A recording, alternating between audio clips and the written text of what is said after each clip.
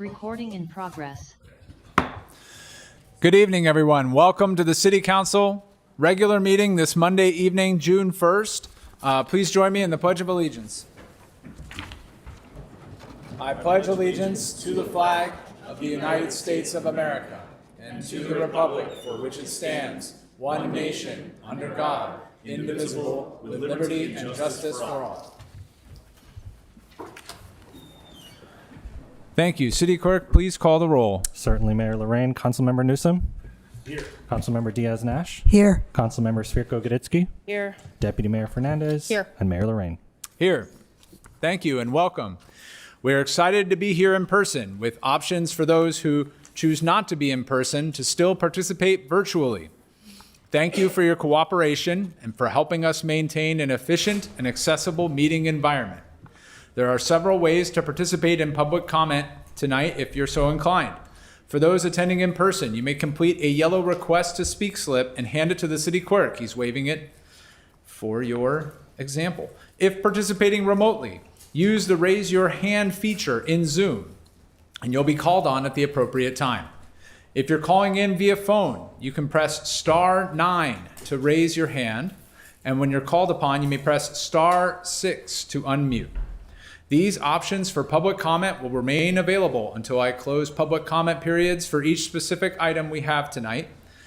For members of the public who may be watching us on YouTube right now, just note that we do not currently have an option to provide live public comment on YouTube itself, but you can join us through the Zoom webinar instead. Please use the access information listed on the agenda, which is on our website at cityofsanmateo.org.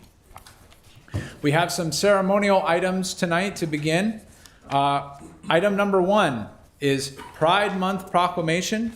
And we have a special guest to invite to our podium, Mr. David Crafts, San Mateo County LGBTQIA+ Commissioner from our county's commission. Thank you for joining us. Thank you. I will read a proclamation and then allow you to share anything you'd like to add. Thank you for being with us. Whereas the City of San Mateo proclaims the month of June 2026 as Pride Month and honors the LGBTQIA+ individuals who have immeasurably impacted the cultural, civic, and economic successes of our country. And whereas the City of San Mateo honors the history of the American gay rights movement and proclaims our respect for the LGBTQIA+ activists and allies who have fought and continue to fight relentlessly for equality. And whereas Pride Month is a time to celebrate and uplift the LGBTQIA+ community, and the City of San Mateo is committed to promoting progress, tolerance, inclusivity, and visibility. And whereas on June 13th, we are honored to host San Mateo County's Pride Celebration at Central Park, where our city representatives and residents will celebrate with our LGBTQIA+ community members and organizations. And whereas providing support and safe spaces for the LGBTQIA+ community is imperative. The City of San Mateo is a proud supporter of the San Mateo County Pride Center, which provides direct clinical services, case management services, education, workshops, and resources to individuals and families in need. And whereas the City of San Mateo condemns hate in all forms and strives to build a society where our citizens are valued and our residents and our stakeholders are valued and treated with dignity, regardless of how they look, how they identify, or who they love. And whereas celebrating Pride Month influences awareness and provides support and advocacy for San Mateo County's LGBTQIA+ community, and is an opportunity to take action and engage in dialogue to strengthen alliances, build acceptance, and advance equal rights. Now, therefore, the City of San Mateo hereby recognizes June 2026 as Pride Month in support of the LGBTQIA+ community. Be it further resolved that our City Council will take a vote at tonight's meeting to raise the rainbow flag at City Hall on June 2nd, 2026, recognizing all LGBTQIA+ residents whose influential and lasting contributions to our neighborhoods make the city of San Mateo a vibrant community in which to live, work, and visit. Thank you. And Mr. Crafts, if you have anything you'd like to add, please do so at this time. Yes, thank you, Mayor Lorraine, council members. On behalf of the San Mateo County LGBTQIA+ Commission and the communities that we represent, thank you for this proclamation recognizing June as Pride Month in the city of San Mateo. While a proclamation is just a piece of paper, its meaning reaches far beyond these walls.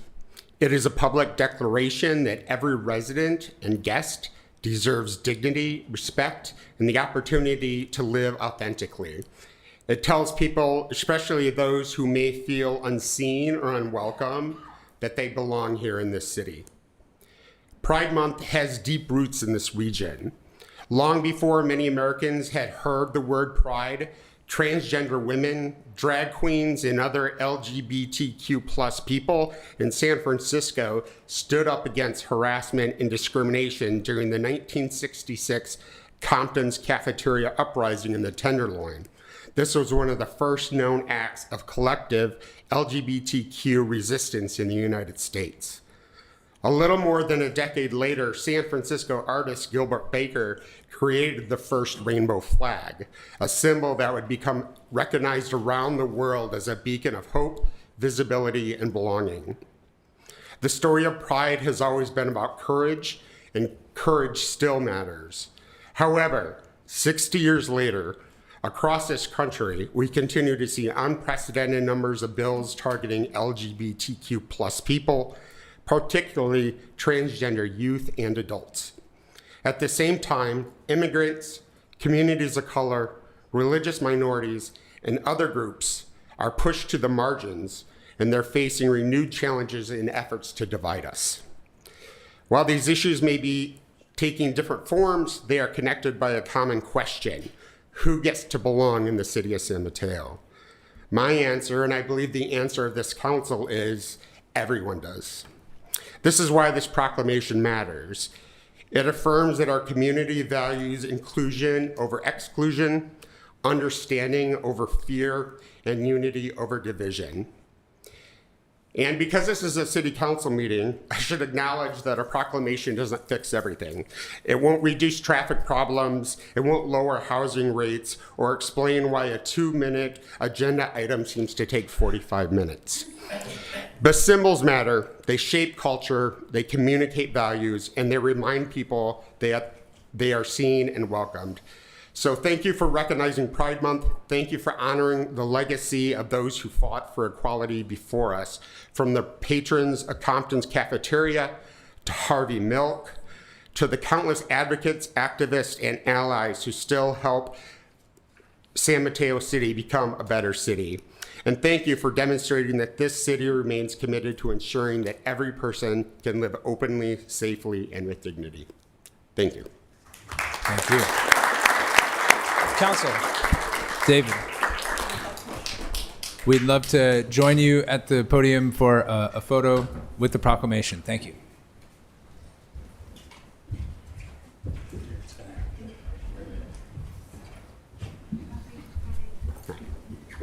Congratulations. Thank you. Congratulations, Commissioner. Thank you.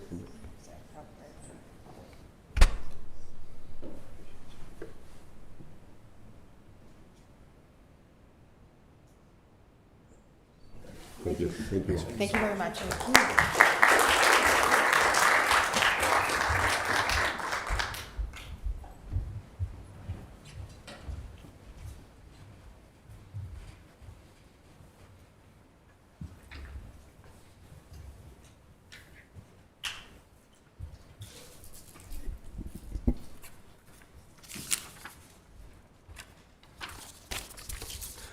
Thank you. We'll now move to our next item, which is Older Americans Month. We have a proclamation for this, and we have some guests who can join us at the podium. Tom Leese, representing the Age Friendly Coalition, along with Anna Spirko-Goditsky and Ellen Wang for our Senior Advisory Commission. Thank you for joining us.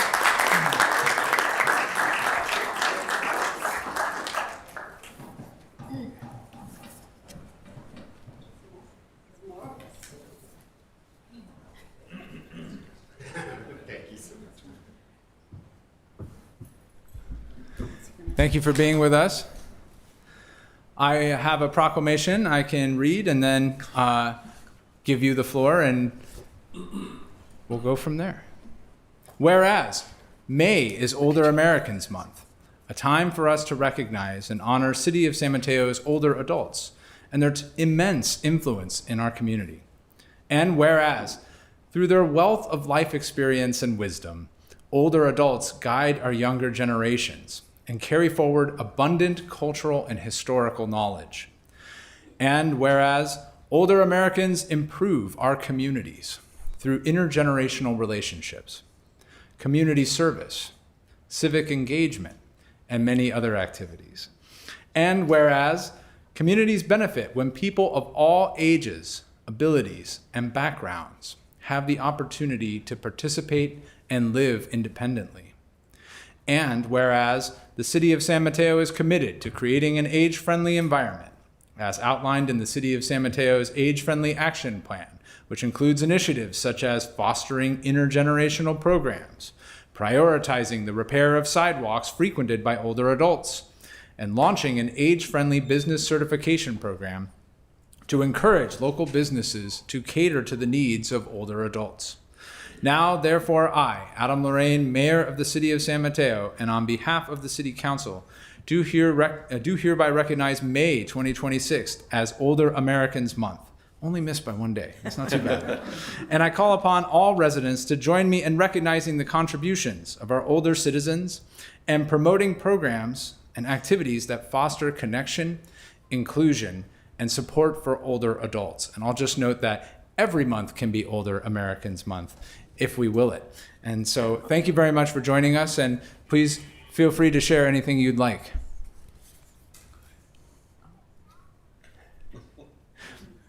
It's okay if you don't. Yes. Not right now. Very good. Well, I just want to take a moment to thank you, as I know we have multiple Senior Advisory Commission members among us, perhaps another one who is part of another group. And to me, I just feel that your contributions to our city enrich us daily. And thank you for your service and for being here today to accept this proclamation.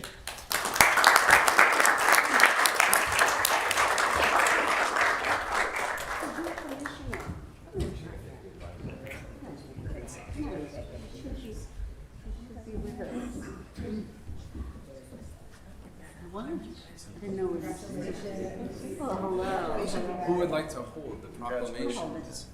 Thank you very much. May I join you? Come on in. The water. Very good. Water's great.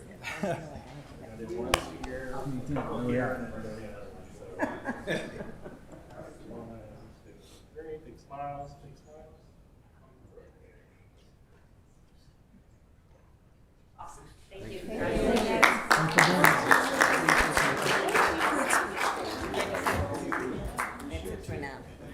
Thanks for being here. Congratulations. Congratulations. Congratulations. Congratulations. It's important. It's very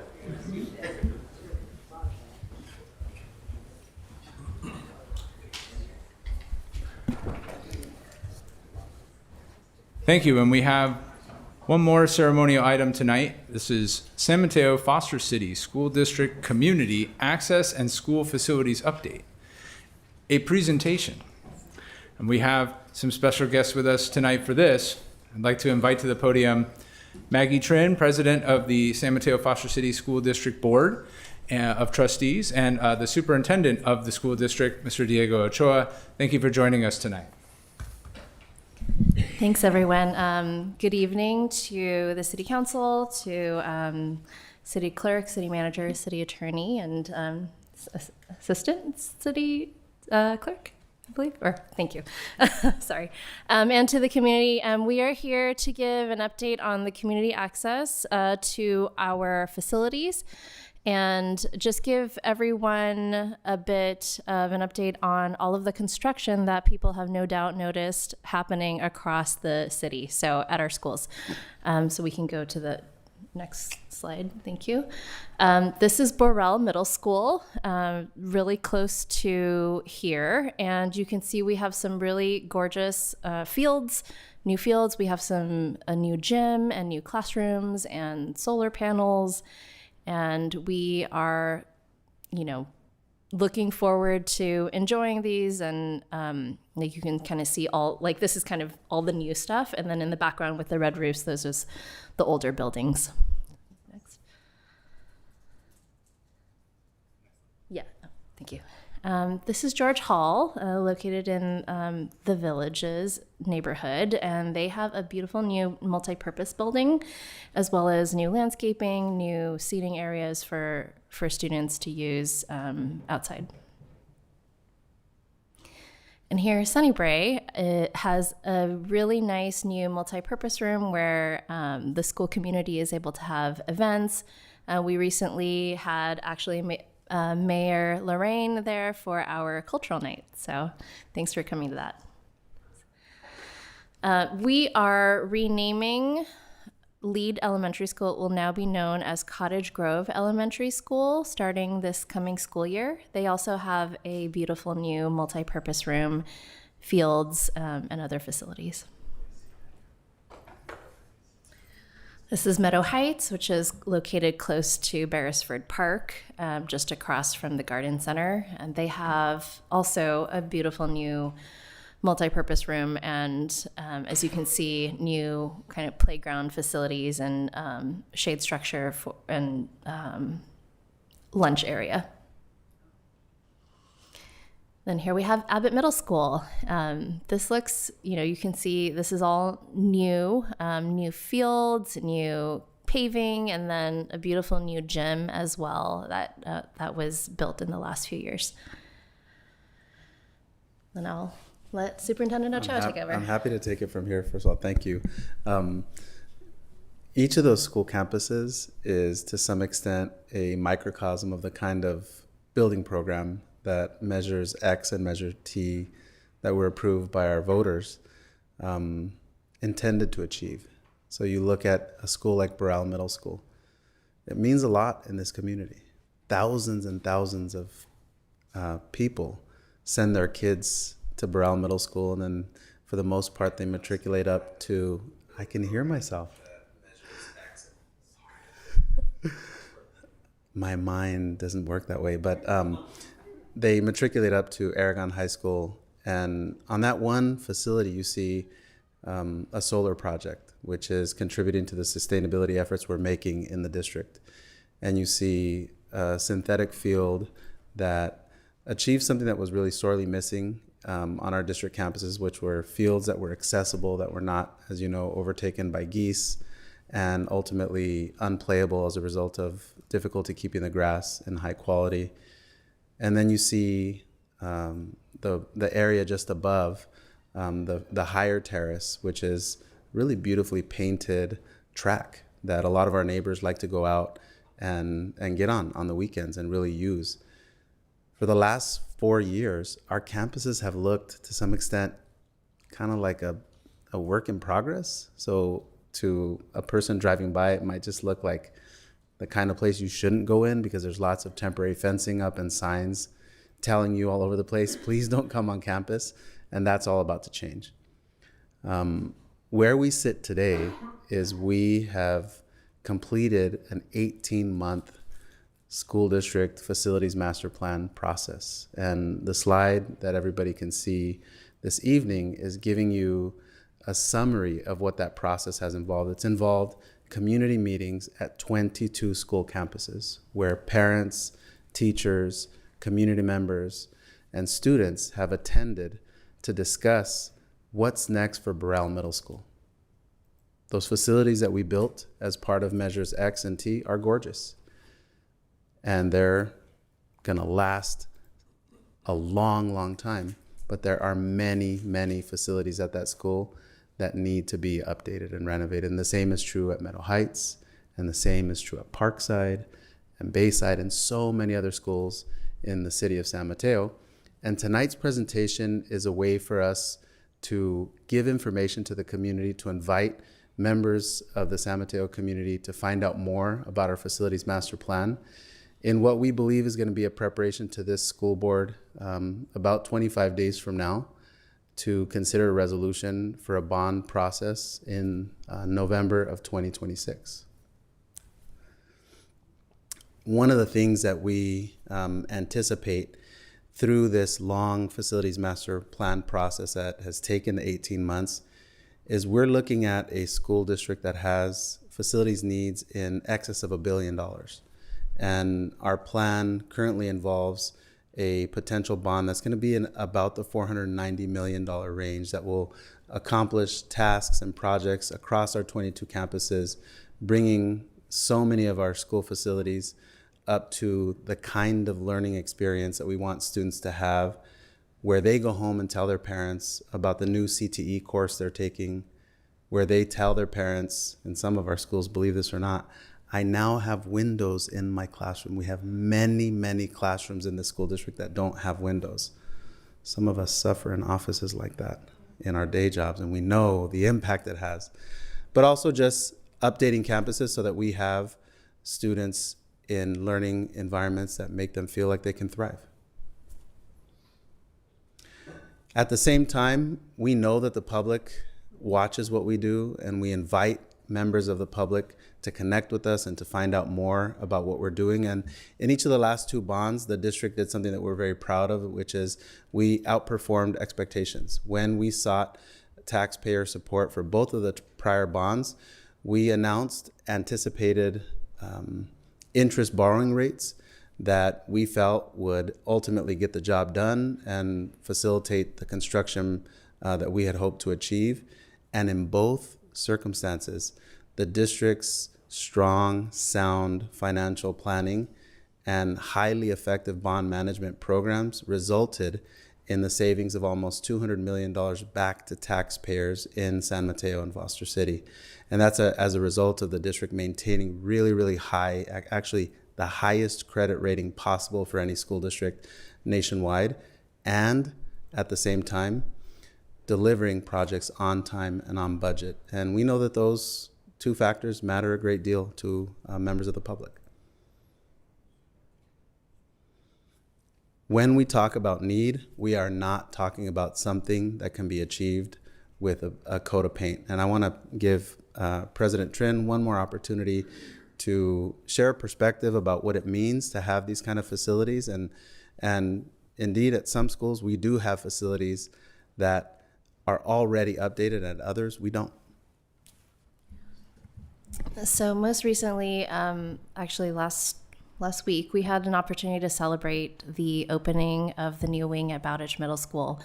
And one of the things that we talked about as a board last week at our meeting is this is beautiful. The space is so light and bright and welcoming, and all of our students deserve this, not just, ones who live in a certain part of town, but across the district, all of our students deserve the kind of spaces that make learning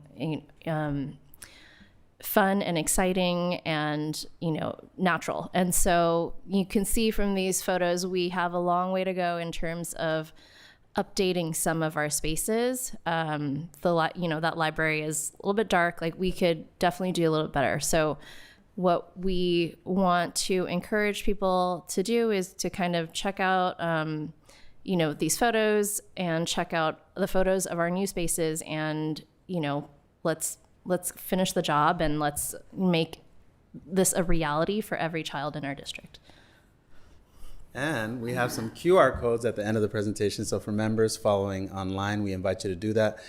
You may have noticed just down the street over in North Central San Mateo, we're finishing up a $37 million project at Fiesta Gardens International School. It is a beautiful project. I promise you, just give us another 9 weeks and you're going to be really happy. The other thing we wanted to drop on the city council and potentially our city manager and staff is the idea of coming up with a really innovative partnership between the city and the school district to facilitate some parking on site that might help alleviate some of the issues that we know we're facing that are a challenge. And I wanted to pass it back to the city council for any remarks or ideas, maybe some other ways that we can partner and continue this work forward. Thank you. Thank you for that presentation. I seem to recall from a previous item there being something that we might like to mention. Would Councilmember Newsom like to mention that? Thank you, Mr. Mayor. Hi again, Diego, Maggie, great to see you. I actually liaise with you guys once a month, so not the public might not know that, along with my fellow council member, Nicole. And one of the things that's been brought up to me in my neighborhood is access to EV chargers. So I told you I would tell you about, or remind you about this on the dais, and so that's what I'm asking. There's an interest in having access to EV chargers. We actually had a special session earlier tonight talking about access to EV chargers for the general public, and there is definitely an equity issue with EV charging. Most people who are in rental homes or in neighborhoods, deep in neighborhoods, don't have access to EV charging, which makes it a barrier for them to be able to buy an EV car. Obviously, with the current administration, EV charging has been waning a little, but we're all of the belief that course will change again in the not so distant future. And so, one of the asks is, can we please have our schools look at, in addition to opening up parking for after hours, which would be a huge improvement and help for our neighborhoods, also the idea of having access to chargers. And Council Member Sorgo Gadiki was talking about it and said, in a lot of her neighborhoods, there aren't any charging stations. And that's because when you get deep into residential neighborhoods, there aren't the areas that we have, we have charging. So I'd ask you to please try to look at that and see if that could be something you could do on off hours when school's not in session. I think it would be really helpful for the community and it would be really appreciated. Absolutely. We look forward to that partnership happening and really announcing it and getting that word out to our families and to our community members. And we also wanted to put a date out there for the City Council and for members of the San Mateo community. Come August 2026, every school will be opened every weekend, all year. There will not be closed campuses. You will see signs inviting neighbors. We want all of this, the residents in the city of San Mateo to get their kids out of their house for a couple of hours on the weekend and bring them to our schools. We have beautiful playgrounds out there, and we want to see these kids running outside under the sun or slightly cloudy weather in San Mateo. But we want to see them out on our fields, using our facilities, and really invite that kind of engagement with the community. Well, just to reiterate, we're certainly very thankful for you opening the campuses. It means a lot to the entire community. Thank you, Mr. Mayor. Thank you. And the Deputy Mayor is recognized. Thank you, Mr. Mayor. And thank you for a great presentation, Superintendent Ochoa and President Trin. I wanted to say what a joy it has been to see the new Fiesta Gardens elementary school come up, or the middle school portion, just down the block from where I live. I was there for the ribbon cutting, and I think a couple of us were there for another ribbon cutting for the groundbreaking, and it's been lovely to see it come together so quickly, and I'm excited to see the final product.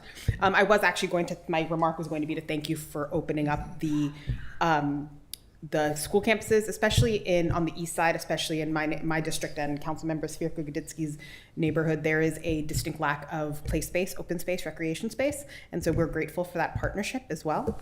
I want to just make sure that I iterate here on the dais that I am grateful for the potential parking collaboration, especially in North Central, as that continues to be an ongoing issue, and I know that we will, hopefully with the support of the council, we will be engaging you on that offer. So thank you. Thank you, Deputy Mayor. Councilmember Diaz-Nash. Thank you through the mayor, and thank you both for the presentation. Please pass our thanks to everybody who made all these facilities happen. It took really a village, a very, very large village. So we are grateful. And I just wanted to report that I was over in San Mateo Park yesterday. The Neighborhood Association had their spring, Parkapalooza, and they were so excited that Park School is going to be open all summer. That has really been something they've been wanting for a long time, and they're very excited in partnering with Park School. But that's going to be great. So thank you.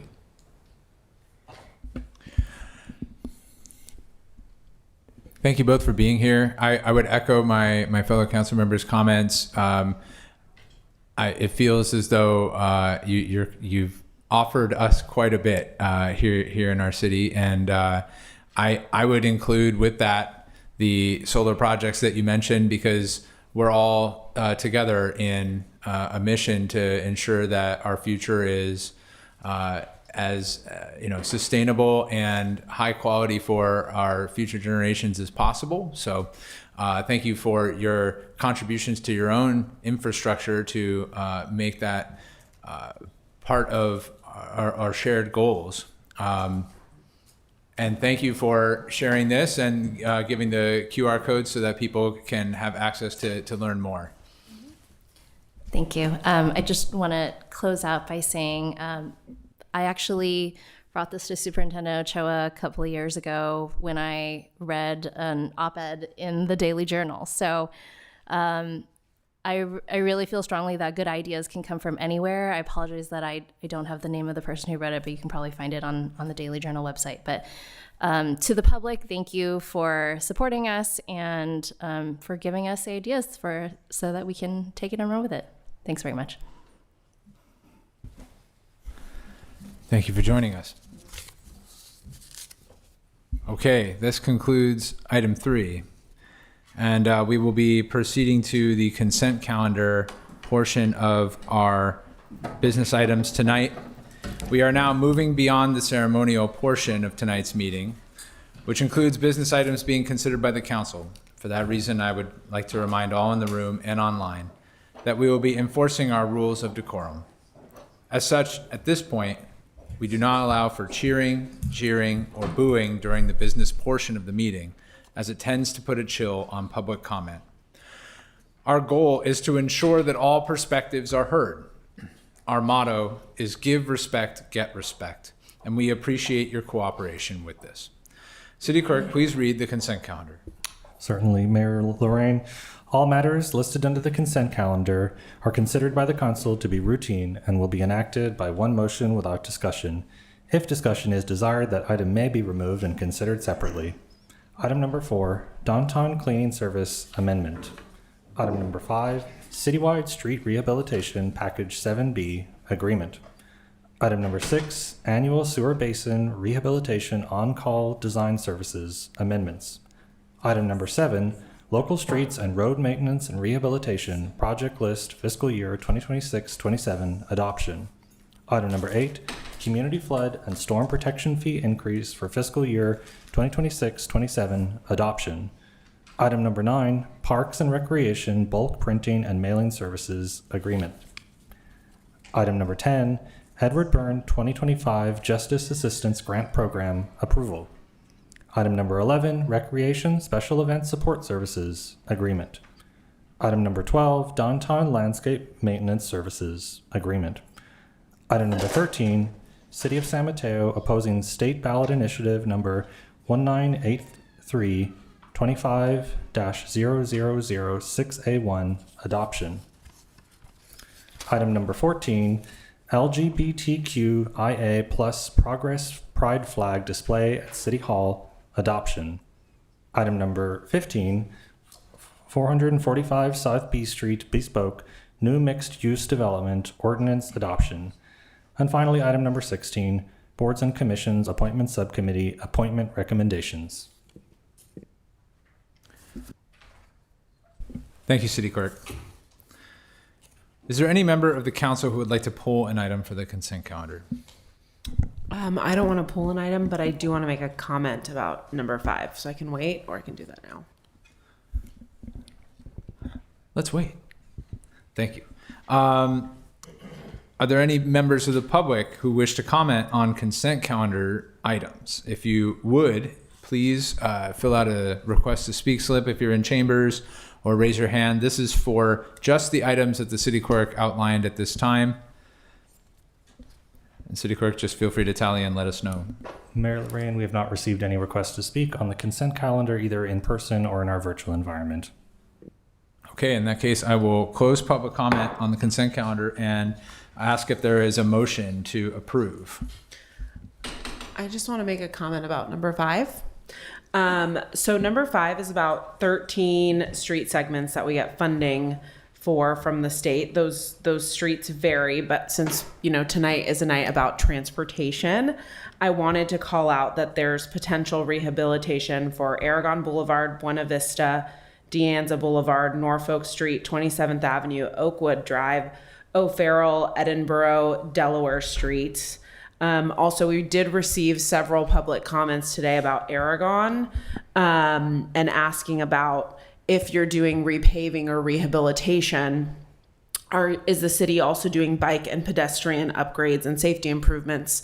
And I did just want to confirm, after talking to public works staff, that we do indeed factor in bike and ped improvements during those rehabilitation events, so which is a positive. So I just wanted to call that out. Thank you. Thank you.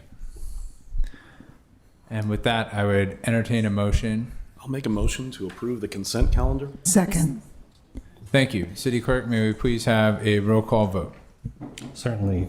Councilmember Newsom? Yes. Councilmember Diaz-Nash? Yes. Councilmember Svirko-Goditsky? Yes. Deputy Mayor Fernandez? Yes. And Mayor Lorraine. Yes. The motion carries 5-0. Thank you very much. At this time, I would like to invite all newly appointed and reappointed commissioners who may be with us here in council chambers tonight. You may come to the front of the dais to receive your oath of office from our city clerk. Thank you for your willingness to serve our community and support the important work of the city's boards and commissions. You guys are all just going to stand in line right here, facing the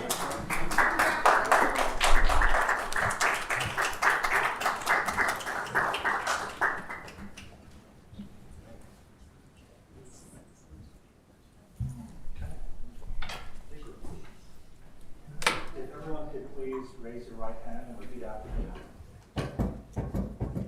I state your name. Do solemnly swear or affirm. That I will support and defend. The Constitution of the United States. And the Constitution of the State of California. Against all enemies, foreign and domestic.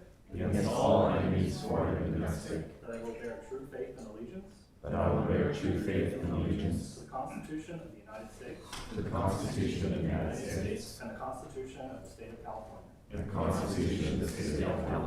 That I take this obligation freely. Without any mental reservation. Or purpose of evasion. And that I will well and faithfully discharge. The duties upon which. I'm about to enter. Congratulations.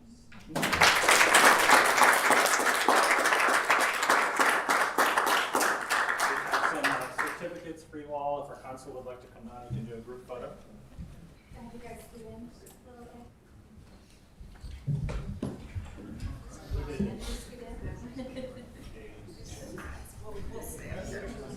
Congratulations, you guys. Thank you for serving San Mateo.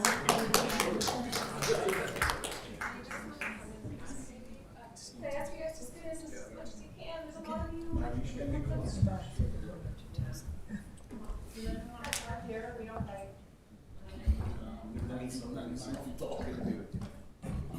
I've been asked to come over here. No.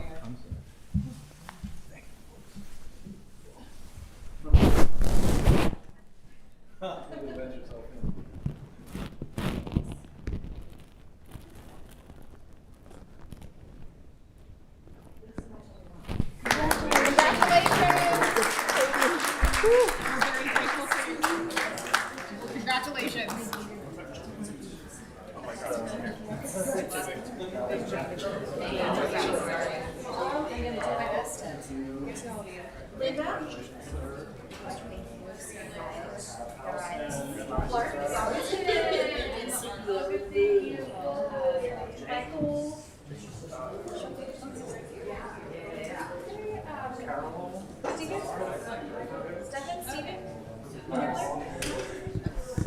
As the new board members and commissioners receive their certificates, we can take a brief 2-minute recess.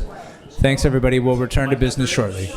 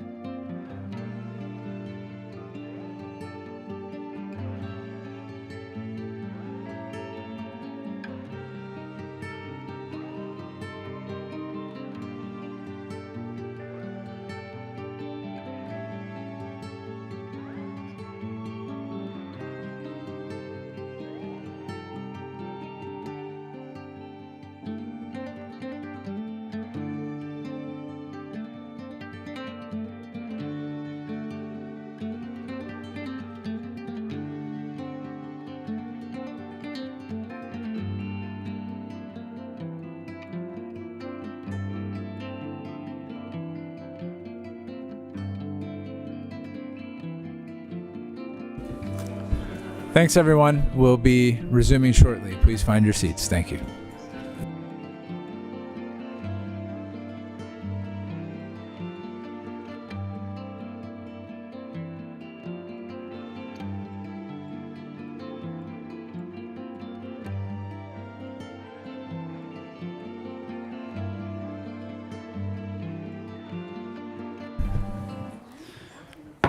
Thank you. Okay. We have concluded our consent calendar items, and we're now moving to general public comment. Members of the public who wish to comment on any item not appearing on our agenda tonight may address the City Council at this time. State law prevents council from taking action on any matter not on our agenda. However, your comments may be referred to staff for follow-up. This public comment section is generally limited to a total of 15 minutes. However, that is subject to council's discretion and can be extended if council wishes to do so. If needed, an opportunity for additional public comment may also be provided later in the agenda. City Clerk, can you please tally the total number of requests to speak on general public comment?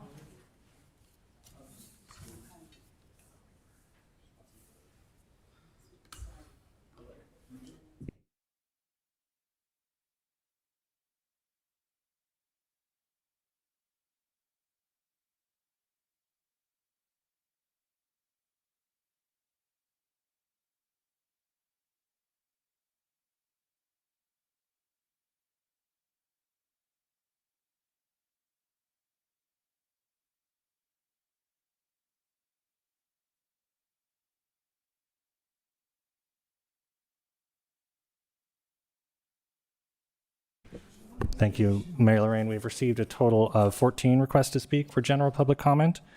For council adopted rules and procedures, that would set the timer at 2 minutes per speaker. When I call your name, if you could please line up to my right, that'll ensure that we receive all of your comments tonight. Our final speaker in person will be Alan Wang, and our final speaker in our virtual environment will be Rick Sakuda. So our first three speakers for general public comment will be Rich Hedges, followed by Kevin Simpson and Anna Svirko-Goditsky.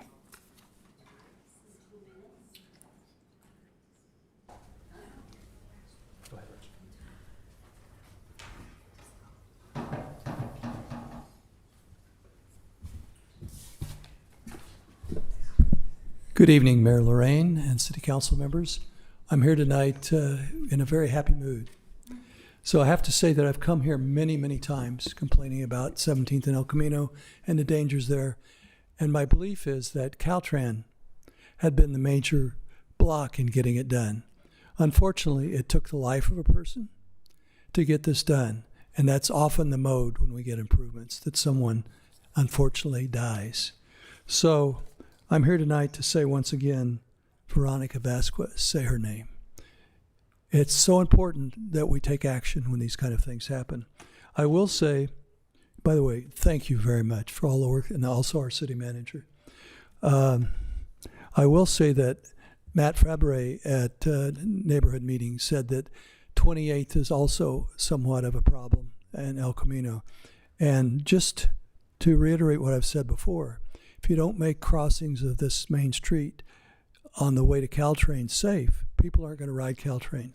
And 28th is another spot where people have to cross to ride Caltrain. Thank you. Thank you. Our next three speakers will be Kevin Simpson, followed by Anna Svirko-Goditsky and Doug Deanna. Hi, Council. Thanks for the opportunity to speak. 2 weeks ago, a presentation was made here during open public comment that I just can't let pass. Someone stood up, actually 3 people stood up, and unfortunately perpetuated a couple of trends that we've been seeing lately that I just really can't sustain any longer. First of all, they proposed an absolutely mind-boggling proposal to rip out every tree in the tree lawn of Humboldt Street for 2 miles and replace it with additional parking. And this is proposed as some kind of great solution to the parking versus bike lane problem. Imagine if I went into Beresford Hillsdale neighborhood and proposed that we rip out the median strip and all the trees and the tree lawns in the middle there on both sides. Can you imagine how many cows would be had? We could fill up a cattle ranch in Montana with that. Imagine the cost to tear down all of the utility poles and all of the street public signs and regrind all of the ramps to the driveways. And we come up here and we waste our time actually thinking about these things. This is about the third red herring that we've had on this entire topic. We've been sent down these wild goose chases before.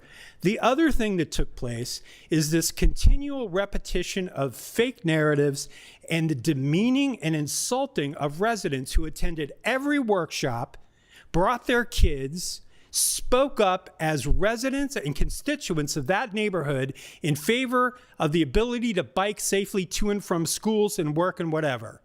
It's time to stop shaming people and calling them as a group outside special interests or activists. They're people, they're constituents, and they deserve respect. And I hope these community leaders will start displaying that. Thank you. Our next three speakers will be Anna Svirko-Goditsky, followed by Doug Deanna and Rick Bonilla.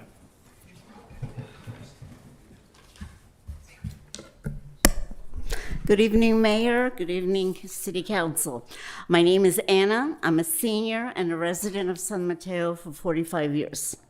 I want to talk to you about the Congregate Meal Program, which has been operating for many years in the city of San Mateo. The nutrition program is run successfully by the city 3 times per week at the Beresford Senior Center and 2 times per week at the King Senior Center.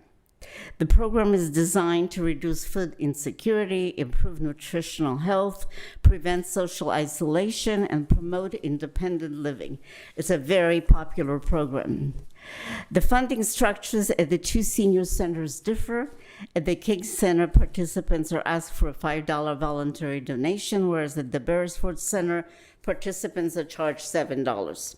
The city is charged by the caterer $12 per meal and has to make up the difference of $5 at Beresford and $7 in Kings. I can attest that the meals are excellent.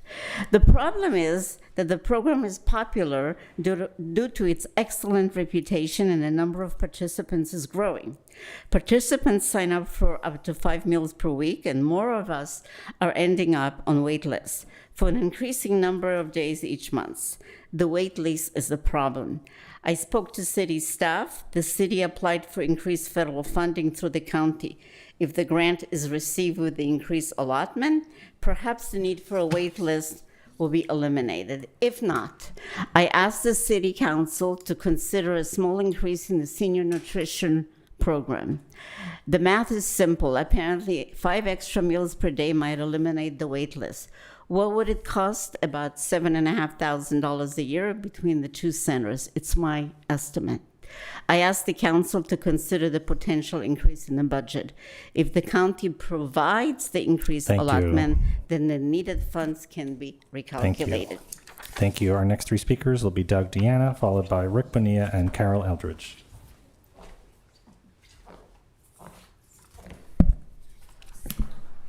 Good evening, Mayor and Council.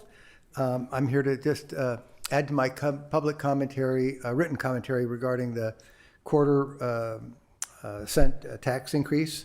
And I just wanted to say it's 17 years and 2 tax increases coming out of the same tax pond from the same overtaxed people.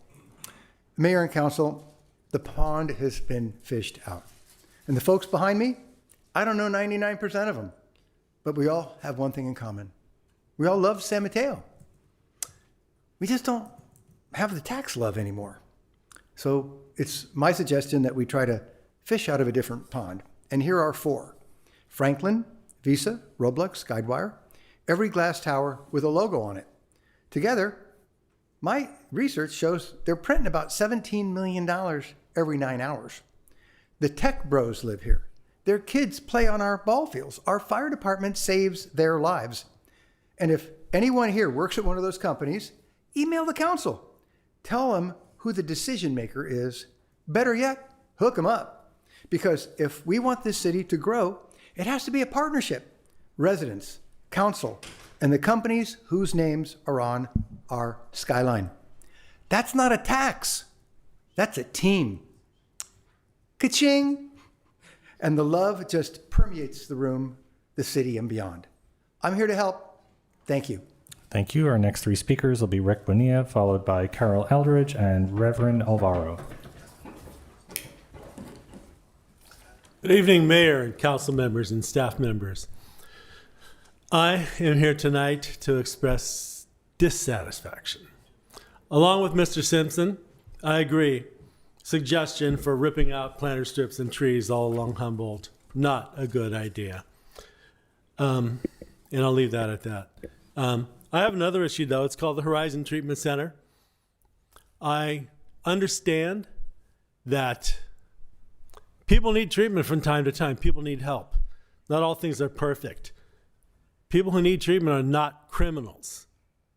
People who've been in treatment in San Mateo, in Hayward Park, and in Glazenwood, down on on Palm Avenue, near schools, near churches, near all sorts of places, haven't caused anything like the kind of problems that we heard predicted by certain members of the public. Hasn't happened, probably not going to happen. We have a certain group of people. They brought Measure H, they brought Measure P, they brought Measure Y by 43 votes. And then Measure T happened, and there's a new majority in town. 60% of the vote is a sea change. There are people now who want to see people get help with getting housing, with getting treatment, with having basic health care, and having just a council that listens and responds to reason. And I think we've got a little off the path. Thank you. Thank you. Our next three speakers will be Carol Eldridge, followed by Reverend Alvaro Duran and John Ebnetter. Good evening, Mayor Lorraine and members of council. My name is Carol Eldridge, and I speak this evening as a member of One San Mateo. I came to again encourage you to give your strong and vocal support to the Horizon Recovery Center at its originally proposed location. It is a question of character, the character of San Mateo. Are we the generous community that we purport ourselves to be, or are we willing to turn our backs on people who are trying to restore their lives and reclaim their futures? To me, this is the most essential question. But I also want to talk about the proposed alternative on Mahler Road. I have seen information about what it would require to build there, and the requirements are very demanding. The facility would have to be raised 8 feet, and there could be no treatment activity on the first floor. These requirements would result in many millions of dollars more in building costs. And my question is, who would pay for these? And would the funding source even approve the relocation of the facility to Burlingame? I think it would be an utter tragedy if siting considerations prevented this facility from being built here in San Mateo County, thereby depriving so many people of the ability to heal. And I doubt that this council wants to be responsible for that happening, that you aspire to that being your legacy. Thank you very much. Thank you. Our next three speakers will be Reverend Alvaro Duran, followed by John Ebnetter and Tasso Zagrafis.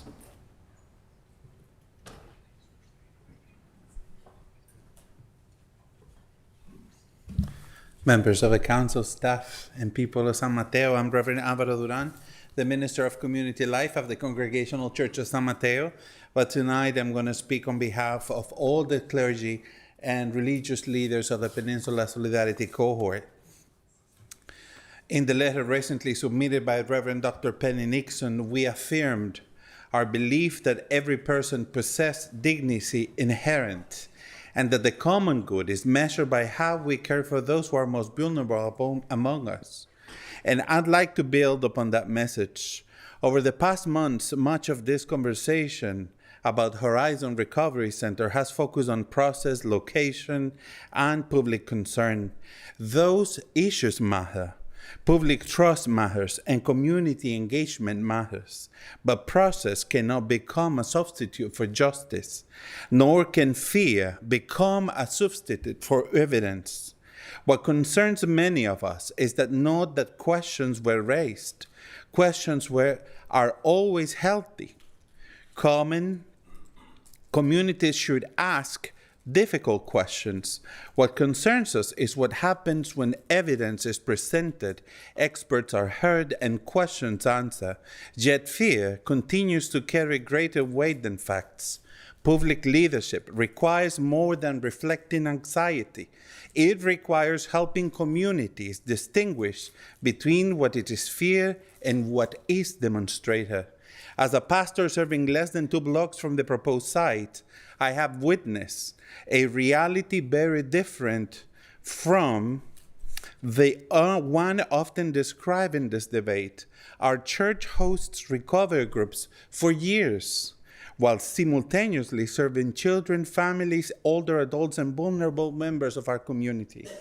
The catastrophe that has been predicted has not been materialized. What we have witnessed instead is healing. Thank you. The people needs these services are already part of our community. Thank you. Thank you. Our next 3 speakers will be John Evnetter, followed by Tasso Zagrafis and Mike Swire.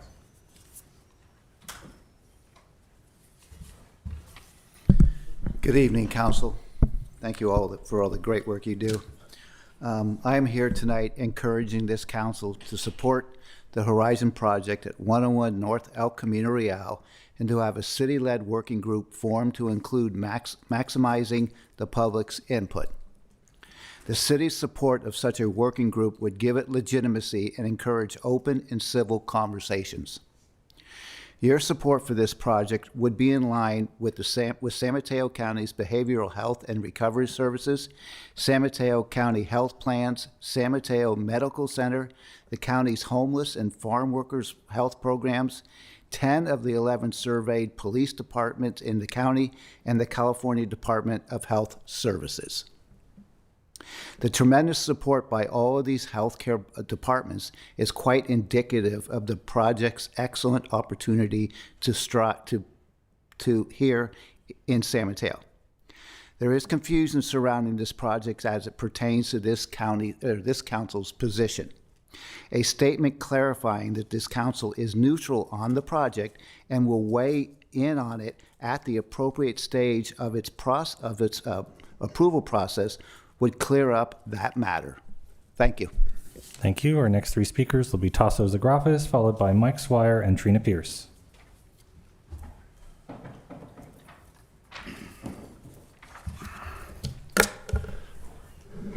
Humboldt Street bike lanes remain an issue. There are 3 to 4, sometimes 5 bike trips per day on average. A proposal was brought up to widen the street, equal that of Delaware.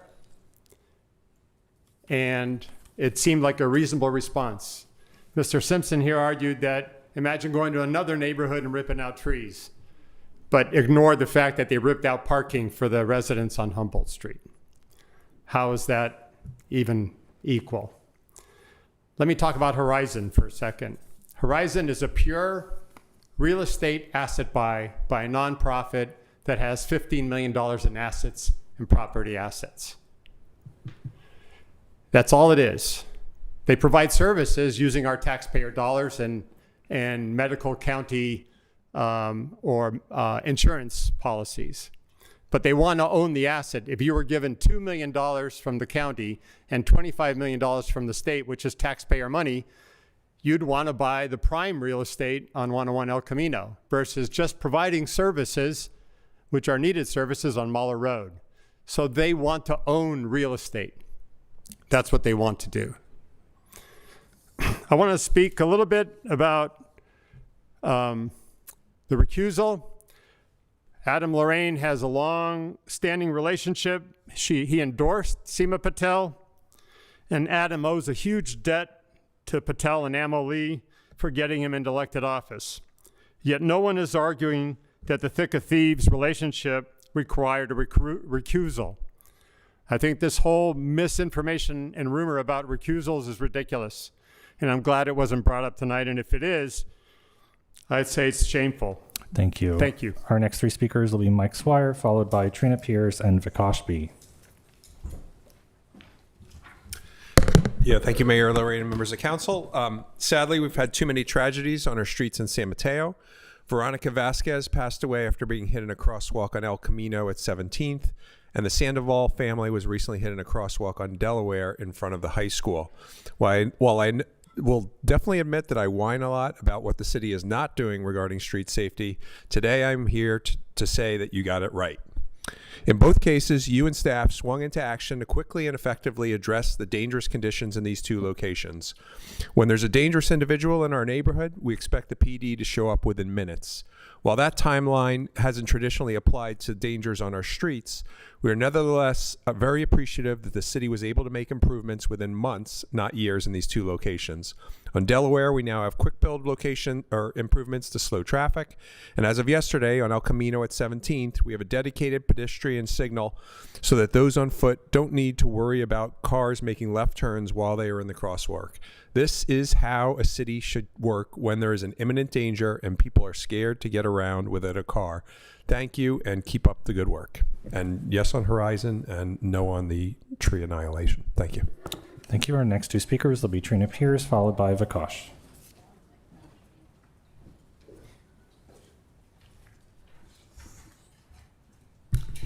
Good evening, Mayor and City Council members. I just want to first say I respect you guys. I thank you guys for keeping democracy, for just keeping it good here. I mean, we're hearing all over the country, people are trying to change democracy. People died for democracy, so I just respect that. And sometimes we don't want the change, but changes come good. You don't want them at first, but then it's a good thing. So it's always good to get new blood. And then looking at the meetings that were at the King Center, people get up here. I mean, me and Kevin, we're friends. We disagree on everything, but we respect each other. We don't call each other names. We don't do that. But at those meetings at the King Center, and by the way, at one of those meetings at the King Center, someone wanted to fight from the Bike Coalition, and it wasn't good. And a city employee had to stop that. But I hear this all the time. The number one thing that came out of all those meetings, when they first got up, it says, bring our parking back. They don't care if it's a shared bike lane, a bike boulevard, but the residents there should be able to park. And people say they can't park because they have driveways. They can park in their driveway. They can park in their garages. Some of those people have children, and they get off from work at 1 o'clock in the morning. So of course they park on the street so their kids can come home after work and park there. But they don't see that. They don't care about that. So I'm just tired of hearing that. So I think we should go and do everyone right. Everyone share the bike lane and get the parking back, because that's what the residents want. Thank you. Thank you. And our final speaker in chambers will be Vikash. Good evening, Mayor Lorraine, Deputy Mayor Fernandez, Mayor Emerita Nash, Newsom, and Council Member Swerko Gadisky. Sorry. I want to echo what Trina just said about their parking. I offered a solution that seems like a balanced solution. It offers pedestrian safety. It offers bike lane safety, wider bike lanes to accommodate more bikes. I'm a tree hugger. I'm an environmentalist. I share marigolds with my neighborhood because we have a whole slew of them. So I have no interest in destroying arbor type things. But in this context, it accommodates an equity priority community who was disenfranchised with false data. You know, in my industry, when we report data, if it is not reproducible and if it's not accurate, we have to retract that data or it's considered fraud. So by that virtue, this proposal still stands as a valid median between everyone. It's a happy balance, and I would think that you would take the time to really review this. I'm sure the city is looking into it, and understand that during COVID, we suffered from social distancing, which made our lives miserable. but people could actually put a mask over their face and actually interact socially within 6 feet. Can you imagine if you had social inaccessibility, where, like I've said before, where people can't come to your home and visit you for events or just seeing how you're doing on a regular basis? This is what these people are still suffering from for the last 3 years. Just go talk to them. I have. Just go there, knock on their door and talk to them. They suffer from social inaccessibility. And I think that we have to take that into consideration in this proposal. Thank you. Thank you. Moving to our virtual environment, where our first speaker will be Lisa Teeler. Lisa, please unmute your mic. Good evening, Mayor Lorraine and City Council members and staff. Lisa Teeler, Executive Director of the Bay Area Community Health Advisory Council, also known as BAC-HAC. And I just want to take this opportunity to thank you for your support and sponsorship of the 2026 Soul Stroll for Health that was held at May 16th at Coyote Point in San Mateo. We had over 350 people there. We're close to our fundraising goal of $130,000. We had 30 organizations participating in the Community Health Village. We did free screenings for hypertension and diabetes. We distributed over 110 STI prevention supply packets and 60 STI prevention education materials. We distributed toiletry kits, socks, gloves. We had students there from CSM as well, the nursing students. I also want to just give a special thanks to the city manager, Alex, and his staff for championing our sponsorship. It was great to see Council Member Diaz Nash there, as well as Park and Rec Director Joanne Magrini. And again, this was an event so that we could provide education and access to services to our community. I hope that we can count on you for more sponsorship in the coming year, because it'll be the 25th anniversary of Soul Stroll for Health. That's May 14th and 15th in 2027. So again, thank you very much for your support and your sponsorship. Thank you. Our next speaker will be Connie Weiss. Connie, please unmute your mic. Good evening, City Council. Can you hear me okay? Yes, we can. Okay, thank you. So I want to also talk about Humboldt a little bit. You put together a very ambitious plan, $10 million to make it a one-way street, restore the parking, but still have bike lanes. But every day I go down San Mateo Drive and I see 2 dedicated park lanes, north and south, no trucks, much slower traffic. And I think, you know what? On Humboldt, I would never let my child ride on a Humboldt bike lane, but on San Mateo Drive, I would do that. It seems safer. And they're just a couple of blocks apart. And they, the kids could go to school via San Mateo Drive, and then they turn down the closest street to whatever school they're going to. And it could be a great solution. And then you could just remove the bike lanes on Humboldt, which is a truck thoroughfare and not safe for children anyway, and just put the parking back. So I hope that you will consider that.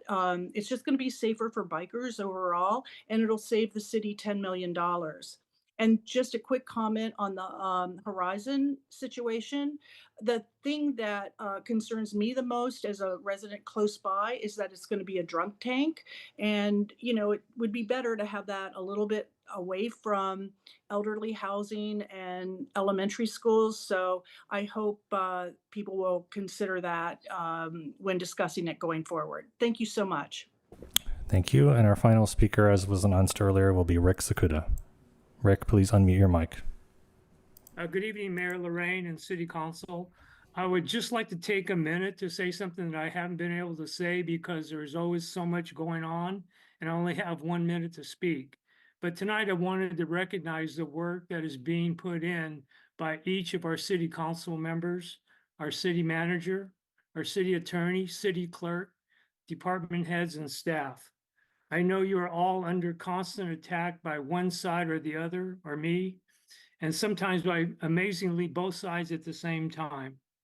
It seems like we can never make anyone happy, but I wanted to recognize and appreciate the hard work that you all put in in very difficult times. Thank you. Thank you. Mayor Lorraine, that concludes public comment. Okay, thank you everyone for your comments. I just want to look in the direction of city manager, staff, and see if there was anything that wanted to be shared. Okay. And at this point, I will. Oh yes, Councilmember Diaz-Nash. Thank you. I know we can't do anything about this tonight because it hasn't been agendized, but I would love staff to take a look at the opportunity to address the congregant food, the meals, and see if there's an opportunity to perhaps expand the budget to cover the wait list. So you have the item tonight, and that would be the appropriate time to have that discussion and give direction to staff to amend the budget. Okay. Yeah, that's the appropriate time for that. Great. Thank you very much. Okay. Thank you for this. And now, let us move to the next item on our agenda. Old business, item number 17, 2026 Transportation Program Annual Review Progress Update. We have a presentation from our Public Works Department.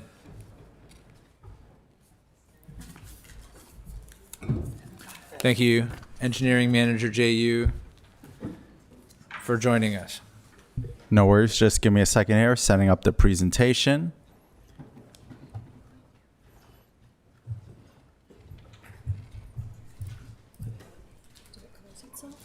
No,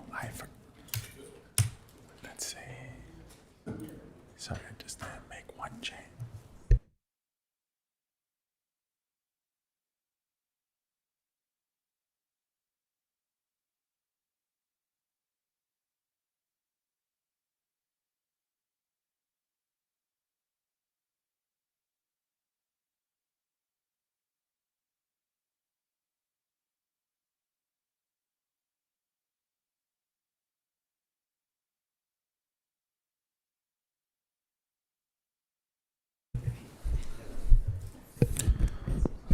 All right. Good evening, City Council. I'm extremely excited tonight. This is our second annual transportation review, a City Council priority. Yes, there we go. I heard some cheers. And tonight, there are a lot of slides. We are going through 6 chapters to talk about transportation and really geek out.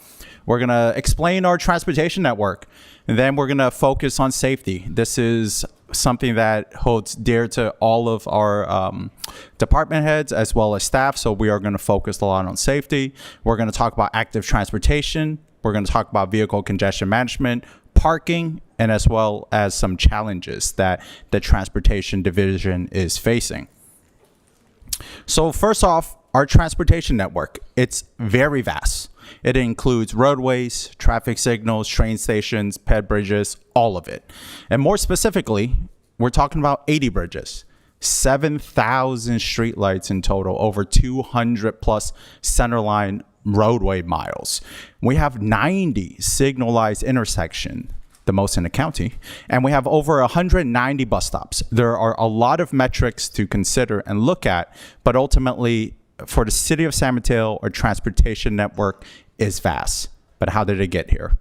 Well, it really starts with a general plan. I think a lot of council members is really familiar with this. So the previous general plan really got us to this point. But recently, we adopted a new General Plan 2040.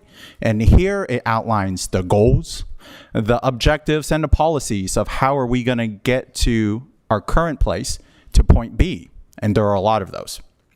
So here's the highlight of our circulation element as identified in the general plan.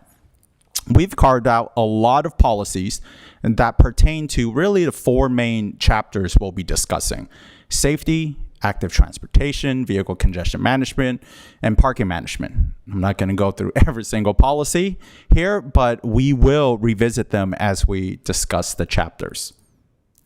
Something new: our 2026 strategic plan. Now, this discussion here is discussing the 2025 accomplishments, and this strategic plan is adopted for 2026. But we do want to highlight there is a lot of overlap and alignment, even with the current work that we're doing, and more so as we pursue future endeavors in transportation. So there are three main goals that you see there in little bullet points: work towards a transportation system that prioritizes user safety, accommodates future growth, and maintains efficient and safe operations for all users. Very long.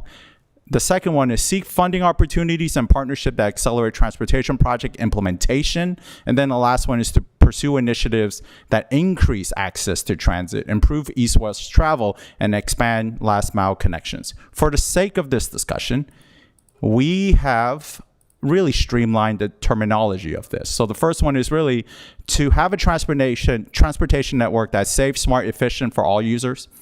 The second one is to really fund smarter to build faster if we're looking at diversifying the way we implement our projects. And the last one is better transit, stronger connections. And you'll see all three of these strategic goals really play out in all the work that we're doing. So our first metric, we explored this and looked at this last year. We pulled data from the American Community Survey, and it ultimately looks at how San Mateo residents are commuting to work.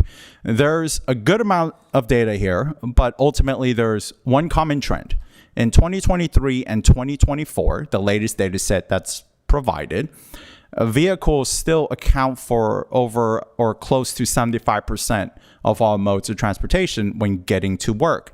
Now, the difference between 2023 and 2024 that we want to highlight is there's an increase in carpooling from 9 to 11%, and public transit ultimately went from 6 to 9%, which is consistent with what we're seeing from our colleagues at Samtrans as well as Caltrain.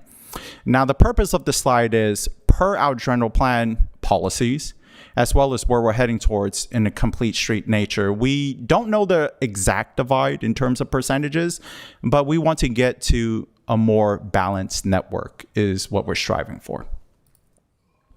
So we're going to jump into our first chapter and program, and that's safety. And there are really three big general plan policies, from Vision Zero to El Camino Real being a pedestrian safety corridor, to really looking at at-grade rail crossings in terms of eliminating it, and also our first strategic goal in having a safe, smart, efficient transportation network for all users.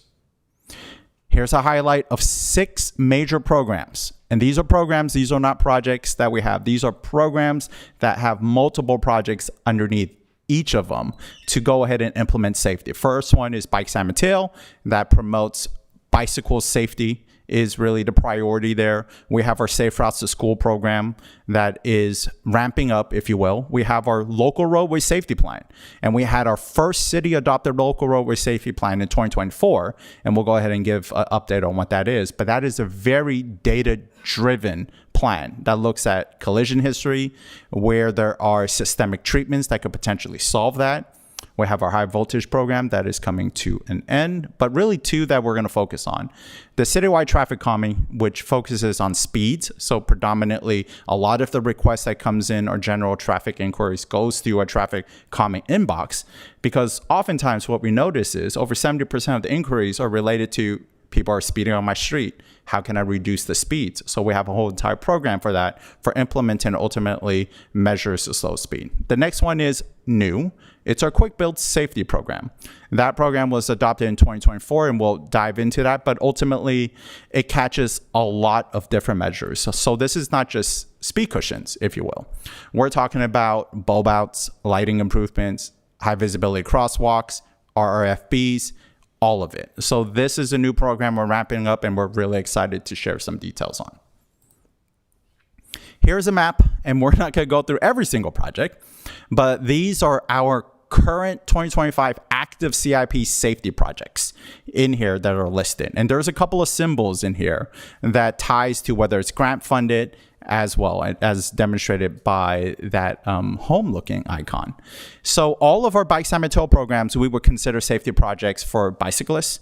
We have at number 1 our local roadway safety priority project that looks at over 6 different intersections in the entire city to improve safety on a streamlined timeline. Then we are currently looking at our Safe Routes to School program. We have a couple of capital programs that we'll go into as well, but this is the first map of many, and later on at the end, you'll see how all the projects overlap each other. Traffic calming, as mentioned, this is really our front line, if you will. In 2025, we received over 145 traffic calming requests as represented by the graphic at the left. In here, we had over 1,800 plus email exchanges with the residents in itself. Time spent on email responses exceeded 1,100 hours in total, and we spent over 650 hours in the field, and time spent on administrative duties, whether that's looking at surveys, whether that's looking at data, whether it's correct, and looking at some of the speed volumes, exceed 200, all in. Over 2,000 hours spent just on this one program. These estimates we update every single year as we track through it, and we have done so in 2025. Now, I want to note, this doesn't even include implementation time. This is just all the front end work that goes into this one program. So how does that compare to 2024? Well, you can see across the board, whether you're looking at the total requests that increased 14%, whether you're looking at the total hours spent that exceeded 15% increase. And the story of this is there's more demand for this, and we expect this to go up more as we're integrating into our citywide CRM system. Next is our Quick Build Safety Program. So this program was adopted and funded in 2024, and it has the goal to dramatically reduce injuries and fatalities by implementing proven safety treatments in weeks or months instead of years. So since 2024, when we started the program, we have developed controls. What are some of the thresholds? What are our evaluation criteria? What are we considering? Then we drafted design guidelines and toolkits to say, these are city standards. This is how we're going to implement paint and post. This is the color. This is what we're going after. Then we established on-call resources because we realized doing everything in-house is not the most efficient. So we wanted to go ahead and establish that. Here we are today in 2026. The program is growing, and this is one where we are actively out there designing, implementing as we are steering the ship and streamlining, and we'll go through that process. But we are still working on our evaluation and scaling criteria, and maintenance and monitoring refinement is ongoing. As our O&M staff is realizing, I think it's really good to implement these treatments, but paint and post is different than, say, concrete, etc. There is a design life cycle that is significantly quicker. And as we implement this throughout the city, we need to budget and account for how do we maintain the delineators and the paint and the thermal that's out in the street. So here's a schedule that I ultimately want to compare. In our normal CIP project that we'll be going through a lot of in this presentation, it roughly takes about 4 months to do planning on an average project. So our average project here is about $2 to $3 million for us. It takes about 12 months for us to go through the design from 0% to 35 to 65 to 95 to 100 and do community engagement, and about 4 months for construction ultimately. So a lot on the front end. For Quick Build, our goal in here is to fit the planning, the designing, and the construction of a project in about 6 months. So that's a 70% reduction in delivery schedule. 70%. And that's what we're aiming for because we wanted this to be different than our CIP project. There's a streamlined process of how we get notification out to the public as well. And we feel like these are safety critical projects that really doesn't have a lot of wiggle room in terms of implementation. So let's talk about our current process. The evaluation and assessment currently that undergoes every single project, whether it been done internally, proactively, we meet once a month with our health and safety, fire and PD to look at collision data, and we analyze trends that are outside of adopted documents. That is done by city staff, planning and engineering. After that is decided and we look at all the collision history, we look at whether it's in a high injury network, the implementation time frame, the dollar amount of where it is at as well, we then need to design and engineer, even for intersection project, in order for our O&M staff or a contractor to install, we need something on paper that is constructible. Then implementation. Currently, our city staff O&M crew does it, and ultimately maintenance as well. A common theme here in the Quick Build program, as everyone sees, there are a lot of city staff and resources.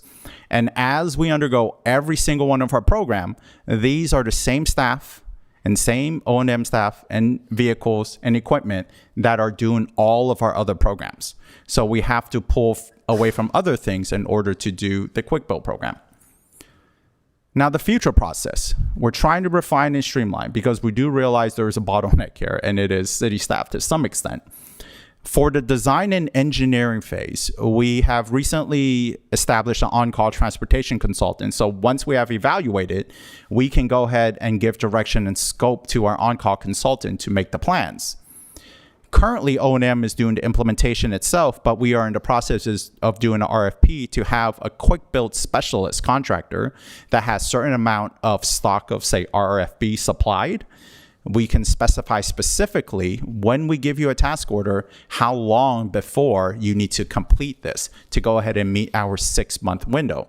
And then ultimately have city staff and O&M maintain the devices afterwards. So what does this do? Well, it maximizes city staff resources for the rest of the transportation division projects. It streamlines implementation, increased delivery as the program ramps up. So here's a map of the 12 plus active quick build projects. And I want to be clear, the active quick build projects are not the ones that are identified in our LRSP, a local roadway safety plan. There's a whole entire other program that is set up to deliver those projects identified there. These are the ones that city staff meets on a monthly basis with PD and fire that proactively looks at collision data to see if there are trends that we feel like can meet our criteria, and then we'll place it on a map. This is also an area where oftentimes when we get leads from the public, we will investigate further as data refines, and we will add it to the criteria. So there are 12 active ones that are ongoing. 17th ECR is one that we dedicated quick build funding to. It was instrumental in getting us resources to doing a couple of traffic analysis and funding a lot of the cost to go ahead and streamline this process. San Mateo Drive and Monte Diablo, right now we're approved for all-way stop, and we're going through the process of the warrant and using a lot of the resources there. El Dorado on 4th and 3rd, new crosswalk, and Delaware Street and State Street as well are just a couple to mention that is using quick build funding to quickly implement safety measures in our streets. Another really important component of quick build funds that we leverage is what we call critical quick build gap funding. So we have a pool of money in quick build, and if there's a capital project that says maybe there's a bid that came in a little bit higher than expected, and we just need a couple of thousands of dollars to go get it over the hump, right? To implement some safety improvements. This is what we call gap funding, and we have funded 3 projects to date that's successfully moving forward. The first one is the Delaware Safe Routes Protected Bike Lane project that's currently out in construction right now. The Hillsdale Boulevard Alameda de las Pugas intersection safety project as well utilize some of the quick build funding to move this along. And then the last one is the LRSP Priority Package 1 as well. So with that, I'm going to move on to our local roadway safety plan. Again, 2024 seems like it is a pivotal moment in transportation. We adopted our first LRSP in 2024 of May, and in there lies the top 10 priority projects. These are the top 10 intersections that's purely data-driven, looking at 7 years of data of where the most collisions and incidents had occurred in our city and whether there are treatments in the engineering field in terms of our toolkit that can solve it. And we're happy to say, realistically, less than 2 years later, we have 70% of the projects that are funded and ongoing as of right now. ECR in 22nd, ECR in 27th, 7th, we recently completed our number one most collision-prone intersection in Humboldt and Poplar and protected left turns for vehicles to eliminate the vehicle and pedestrian phase. Humboldt and various locations, that's over 4 intersections on Humboldt alone, that's at 65% design. And construction funding is all funded already through grants. Fashion Island, you guys got a big update from Bethany a couple of meetings ago. That is a big win for us and expected to move forward into construction in 2027 towards construction. Hillsdale Franklin and Norfolk intersection, 65% design. And Peninsula Delaware is expected to go into construction in about 3.5 months. So these are our most injury-prone intersections in the entire city, as identified in the LRSP, and we have 70% of them in progress and funded in about 1.5 years, a little less than 2. We currently have forecasted allocation of the remaining 3, 8, 9, and 10 for fiscal year 27 and 28 right now. Next, I want to talk about our citywide speed limit program. So as mentioned earlier, everyone recalls, we went ahead and adopted ordinance. Thank you, City Council. So if you're within 500 feet of any public or private school, this enforceable speed limit when children are present is 15 miles per hour. So that was done. Currently, we are recertifying the remaining streets in our city, and we have started data collection. We selected our consultant. They are in the process of doing all the speed surveys, and we are, as city staff and our professional consultants, reviewing all of that data. And at this moment, we are expected to bring an adoption of a new ordinance to recertify all of our speeds in the city sometime in fall or winter 2026. So we're a couple of months away from that effort. Next, safe routes to school. Again, big milestones in 2024. We started our first strategic plan. We completed that in 2025 to really give a vision of where we're heading towards. So that first phase is completed. What we're doing this winter is we are taking all of the improvements recommended, and we're going to put out a detailed implementation plan of what a 5-year plan looks like for safe routes. And then we're going to propose that in the summer 2027 in the next funding request annual budget cycle is our game plan at the moment. But that doesn't mean there hasn't been anything done in safe routes while we're waiting for this detailed implementation plan. The Delaware Safe Routes to School program is in construction, and that's going to be a really good bridge between Delaware and multiple schools, whether that be College Park, Nueva, going all the way up to Concord. It's a great project, protected bike lanes, as well as complete street elements. Our Alameda de las Pugas and the Hillsdale Safety Improvement Project started with talking to Hillsdale High multiple years ago, and we are months away from getting into the construction phase. We received over $390,000 in grant funding to go ahead and start another improvement for the Hillsdale area at the Hillsdale 31st Avenue Safe Routes to School project. That also includes another intersection safety improvement at 31st and Alameda de las Pugas. So while we're waiting for really our vision and our implementation plan to get shored up and vetted through, we are currently working on a lot of safety improvements related to safe routes to school. Safety metrics. This one is a hot topic, I know. Safety is in the forefront. So what we've done is we utilize year after year what we call a transportation injury mapping system that is hosted by UC Berkeley. And in here, what you're looking at are all the injury collisions that does not include US 101 and 92. So it excludes the freeways. And in 2025, we're going to go through some numbers, but we're going to do a comparison because it is the second year we're doing this. And now we get 2 years of data to see how we're doing. But in total, 197 total collisions occurred. If you look at the split, 70% of those are predominantly vehicle related. The number one vehicle collision type still to this day, and I recall last year was the same, are broadsides, which are some of the most severe, and we do not want to see that.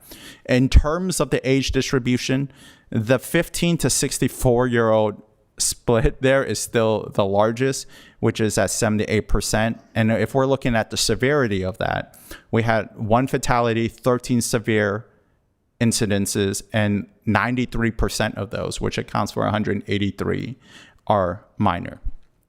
Now, I just want to note that we did not include freeway collisions. But if we did, the 197 total collisions would be somewhere near 400.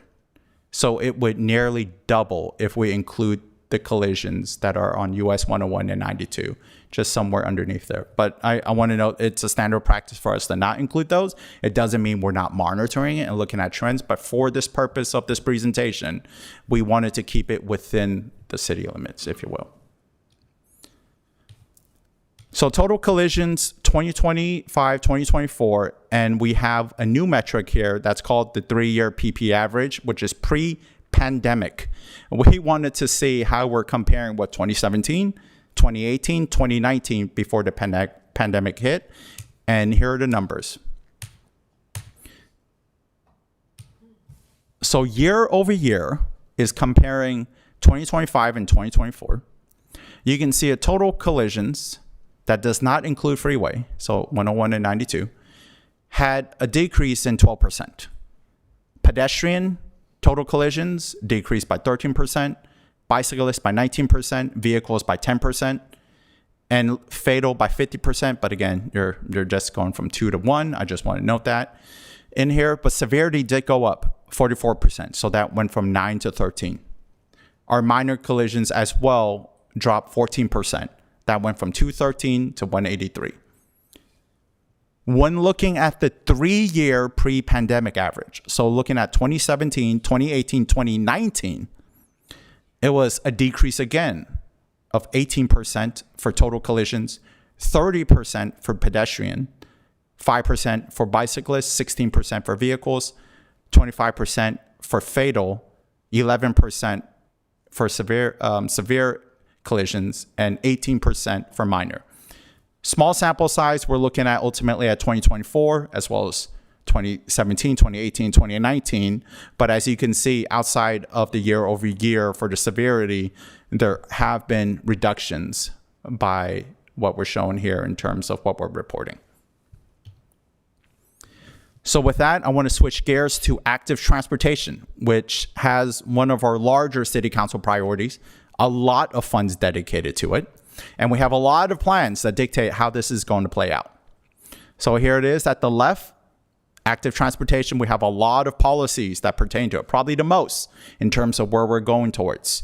And there are really 2 strategic goals that really ties to this as well. Safe, smart, efficient transportation for all, better transit, stronger connections.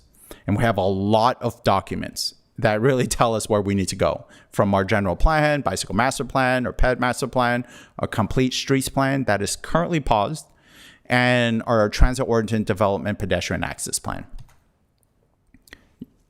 I say we're going to see a lot of maps, and I'm not joking. And this is one for active transportation projects that are currently active as of 2025 and still at this moment.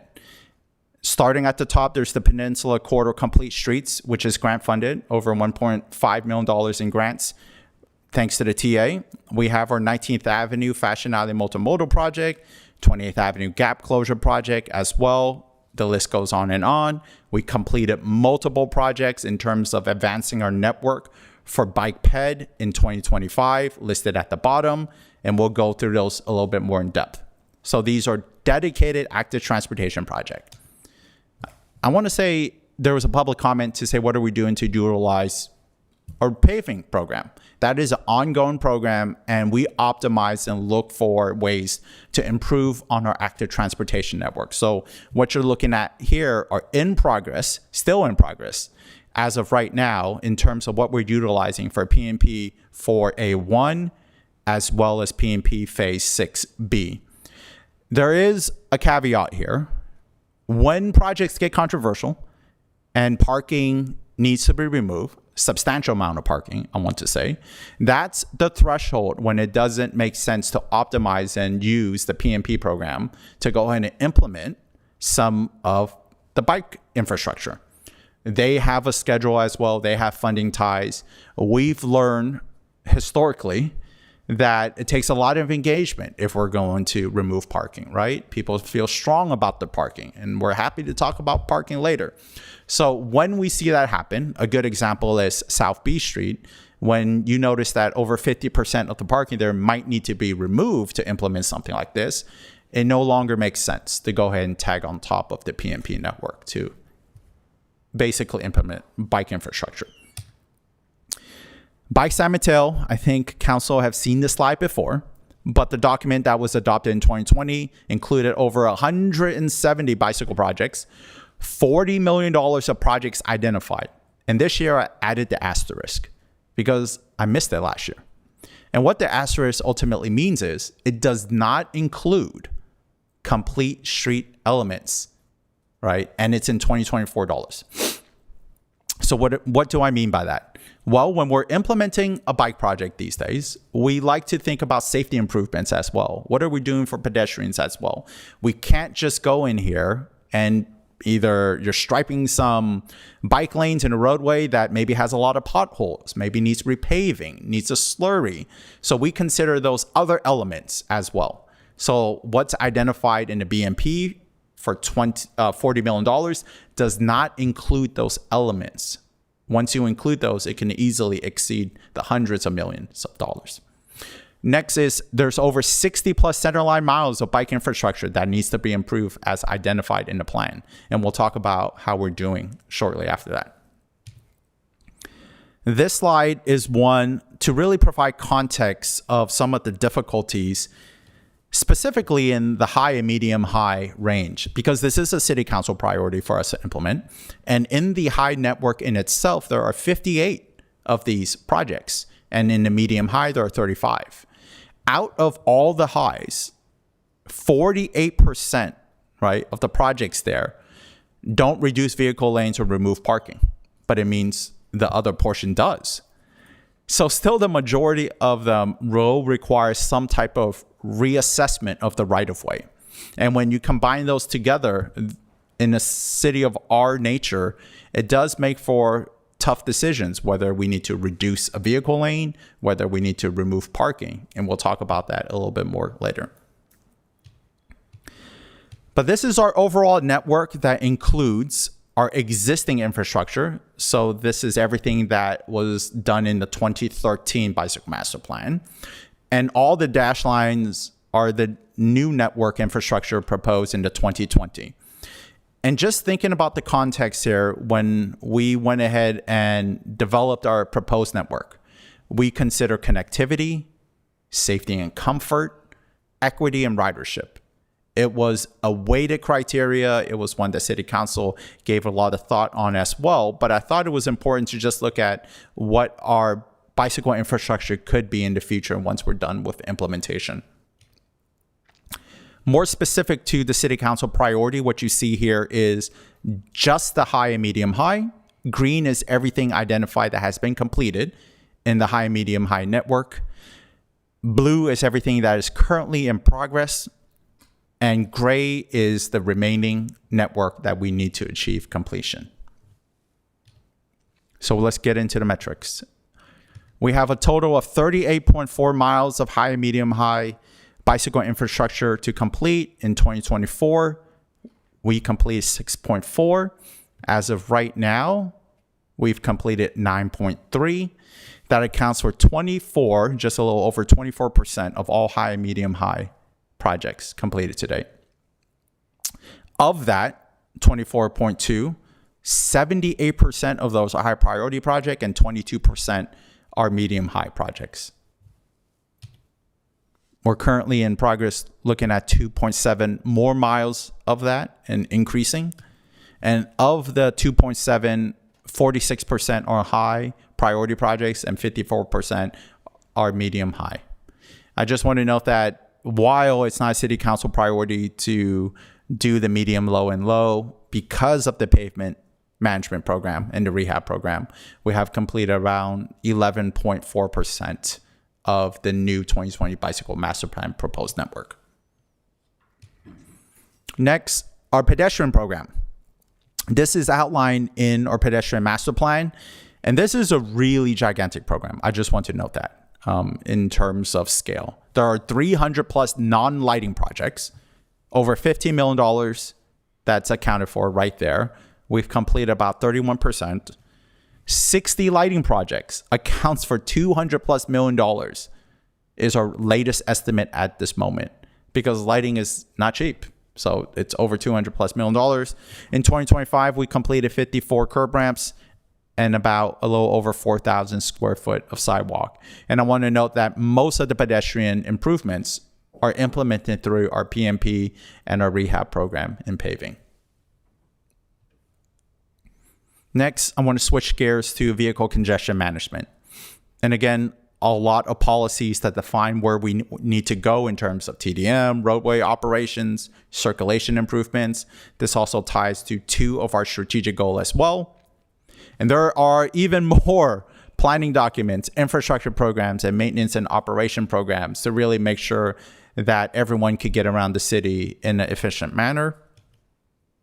But one item I want to go back to has to do with development. And this has skyrocketed since last year.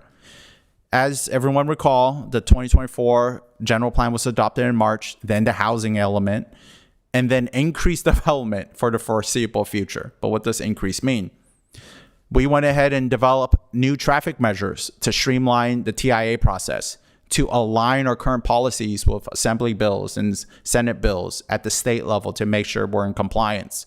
We've developed clear modeling guidelines for developers to show us whether there are impacts or not. We increase our professional traffic consultant support, and we're still in the process of developing a construction management plan that ultimately looks at overlapping construction when really everything hits ground or breaks ground, if you will.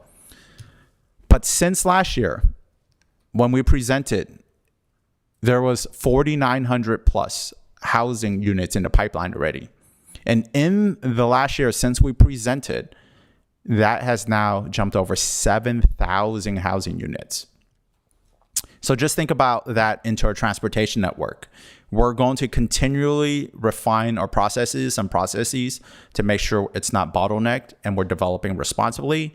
But the scale, as CDD has probably told everyone here, that 7,000 housing units going from 49 to 7,000 is not a small jump, and multiple departments are feeling it. Really, the operations behind the scenes, I'll keep this brief, but ultimately, if it is not in the program, if it's not CIP or even grant funded, doesn't mean we're not doing work behind the scenes on a 24/7 basis. We have a communication upgrade program that ultimately looks at our cabinets, whether we're improving ITS devices, controllers, etc., to make sure everyone can move through efficiently.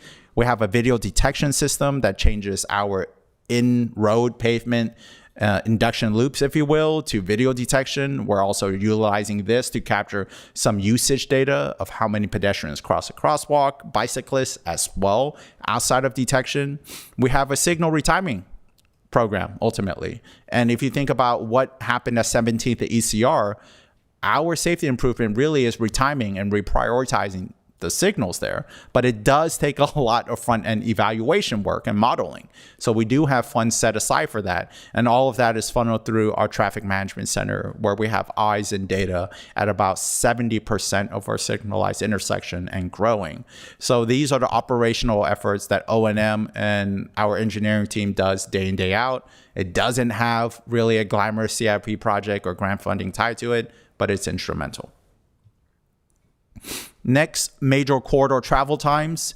Looking at the slide, Hillsdale Boulevard, 3rd and 4th, 19th Avenue, Fashion Island. We went ahead and utilized big data to go ahead and give us a relative average of what we're looking at in terms of trends and travel times.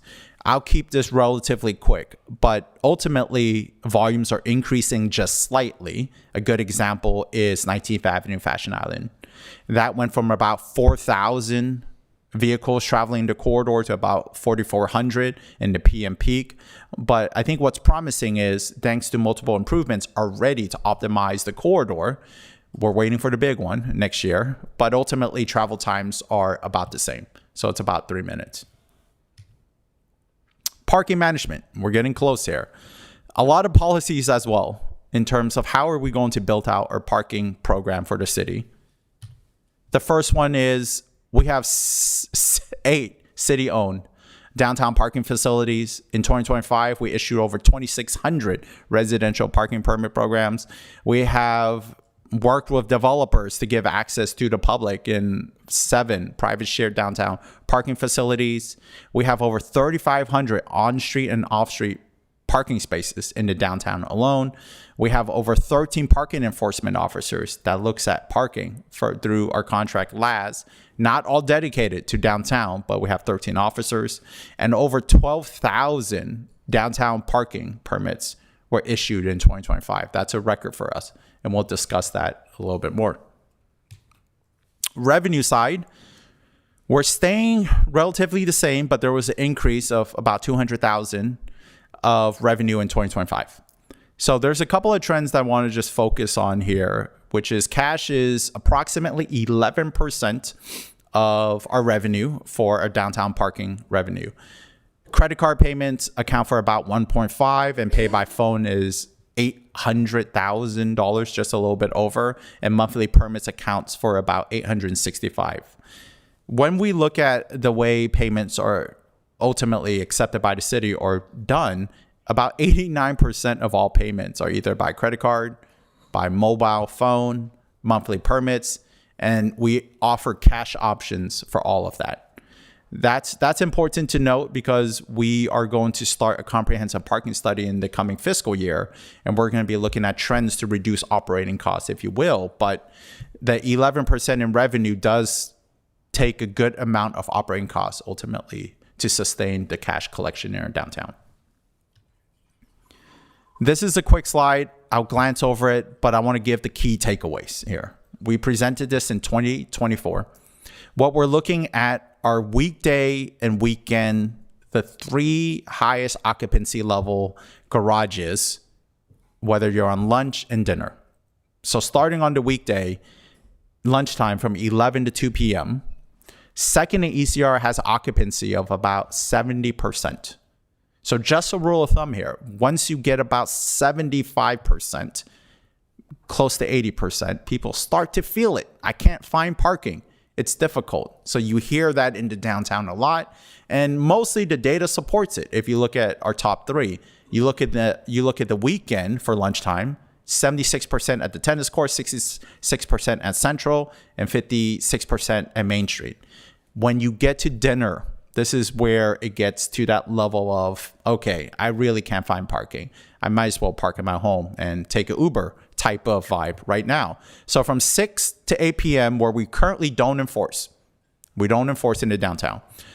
On the weekday, 90% occupancy in Main Street, 71% in Central, and 56% on 4th and Railroad. That's the open lot. When you get to the weekend on dinner time, you're talking about 90% on Central, 90% on Main Street, and 72% on 4th and Railroad.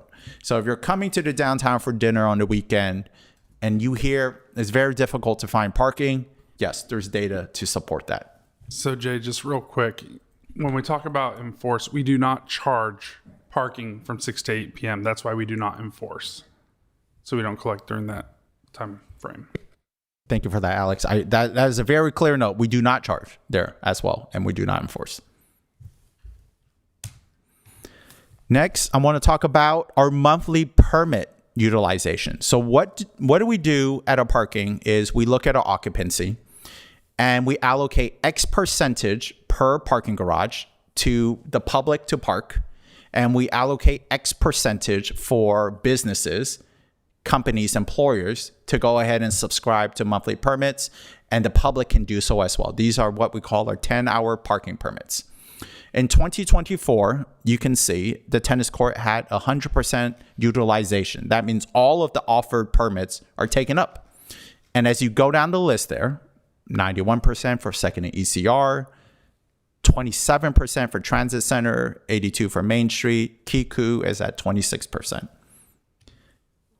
When looking at 2025, the numbers jumped up significantly. And what we're noticing is there are now more employers in the downtown as work from home is transitioning to coming back to the office. We've been approached by multiple employers to say, we want more parking passes, monthly passes, and the public is demanding them as well. So as a result, Second and ECR is at 100% monthly parking utilization. Transit Center went from 27% to 90% in terms of allocated spaces. Central went from 96 to 100, and Kiku had a really large jump from 26 to 62% of all the spaces that are allocated for monthly permit holders are utilized, and South Railroad stayed roughly the same.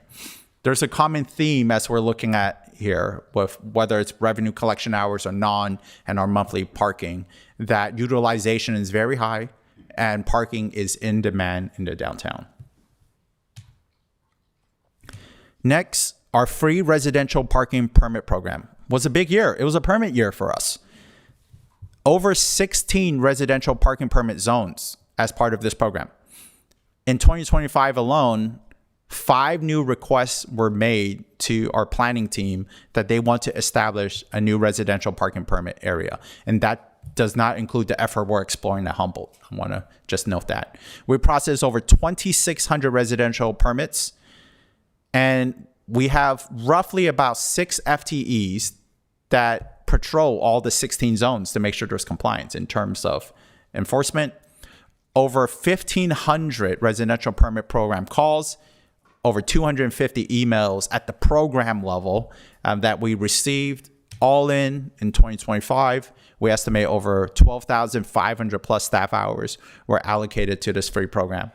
One thing we've noted is the public wants parking. I think in here, we've got a lot of requests to have their streets become ultimately a permit area and having it be a free program. This is the same planning team, engineering team that are doing the quick builds, that are doing the other projects, but we are putting a good amount of resources into this program here. We're getting towards the end, so this is the fun part, the challenges. Transportation funding. Out of the 42.5 active CIP transportation funding that we have currently allocated, 84% of that are from grants. So that's 35.64 million are from grants, and local funding, which includes the traffic impact fee, Measure A, Measure S, general fund, accounts for about $6.88 million of that. So roughly about 16%. If we dive a little bit deeper, there's been a shift in federal funds. Last year, that was the predominant one. This year, thanks to the highway program and the TA, county funds account for 76% of all of our grant funds. That's about $27 million. We have about 1.6 in state, which are some of the most prized money because there is no local match in some of those. And then about 6.66 million of those are federal funds, and it comes to all the timeline. But again, this speaks to the fund smarter to build faster component where we need to leverage every funding source we can to deliver all the goals that are outlined. Next, grant strategy. As you've seen in the previous slide, we have been pretty successful in grants in funding our entire transportation network. But there's a tier system to this, starting at the top.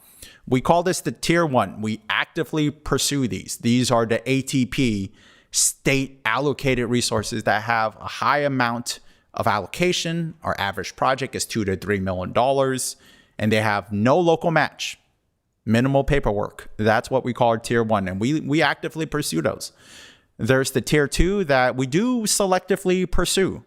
This is a little bit more balanced. We're talking about moderate awards that could still fit within the 2 to 3 million, maybe even higher for capital. But some of the planning efforts we're noticing because of the high intensity of public outreach can easily exceed $1.5 million. And some of these grants might not fit the bill, and there oftentimes is a 10 to 20% local match. And then the lowest tier in here tends to be higher burden.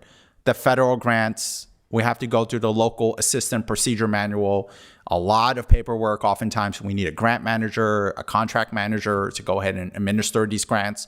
The dollar amounts oftentimes don't fit the bill for this, but sometimes it does for larger projects as well. And there's a hierarchy. Every single grant, we go through the award size. We look at the local match requirement to see how much we really have, because we don't have a lot of local funding, right? We need to leverage some of our resources. Administrative burden to see if this is going to bog down the entire program, because we're small but mighty transportation team in here. What's the project readiness? Is there any flexibility if we want to switch it from, say, the design phase to construction phase later on?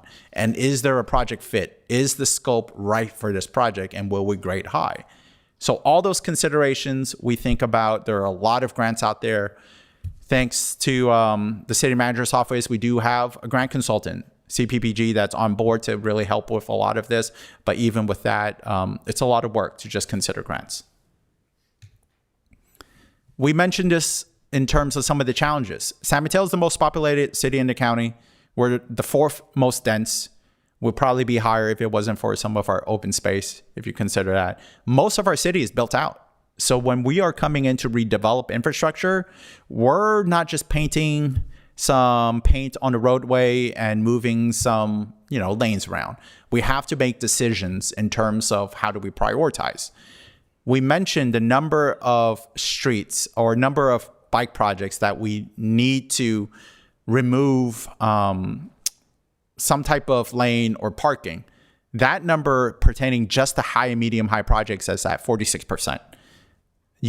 That's 46% of our high, medium, high. We need to make decisions in terms of lane reduction or parking removal. So that is a high bar.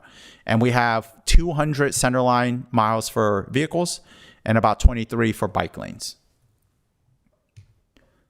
Next, I do want to highlight actually a really positive note on challenges. So previously, a couple of months ago, before City Council made a decision to go ahead and give more staffing, there was one engineering manager ultimately that oversees traffic engineering, transportation planning, as well as private development. So that's the team responsible for really the front line in public works of the 7,000 housing units that are coming in, right? So a robust transportation network, a lot of PAs are coming in, and thanks to City Council and appropriating some funding, this is where we're currently at now in terms of transportation. More focused. There's a dedicated engineer manager just for transportation. We also went ahead and converted a Safe Routes to School per diem position to a permanent full-time assistant transportation planner position. Now, currently, you do see some red in there because those positions are vacant, but we're in the process of recruiting and the candidates are promising. I'll say that. So lastly, before we get into the key takeaways, we have a lot of maps. Our active transportation project is shown here in our city. You layer that with our active safety projects that we had the list. So this is just the list. We're just going through this, right? One by one. Then we layer on what are we doing to optimize our active transportation and our bike ped PMP. Then we talk about our new quick build program that we're up and running with this team. We then layer on all the parking demands, whether it be the permits, the 12,000 hours that we spent last year, residential parking permit program, new zones. We're looking at paid parking in downtown, right? How do we look at fees? And then lastly, our traffic calming program request that came in 2025. There's a lot that is to be proud of in 2025. We did a lot in transportation, and this map, I think, is really good in describing all the pages and all the isolated maps that are in there. So key takeaways for 2025, safety. 22 active safety projects currently ongoing. 7 of 10 active LRSP priority projects are funded. Active transportation, we have 11 active CIP transportation projects currently undergoing and still moving forward. We completed about 24% of our high and medium high BMP network. We'll just note that between these two programs, 84% of the transportation CIP projects are grant funded, accounts for both safety and active transportation. Congestion management, we streamlined transportation review, supporting 7,000 housing units, and we're still moving. Now, if that gets to 10,000, we might need to readjust and figure out some new policies of how do we deal with that. Major corridor travel times. are staying relatively the same from our data. And parking management, parking occupancy in the downtown remains strong, even after 6 p.m. Demand and staff resources for the residential parking permit program is increasing. So we can come back to the slide, but thank you very much. My name is Jay Yu, the engineering manager, and I'm excited to talk about transportation. Thank you.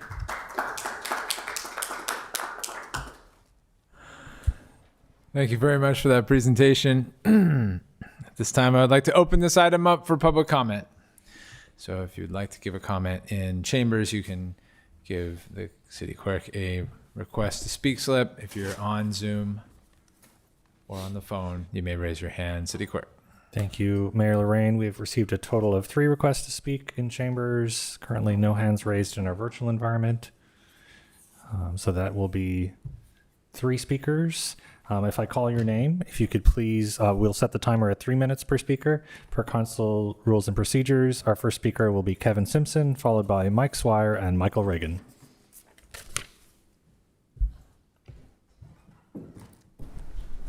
Thanks, Mr. Clerk and City Council. So there's a lot here. I first want to start by complimenting the team for, number one, a really thorough and important presentation. Number 2, making that presentation available to us to review before. We don't always get that opportunity, and it's really important and something that's this complicated.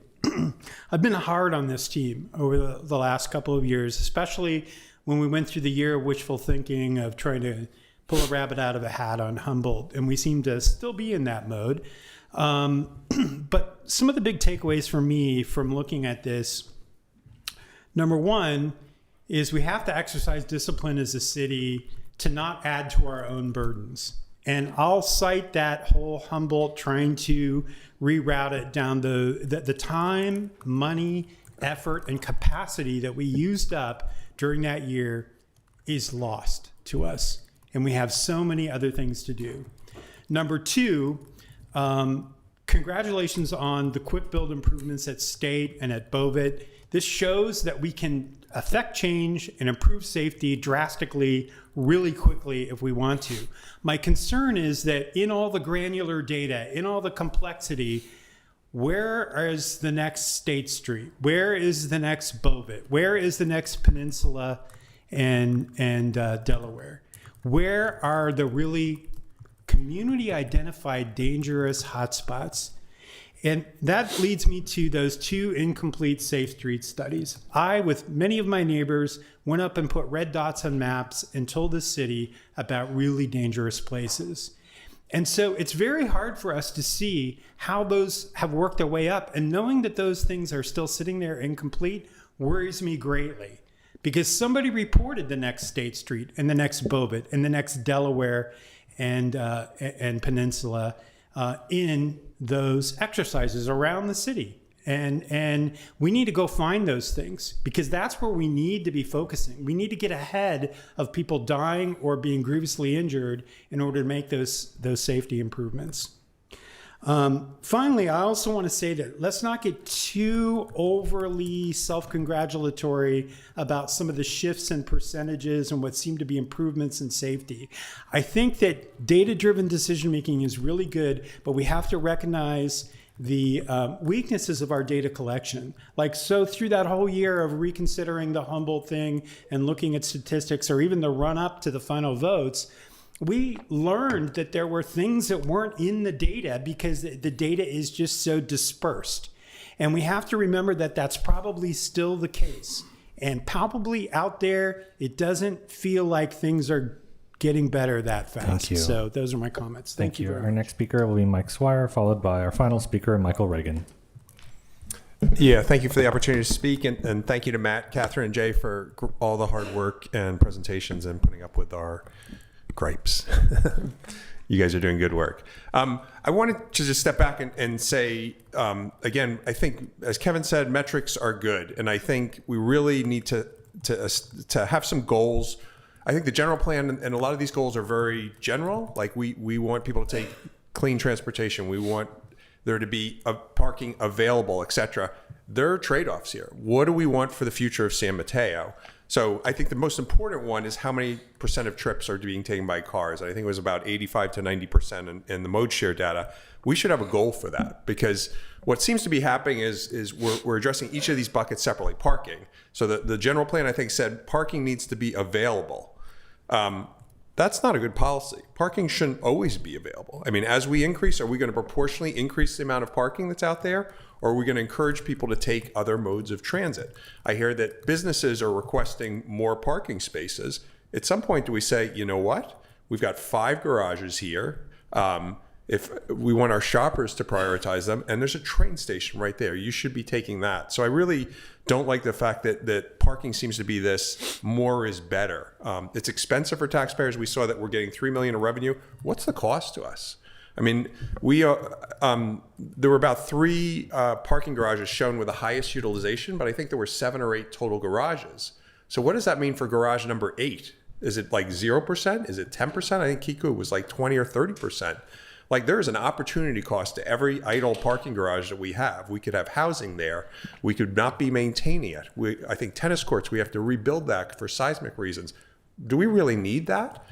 One of these might be at 90, but if we have another one a block away that's at 20, we're okay. Like, the 90% number is not scary. We also have to price parking accordingly. I think we're only charging up to $100 for some of these spots a month. The market rate, I just told you, my building is $250 a month. I mean, you're giving away things and taxpayers are subsidizing it. On the parking permit programs residentially are free, and yet we just admitted that this project has a huge cost to the taxpayer. So why is there no cost to store your private good on the public right of way? And then the 10% of people that don't drive are basically paying for that. I think everybody should be paying who needs a spot on the street. On the crashes, I think you need to include 101 because we have an influence on that. We have a member in CCAG that can influence whether or not we have more people going there. I think the bike boulevards should be excluded from our counts because they're not adding safety. I think on speed limits, we really need to look at some of the opportunities in business activity districts, safety corridors, et cetera, where we can lower some speed limits. And finally, thank you. Spending total. Thank you. And our final speaker will be Michael Reagan. Good evening. I also want to compliment it with excellent presentation. I'm representing, on the first part, Beresford Hillsdale Neighborhood Association. I'm the current president. I know some of this data was collected in over the last couple of years, but with the Hillsdale Mall project coming in, our neighborhood is quite concerned about the increase in traffic. When this project is completed, there could be between 7,000 and 9,000 people working and living in that development, and the traffic and the other problems that brings will definitely affect the neighborhood, and I think that does need to be. We're very, very concerned.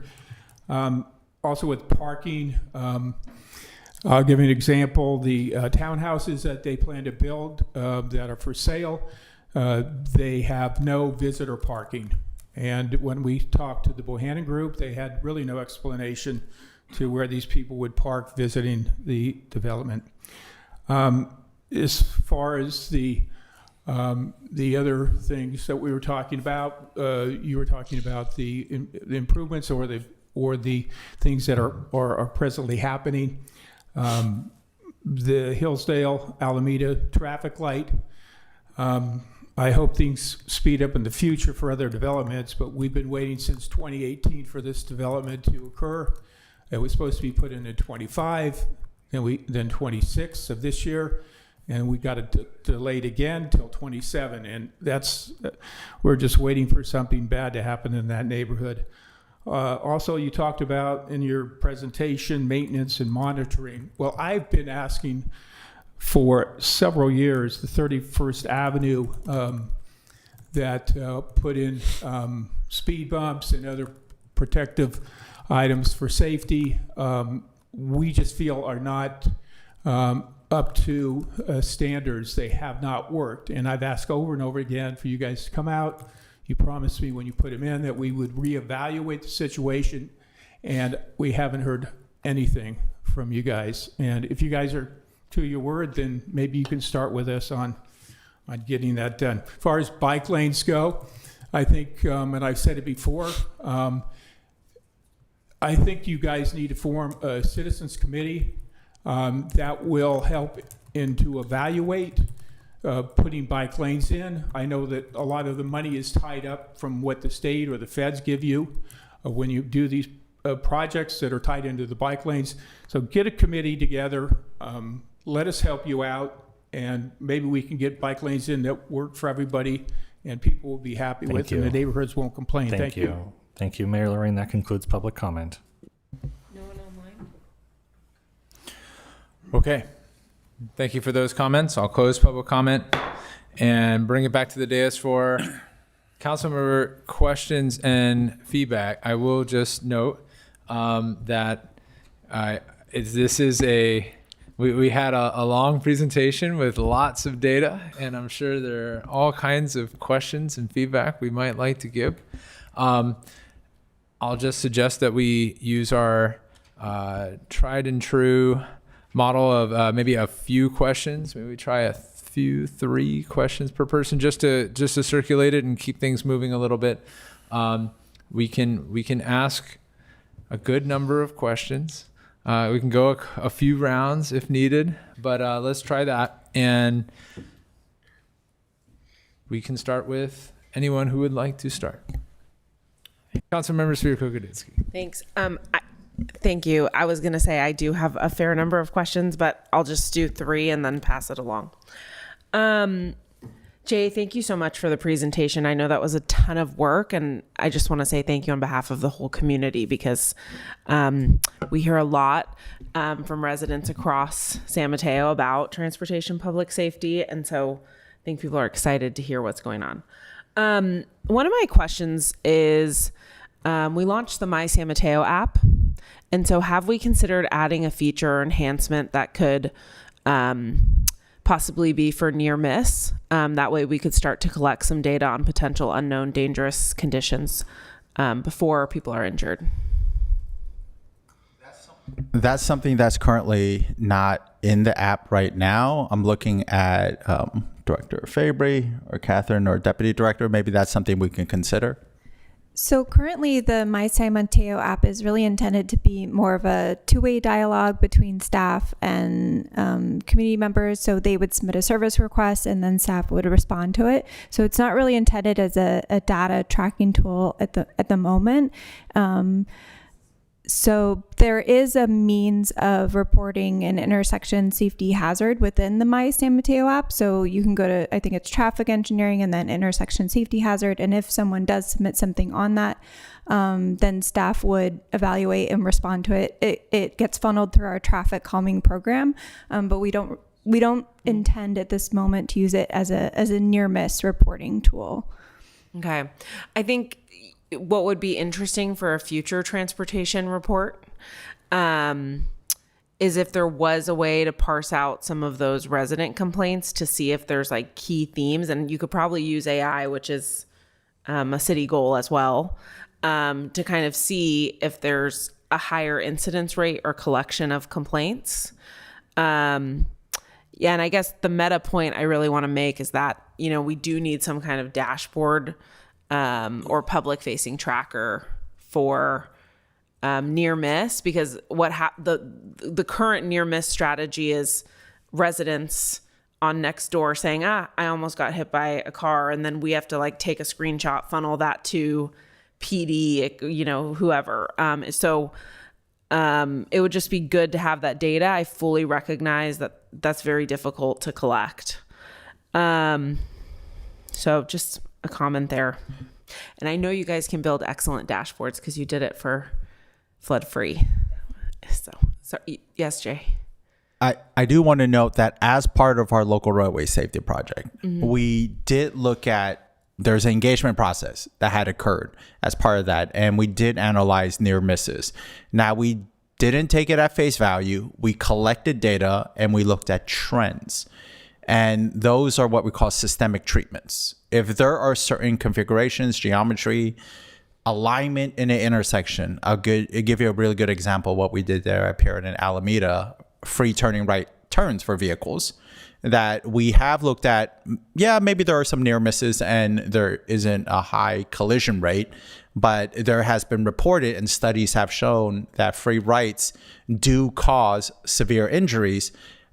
We don't necessarily tie 100% to near misses, but that is a set of data that we did analyze as part of the outreach effort for that plan. And systemic treatments, there's a chapter in it in the LRSP for how do we implement throughout the entire city without looking at collision history. So I just want to note that. Okay, thank you. I noticed that 14% of collisions were with residents over the age of 65. Could you talk a little bit about how many intersections still lack sufficient crossing times for slow walkers? And then can you talk a little bit about like the leading pedestrian intervals plan? Yeah, definitely. So for every single signalized intersection, we have what we call ped clearance. So that is defined by the MUTCD in terms of a range, anywhere from say 2.5 feet per second in terms of traveling speed, all the way up to say about 5.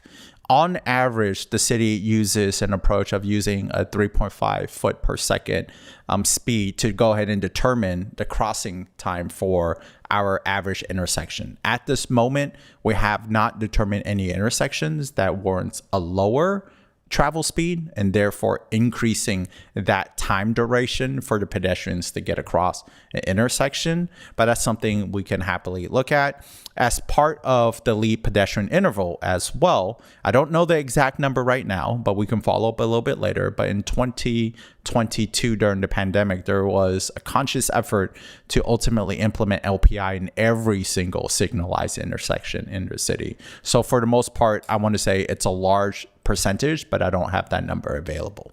Okay. And then just before I pass it on and on this thread, so for the future, I think what would be interesting as well is to look at where across the city we have senior centers and also medical corridors and see if we can get an inventory of kind of where those high pedestrian or potential bike crossings might be, right? Like if you have to go into an urgent care or a hospital, and making sure that we've really checked off the list that we have ADA compliance, and then, all the outstanding safety needs for those areas. I have more questions, but I'll pause. Thank you. Who would like to go? Yeah, I think that would be fine as long as we can try it. Councilmember Newsom. Okay, Jay, team, thank you for a great presentation. That was a lot. I guess to kind of reiterate or go on a common theme, even if we don't have a dashboard to report incidents, I think it would be interesting to have somewhere on the app, even if it just takes them back to the website, a dashboard of all the quick build projects that are in process so that they can actually kind of track that. I'm curious if we're using technology like AI, if we have wikis in place to look at like projects, meaning, you do a quick build and then you have another, similar situation on the other side of town, and you look at all the metrics and you go, wow, this is 70% the same project that I just did on the other side of town. Are we looking at those and then using that to help prioritize? Like we've lesson learned how to do these things fast. Let's go and find out if there's another place we can replicate it. Has any of that happened? The first part, yes, I think as the program matures, our goal is like all of our other programs, our transportation safety website, our bicycle master plan. As you can see, we list the projects that are ongoing, completed, we map it out, we use every single aspect of our GIS program. We plan to do the same as well for a quick build, but we're ramping up. So in the future, I don't know what the timeline is, but that's something that is just consistent with how we have been reporting to the public. In terms of utilizing, say, AI and other softwares, that's something we'll definitely look at. Ongoing right now, we're looking at 3 different vendors to gather big data in order to help us make planning decisions at the moment. One of them is one that looks at pre and post implementation, in terms of usage as well. So having AI, I don't know the exact software yet. So, and I know the city's developing a policy in terms of what we can do or not do with AI, but we are willing to go ahead and stretch our resources. I'll say that. Great. Fantastic. My last question for now would be, what are we doing for the El Camino Real corridor? You mentioned that this data didn't include freeways. So does this data include the El Camino Real? This data does include El Camino Real. Yes, it just did not include 92 and US 101 in regards to that. There's a lot going on in El Camino Real. If you recall, Councilmember Newsom, one of the general plan policies is to make El Camino Real more pedestrian safety.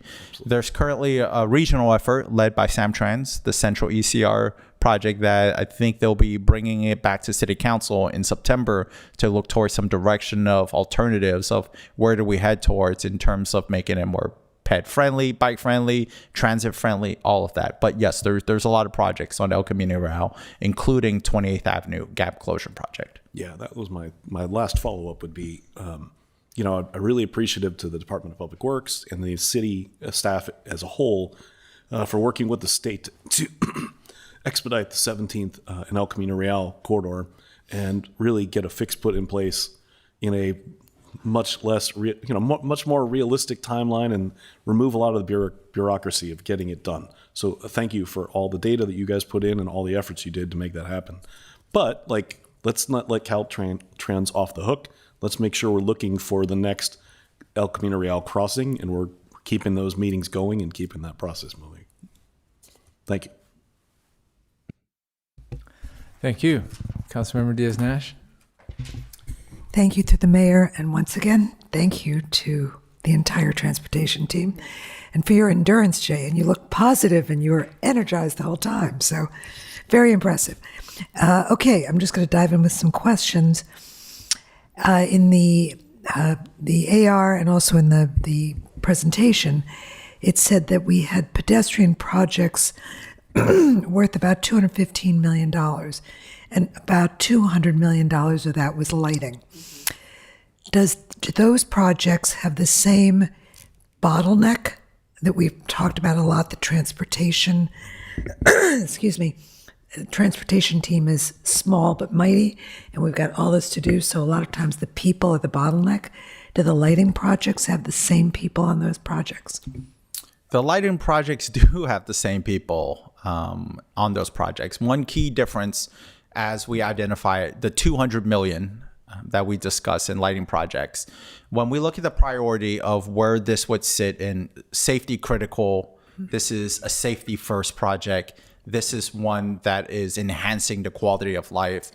The city of San Mateo actually has a lot of streetlights existing already. And the street lighting project identified in the pedestrian master plan are ultimately upgrades to the lighting. So when we're balancing workload with multiple programs, this falls in under active transportation of, do we want to advance a new infrastructure in, say, a class 4 bike lane, or upgrading street lighting, which oftentimes is even more expensive?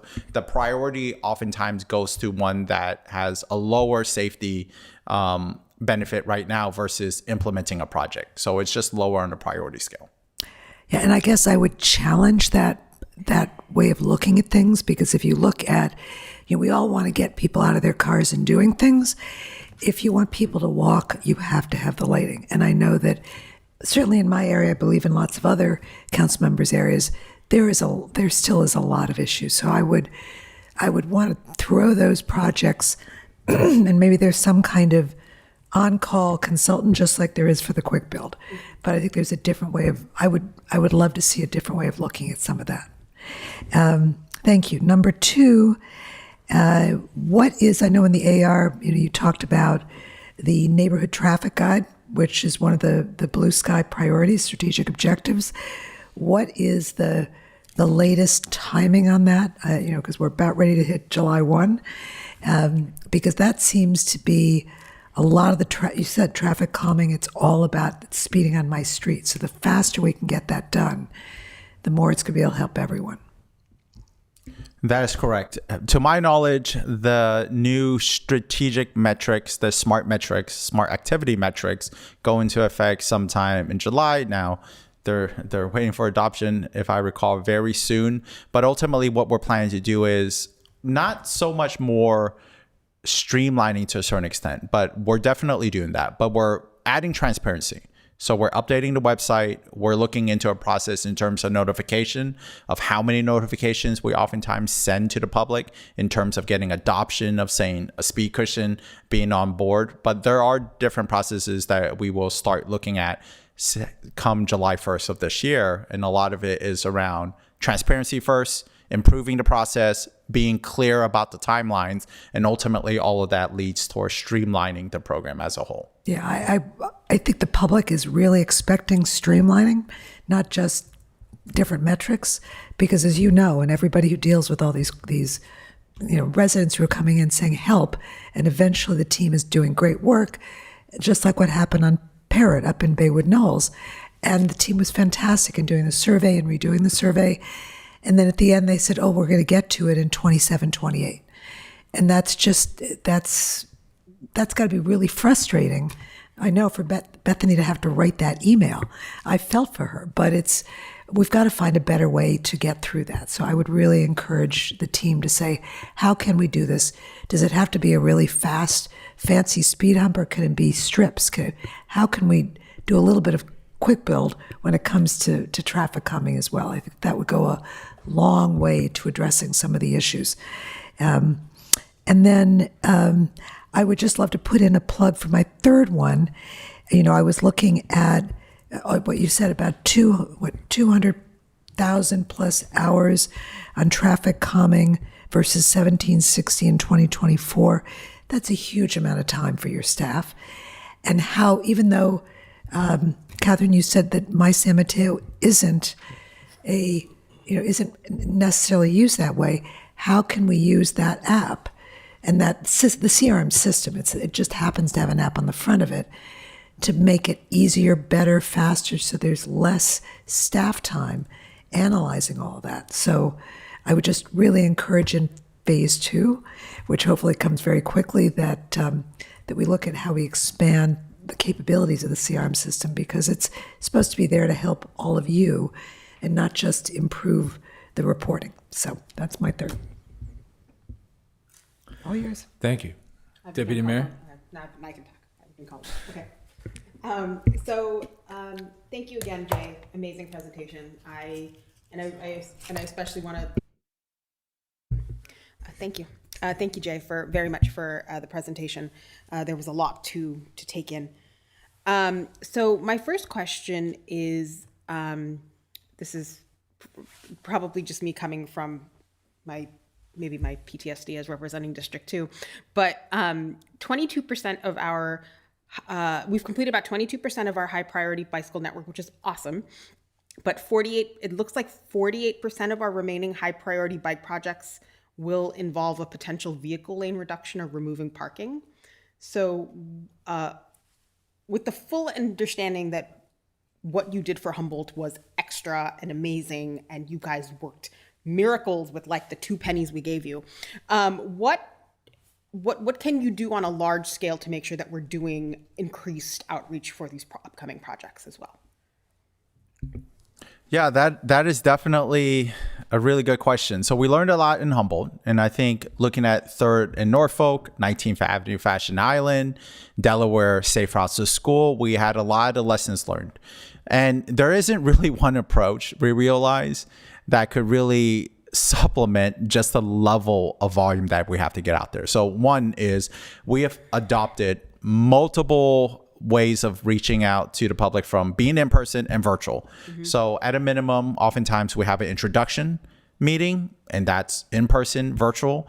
But even before the introduction meeting, a lot of times we like to blast a survey to get a general pulse of the consensus of community members of where the scope impacts. We oftentimes have a minimum of 1 meeting in between to go ahead and refine the design and update and get input.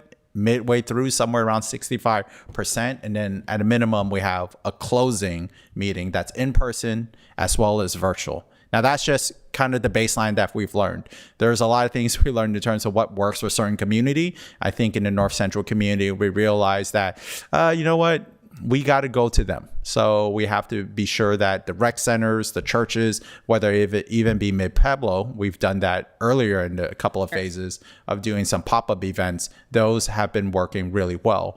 But to answer that question, there really isn't a one-size-fits-all is what we realize. And we're just learning from the past projects to go ahead and optimize the future ones. Okay, thank you. I appreciate the honesty and candor in that answer. I appreciate it.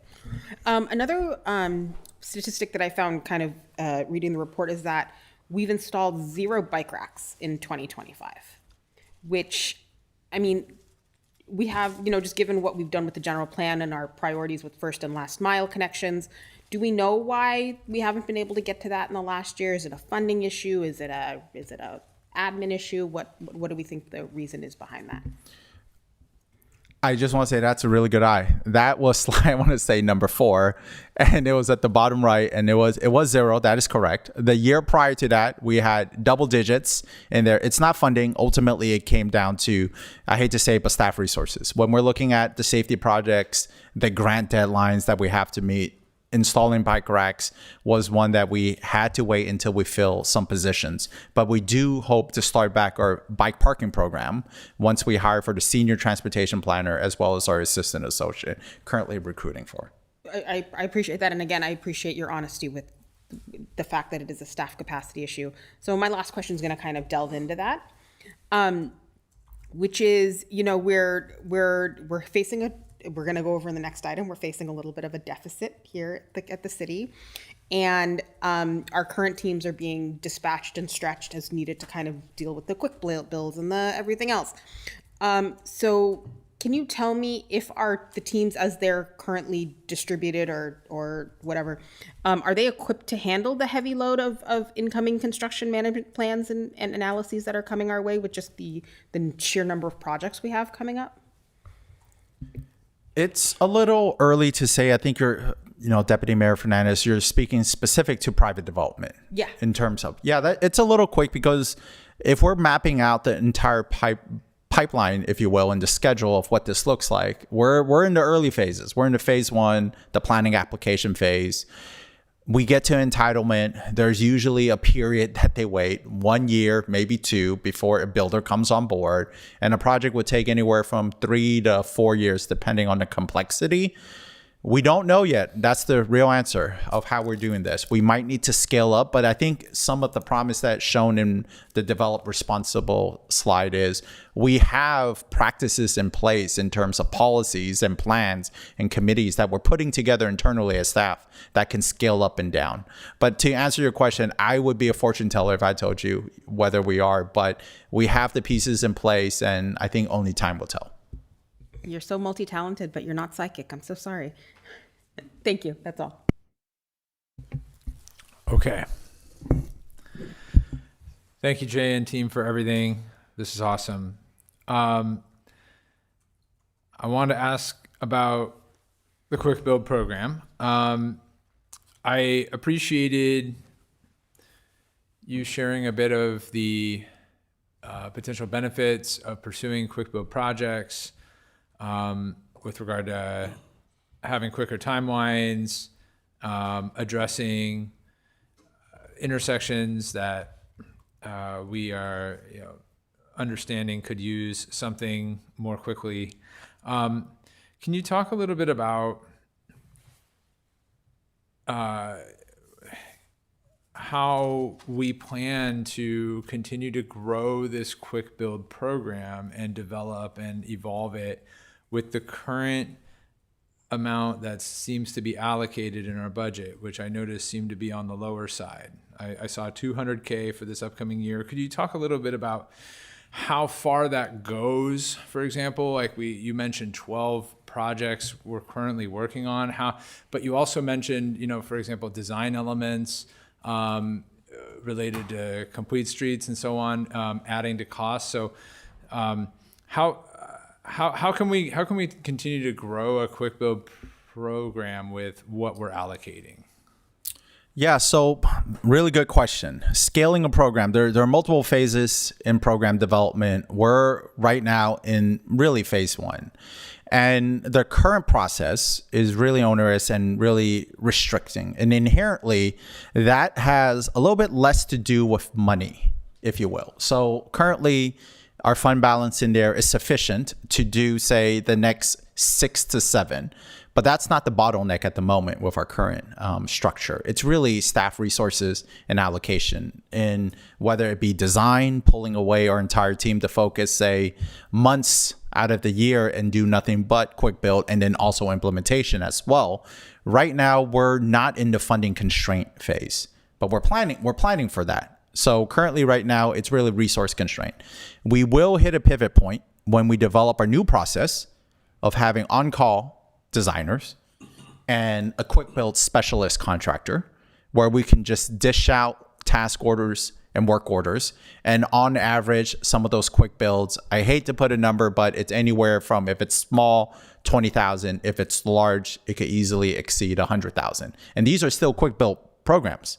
So depending on where the range is, we can quickly get to an area where then we're funding constrained, right? And this is part of building out a program. So when we get to that point, and resources are no longer the bottleneck allocated for this point, we will have to make a decision of how much funding do we allocate to quick build. Now, with that said, once the program is developed and we have a good priority list, we can then apply for more funding strategically on the grant side of the house, right? That's not, we wouldn't apply for $50,000 grant, right, to go ahead and do one intersection. As mentioned earlier, our average project size is anywhere from 2 to 3. That's on average. The other side of that is we did Great Step a couple of years ago, $205 million. Currently, right now, 19th is about $30 million. So that's the spectrum. But on average, the projects are 2 to 3 million. So that's kind of the trajectory where we're going. But we will hit a point, probably in the near future, where funding will be the constraint. Okay, thank you. That's helpful. All right, let's see. I did want to ask about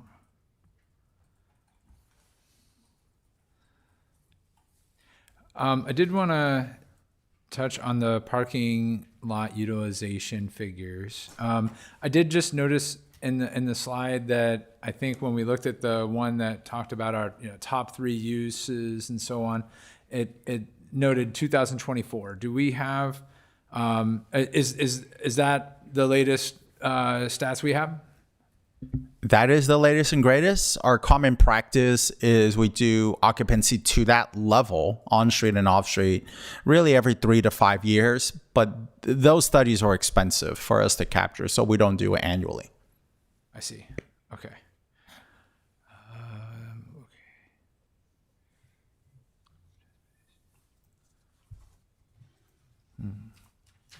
Okay. Some of these questions have already been asked, so I appreciate that.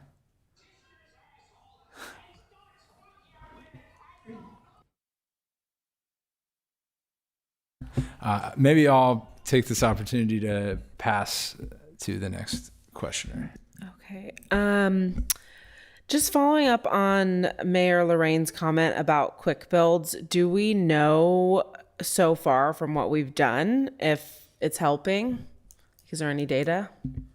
It's a little too soon right now, but qualitatively, we have gotten a lot of compliments on some of the quick builds, but we are setting procedures in place to analyze volume. And as council knows, it takes time to develop collision history to see year over year whether there are reductions at an intersection. But that's something that we're actively working towards. Okay, great. I did want to ask about daylighting. So do we have a wholesale plan to paint everywhere? I know we started with schools, but what's the next phase? Yeah, so AB 413, basically, you don't have to paint a red curb to be enforceable, but we did go ahead and implemented red curbing in all the school areas. Our next phase is high pedestrian activity areas. So in our downtown, our parks and rec, some of the community centers, and that's starting in this coming fiscal year. And after that, really, we are implementing red curb as we do capital improvement projects. So that will be the strategy moving forward. Okay. Okay, so you said schools and then high pedestrian areas and community centers next. Okay.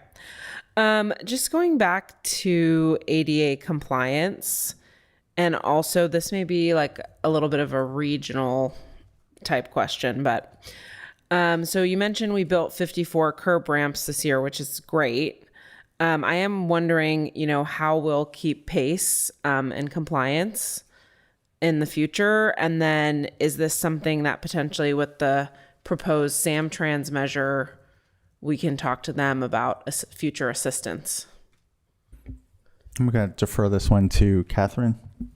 So a lot of those curb ramps were constructed as part of our paving program. So certain pavement rehabilitation strategies that we use will trigger the ADA compliance to be required. So, concurrent with that pavement project, you would be required to replace the curb ramps. So as long as we're going along with our ADA transition plan, we're in compliance with ADA requirements with that. We'll continue to do that with our pavement projects. Going to your question about SamTrans, I think you're talking about their proposed measure. I guess we can't say whether the money that is coming in will be sufficient for, allocated towards the city to do streetscape projects that would replace or go towards our curb ramp replacement. But if it does, then we certainly would. That would be welcome. I know on El Camino Real, the shop project that's proposed will do a lot of curb ramp replacement all along the El Camino Real corridor in 2028 along the city limits. So that'll definitely do a lot of sidewalk and curb ramp type work in that area. And then do we have a mechanism where we're tracking sidewalk hazards or how do we maintain kind of the sidewalk condition over time? So we do have our ADA transition plan, and that has an accounting of a bunch of different sidewalk or curb ramp or other facility, different kinds of ADA hazards. And we work systematically on those as we do projects. For sidewalks specifically, many of the sidewalks in San Mateo are actually the property owner's responsibility. That's under the Streets and Highways Code. So the fronting property owner has the responsibility to maintain their sidewalk. We get reports in for sidewalk trip hazards, and when those come in, our streets engineering team would evaluate them, see who's responsible for them, and then send a letter to the property owner. There are some cases where we may do a cost share depending on the circumstances. Maybe there's a city tree there, and there's a lot of those that come in each year, and so we do have a sidewalk replacement budget that goes towards those kinds of repairs each year. Mm-hmm. I want to make sure we rotate, but just on that thread. So on the east side, the soil, as we all know, is kind of special. So there's certain streets where it's like you're literally walking down a valley and then back up on the sidewalk. And I guess I'm always curious, is it delayed because the street needs to be repaired? Is that the homeowner or is that the city? One that's really drastic? Because it just seems like a hazard. Yeah, it's a good question.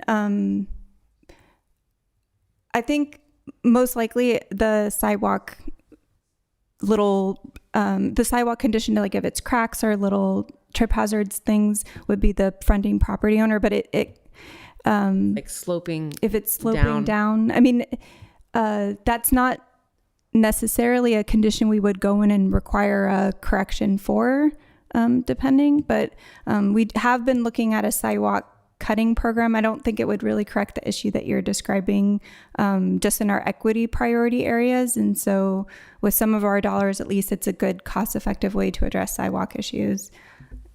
Just through the mayor, to add to that, I think, we used to identify a lot of challenges with drainage and things, because if the sidewalk is going up and down, often the gutter is going up and down as well. And so as we're coming through with our pavement projects, we would we'll try to fix some of those, but we definitely have challenges over on the east side where things, the drainage lines are often very flat, that you can try to chase fixing a drainage problem for hundreds of feet, and it can get very expensive. And we got to the point where we were spending more of our paving dollars fixing drainage issues than fixing pavement. And so we've backed away from that. But one of the good things with our new storm fee is that, we have money that's available that we can start dealing with some of these drainage issues. And so typically if the sidewalk is going like that, as I said, the drainage is messed up as well. And so we would be fixing both the sidewalk and the gutter as part of that. So we are budgeting for some of those more minor drainage issues as part of the storm fee that we would be addressing, and some of those get addressed that are able to be addressed through the paving projects as we come along. Great. Yeah, very interesting. I still have more questions, but I'll pass. Thank you. Any more, Councilmember Newsom? I'll only ask one more, I swear. You mentioned there's a lot of safe route to school projects that are being built. Do we anticipate any of them will be completed over the summer so that by the time kids go back to school, they're completed? We have 3 active Safe Routes to School project right now. I don't see them being completed in the summer. Some are forecasted to be completed later in the year, but school will be back in session. Thank you. Thank you. Councilmember Diaz-Nash? Thank you, through the mayor. Let's see.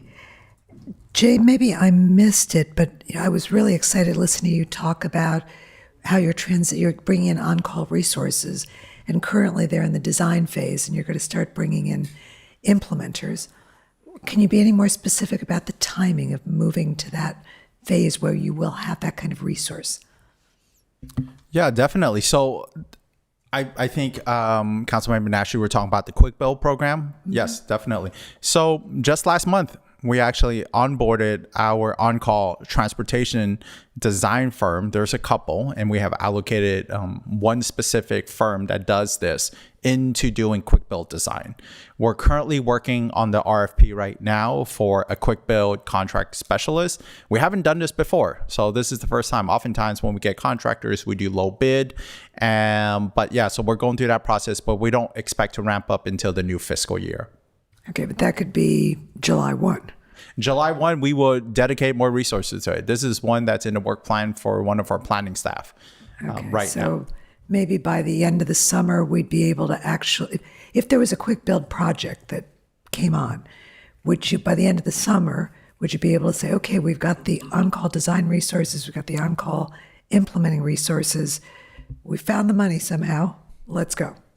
I think end of summer will be a little quick. The timeline for us to do an RFP, oftentimes we have to develop it. Advertisement easily takes 1 month. Okay. For us to do the vetting, and the comparison could easily take another month or two, and to get it to city council and approve, that's another 2 to 3 month process. So we're talking the end of the year.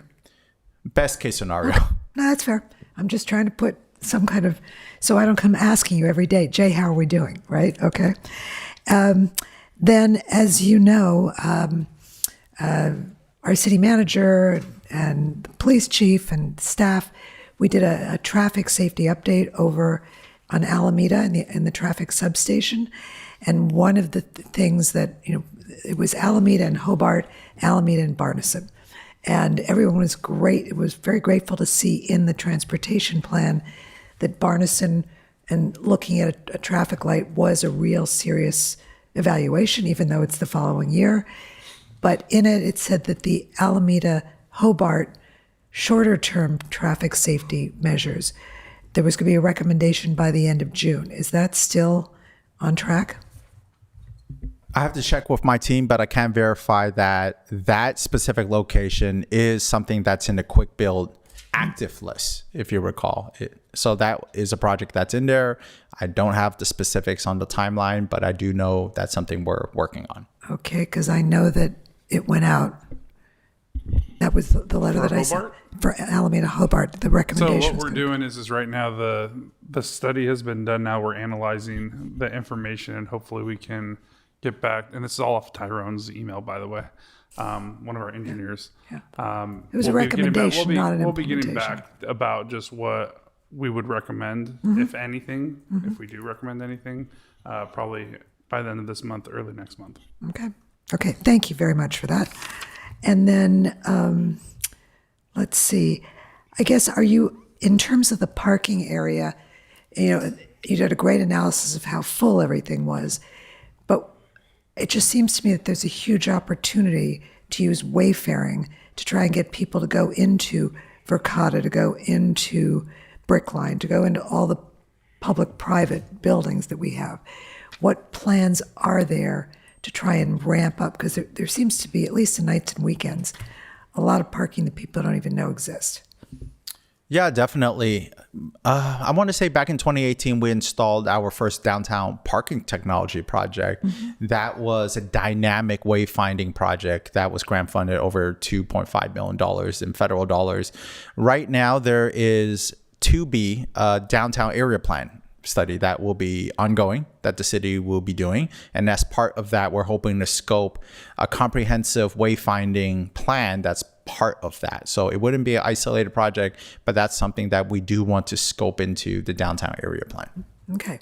Then I would strongly suggest we come up with some kind of interim marketing, education, something, because we have a downtown parking issue, and we have buildings that people aren't using because they just don't know they exist. So I would just put that recommendation in. Say thank you very much, Deputy Mayor, or Mayor, excuse me. Deputy Mayor. Thank you. Through the mayor, I just have one question for you, Jay. And this was actually just looking at the data of the major corridor travel times. I was actually, most of the corridors had 2%, 3%, but I was actually really shocked to see 19th and Fashion Island increase 10% during the time that we were studying. And so I'm just trying to figure out what signal synchronization adjustments are we doing, or anything short-term operationally that we're doing to sort of keep traffic moving in this particular, at this particular intersection. Yeah, a couple of years ago, we actually got a PASS grant to ultimately look at arterial synchronization. So that was a grant that was implemented.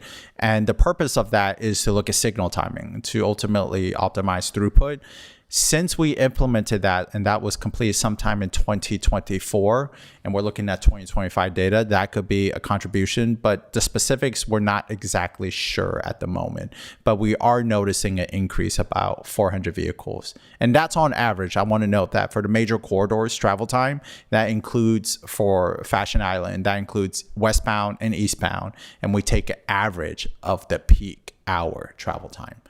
So that's right now, we don't know for sure, but we have implemented signal optimization projects that may have contributed to maybe a little bit more volume. Okay, if I could just follow up really quickly.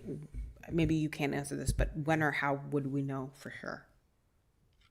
Whether it was the PASS grant that, I'll have to get back to you on that. Thank you.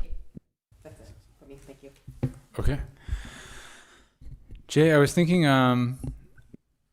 about the slides you had about the RPPP applications increasing and representing a decent amount of staff time and resources. And I was just curious about whether we would be considering activity like that in our ongoing and upcoming, I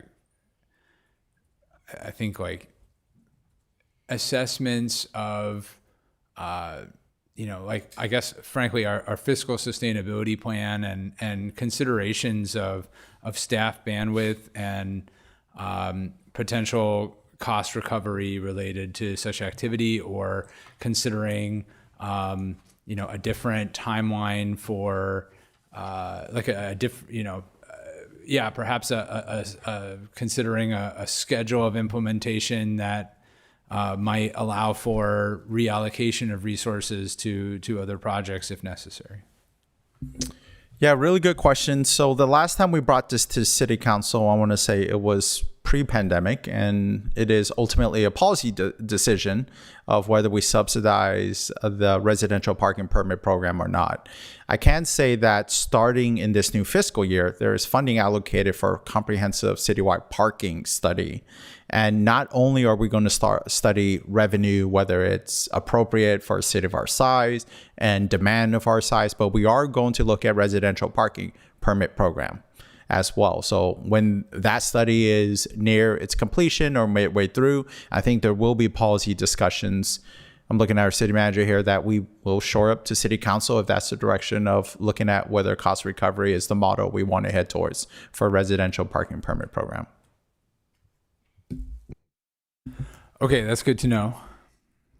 I think that's it for me. I can pass. Thank you. Can we pull up slide 44? It's kind of similar.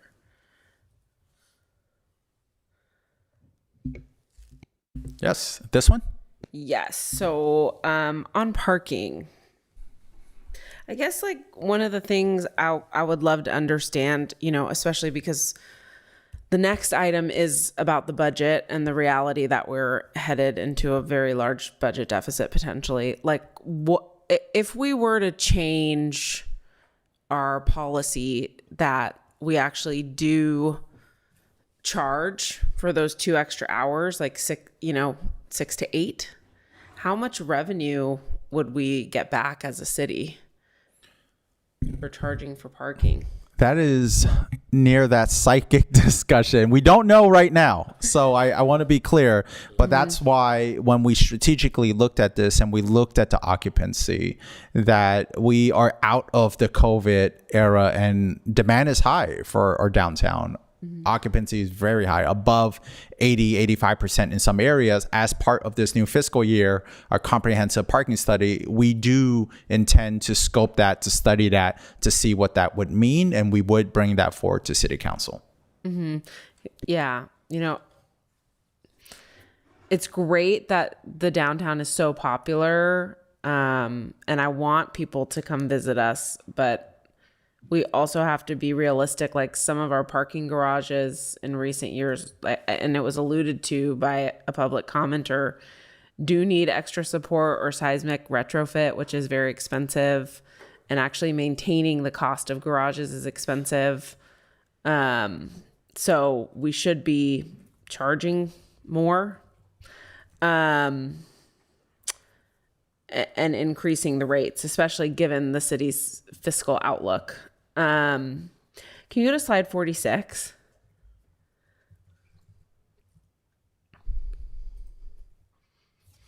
So when I look at this map, I see that pretty much the whole city, with the exception of the east side, has a residential parking permit program. I know that one little yellow strip, exactly why they have an RPP. It was because of commuters actually parking in the neighborhood. I know that the fish market project, we're a ways away. But I do think we need to have some kind of discussion at some point about the way permit parking is designed, because currently we wait for developments to be in place before we, have some kind of permitted parking program. And to me, that seems a little backwards. Like residents on Roberta and Eisenhower have already asked about, hey, how can we have a residential parking permit program knowing there's a huge development going in?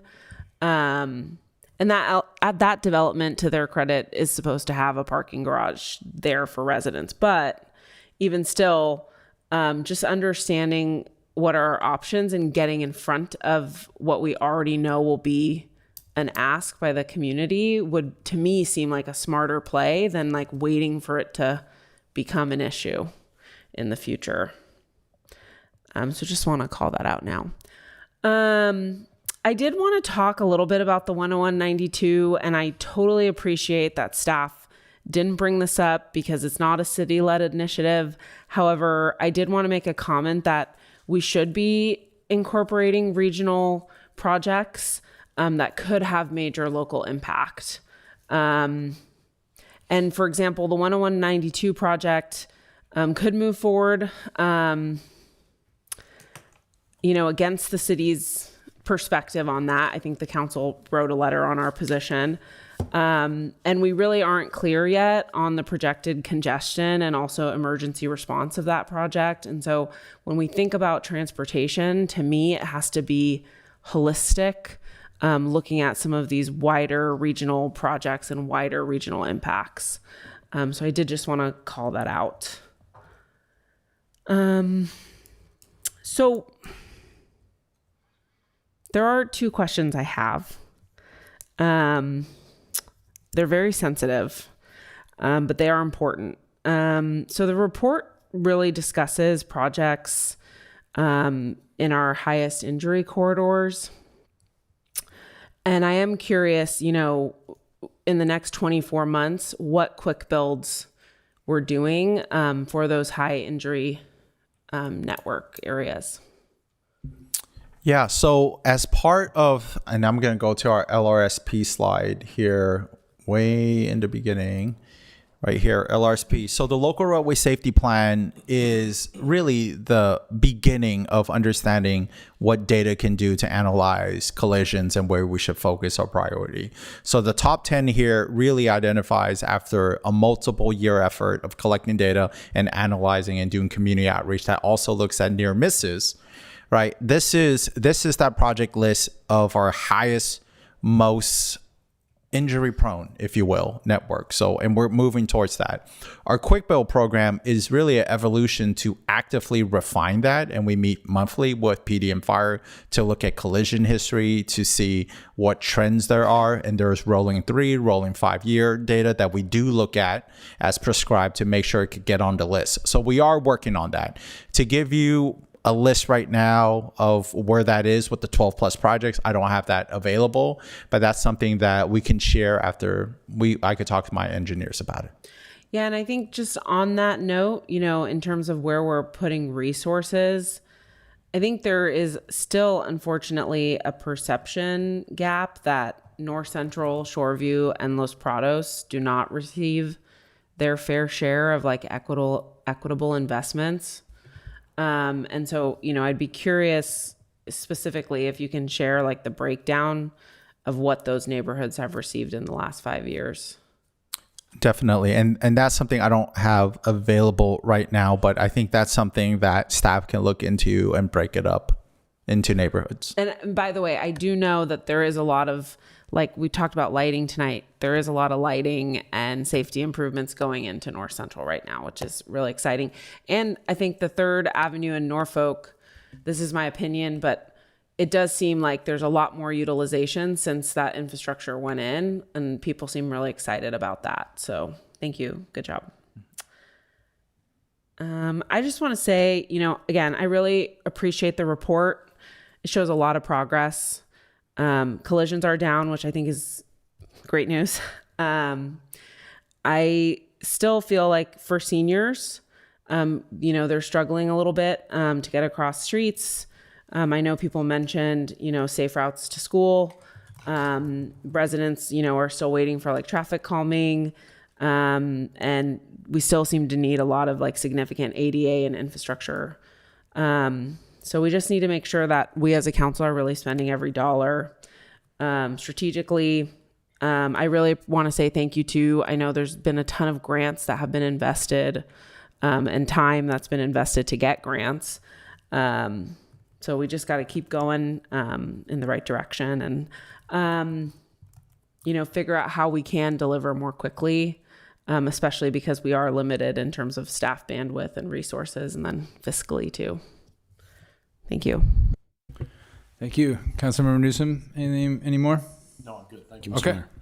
Councilmember Diaz-Nash. Thank you, through the mayor. Just as sort of a final overall urging, there is so much amazing data in this. And there is so much in this that you have accomplished, that you have done, that you are doing across the board. I'm sure nobody, including probably staff, were aware of the full range of what has been accomplished. And I'm putting my marketing hat on and my constituent service hat on. We need to get out and start telling people what has been done, because a lot of the slides here were, here are all the hours that are being spent doing good work. They weren't necessarily, we filled 437 and a half potholes. We fixed 14 miles of streets this year. It was all in there. But I would really, really love to see a couple of infographics, because we've got to get all this information out. But that just says, here is what the city is doing for you, citizens across all of San Mateo. And we can talk about what those are. A lot of it, as I said, is just pulling out. But if I could ask for one thing, in addition to all the good work you're doing and all the good work you're planning on doing, is doing something that we can start communicating out. Because I think that will, people now are saying to me, boy, they're paving the streets, they're doing this, they're doing that. There's a lot going on. So there's a lot of good feeling, but people like to be able to hang their hat on numbers. So I would just ask and urge for that. But I think people would be very excited by it. But thank you very much to everybody. Thank you, Deputy Mayor. Okay. I will come back. I just, I think one thing before I forget, I appreciated Councilmember Diaz-Nash's mentioning about the opportunity to highlight, among other things, the public-private partnership parking options we have downtown. It made me think, Jay, I guess we need at least one more overlay on that grand map of all kinds of different cool things. But I second that idea. And something Councilmember Svirko-Goditsky asked about the impact of projects like 101 and 92 kind of reminded me. I just wanted to ask quickly, Jay, when I appreciate you noting that when we are looking at the safety data and the splits, 2024, the pre-pandemic years, and now that it was mainly local streets, including El Camino, but not our highways. I was just curious, as you noted, you're looking at that data too, and how it all fits. If that data is trending differently than what we are seeing with the local data. That's something we could look into. Okay, thank you. And then Councilmember Svirko-Goditsky. Yeah, I apologize. I always forget a question. Something came up today with from a constituent about demystifying traffic studies. And you mentioned, there's 7,000 units plus of housing coming in. And the council is actually doing town halls this month on a different topic. But it was a good point, which is with all these new state laws and all this new development, I know you guys are super busy, but having some mechanism to kind of educate and inform the public on what really goes on in a traffic study and how much sway the council or the city actually has based on that data and information around development, I think was a really good call out. And we should look into that. So that's all. Thank you. Okay. Given the hour, I will leave my comments there, and it sounds like the council has done so as well. So I want to thank everybody for their thoughtful questions. I think we got a decent amount out of this. So thank you very much, Jay and staff, for your presentations.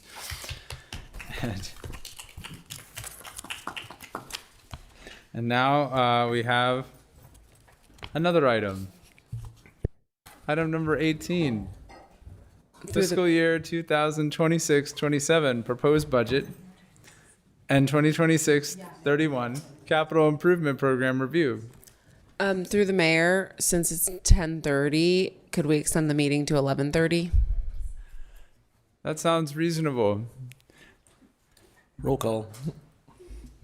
It sounds like we have a motion from Councilmember Svirko-Goditsky and a second from Councilmember Newsom. City Clerk, may we have a roll call vote? Certainly. The meeting to 11:30, please. Certainly. Councilmember Svirko-Goditsky? Yes. Councilmember Newsom? Yes. Councilmember Diaz-Nash? Yes. Deputy Mayor Fernandez? Yes. Mayor Lorraine? Yes. Thank you. Motion carries 5-0. Mr. Mayor, may we take a 5-minute break? I'll make it less than five, just five or even less, 3 minutes. Okay, so I think we can certainly take a break, and let's just try to keep it It'll be as very tight as fast. possible. All right. 2-ish minutes. 2-ish minutes.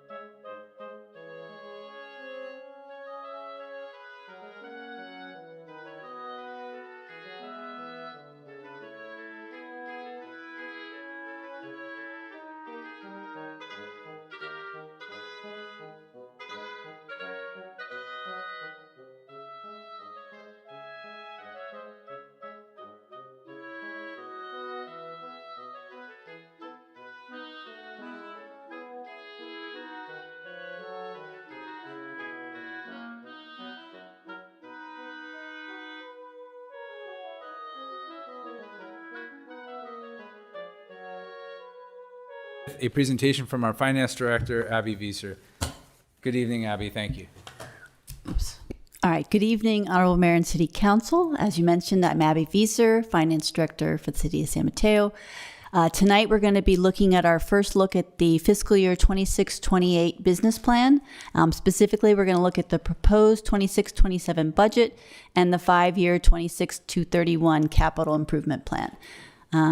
We'll have just kind of quickly go through the agenda. We'll do a budget timeline. We'll look at the citywide budget as well as the general fund, some of the special funds, capital budget, and some of our challenges. Budget timeline, just to remind you where we are. We are at the first proposed budget public hearing, June 1st. We started this process back in December of 2025 when the departments started looking to develop their budgets. We're looking at kind of the proposed budget that was posted to our website as of last week. It is a little different than what we looked at the April 20th budget study session. So we'll kind of go through those things as well through our process. And of course, we'll come back on June 15th for another public hearing and budget adoption. Just to kind of get started here, from the staff report, you could see that our proposed citywide budget is $356.5 million. As you can see, the majority of that is operating funds. The general fund being the largest at $183.8 million. That, of course, supports the core services like police, fire, library, parks and recreation, engineering, streets, general administration of the city. So important, our largest fund at $183.8 million. We also have the two enterprise funds, sewer and storm, at $74.9 million, and other funds, special revenue funds, are $31.6. And then, of course, capital projects are included in the capital projects fund. That's a total of $66.3 million that we're looking to dedicate to capital projects for 26-27. So we'll dive into our first fund, of course, which is the general fund, the largest fund. I want to just start back to revenues and let you guys know that we are proposing at this point general fund revenues of $173.9 million for the 26-27 year. That is very similar to what we presented at the study session, and it is still a decrease from the previous year's budget by about $1.9 million.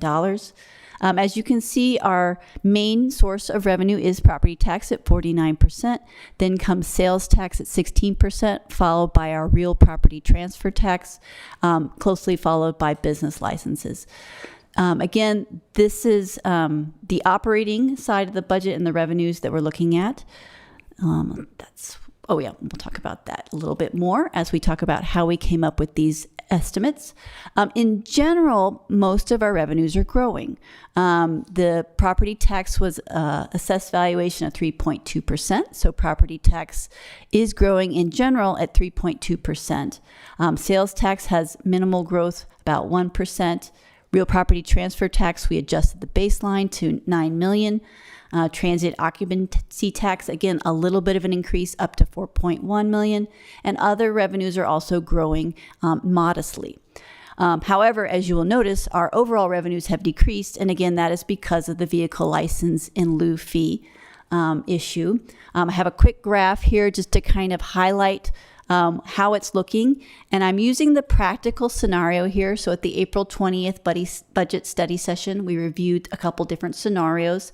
For the budget book, we're using the practical scenario, which assumes in the future that VLF revenues will be backfilled at 67% of what we're owed, but also assumes that for fiscal year 26-27, we do not have any VLF backfill given to us. So as you can see, kind of the blue bars are the VLF that's available. The orange is the VLF shortfalls. So you can see in 26-27, we have no orange because we're not budgeting any VLF backfill. If we were actually getting our full entitlement, that's the yellow bar that you kind of see going up. That would be what it would be if we got our regular entitlement every year. The backfill, though, shows kind of that purple line, again, at 67% going forward. And again, we budgeted no VLF shortfall to be in fiscal year 26-27, given the state's current budget as well as the city's lawsuit in pursuit of last year's VLF, in which we only received 67%. So we will keep kind of seeing where the VLF issue goes, because again, that's a big part of the budget gap that we'll be looking at. Next, I just want to look at expenditures. This graph shows you the general fund expenditures of $190.9 million. We've broken it up kind of so you can see by department.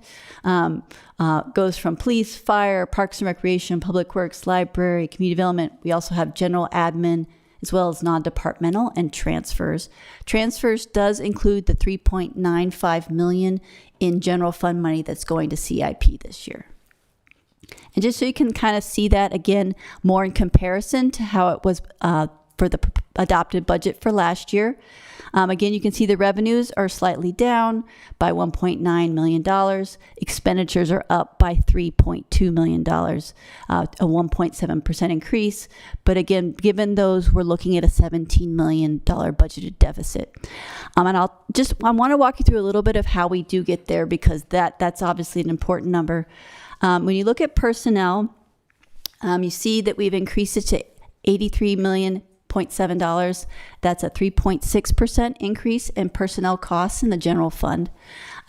This is due to previous negotiated COLA and equity increases that brought employees to total compensation median in previous labor negotiations. Again, it's 3.6% within the general fund.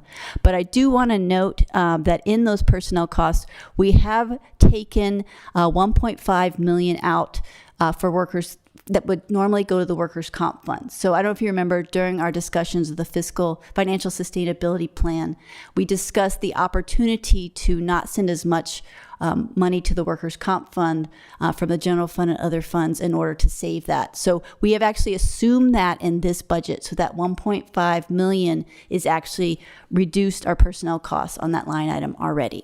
So I just want to let you know that that is now built in to the budget that we'll be going forward with. However, what's not built in, and I think also important to note in this personnel costs, is that we haven't baked in the frozen positions. Another thing that we're doing through the financial sustainability plan is freezing positions. And right now, 10 are frozen that are affected by that have general fund funding. But we have not built that into the budget, because it's kind of best practice when you still have a budgeted position to keep that money in the budget. So that's about $1.5 million that we're estimating for next year that is in the budget that we expect to save. So that actually will reduce our deficit as long as we maintain those frozen positions throughout the full year, another 1.5. So again, that does actually get us to 15.5, but we didn't want to build it into the budget given that they are technically still authorized and budgeted positions.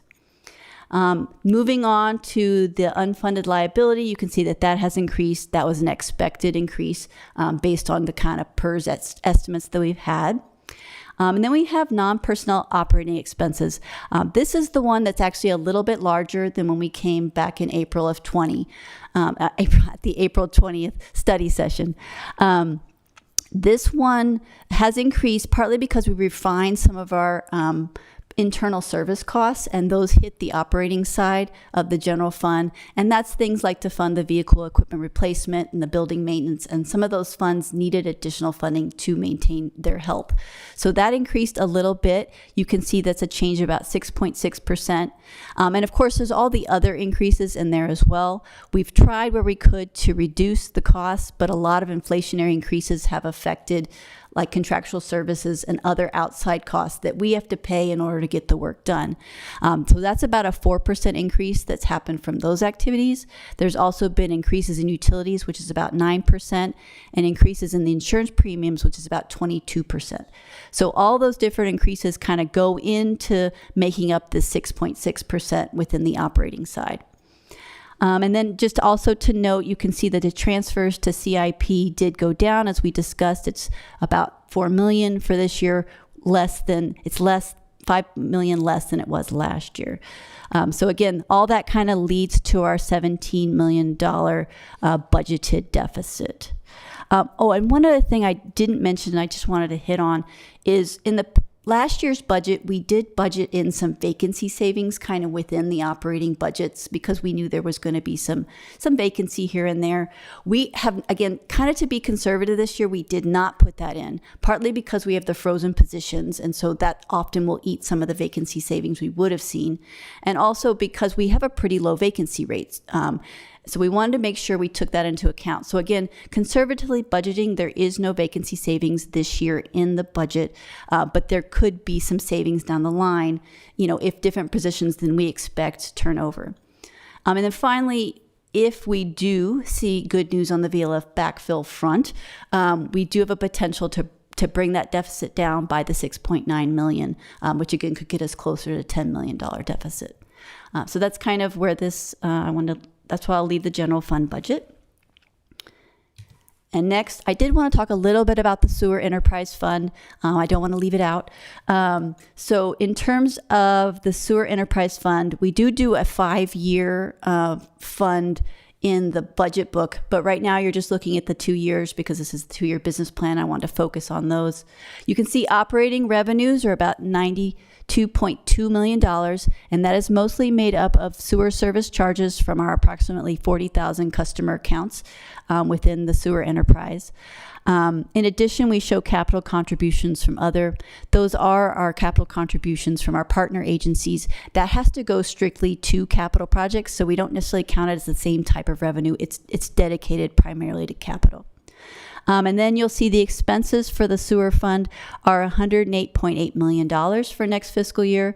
That's including the operations and maintenance, the debt service, as well as the capital projects of about $39.9 million. I do want to note too, at the bottom, we show a line called loan proceeds. Just to let you know, that represents the state revolving loan fund funding, which we have been reimbursed over the last 3 years. And well, we've been reimbursed the last 2 years, and we expect one more reimbursement payment from the state. So that's reimbursing us for the cost that we put out from the sewer fund for the wastewater treatment plant. And then we will start paying that loan as a result next year. So our debt service goes up a little bit because we'll start paying off that loan. And that's where we are with the sewer enterprise fund. And I also just want to do a quick review of the storm enterprise fund so you could see where that was. Again, we're looking at revenues of about $4.2 million for that one, with expenses about $1.03 million. The capital you see in this line item is actually referring to capital outlay, so I don't want to confuse this with how we show it in the sewer fund. This is capital outlay in the operating section, and then when you look at transfers out, that's the capital amount. So we're budgeting about $3.4 million from the storm enterprise fund to capital projects in 26-27. And then we'll go on and do a short review of the 26-27 capital budget as a whole, including the 5-year capital improvement plan. So I've got a summary slide here, but I do want to kind of note that in the budget that we posted online, there is a whole capital improvement section. It shows the 5-year capital improvement by funding source and all the different projects, and it also shows them by category. This is the kind of category sections, but in the book it has each of the projects within these categories, so people can go online and look and see all the details of what's proposed within that.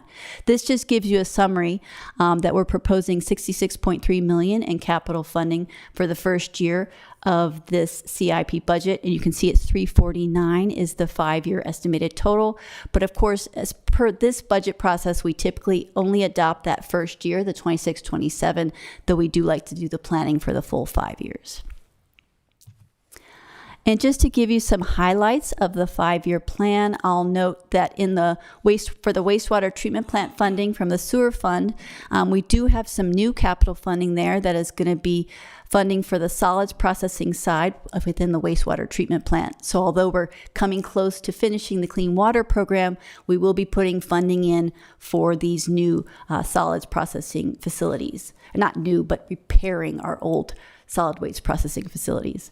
In addition, we are continuing to commit at least $8 million annually to streets program, both smooth streets and street rehabilitation programs. We do have funding for the very high priority projects as identified in the citywide storm drain master plan. We also have funding for city buildings and facility improvements. Some of note are the King Recreation and Swim Center and the new fire station number 27 within the first year of funding. We have a couple of studies for parks and recreation facilities that are part of the fiscal year 26-27 budget, the Lakeshore facility, the Lakeshore Center feasibility study, as well as the Recreation Aquatics facility study.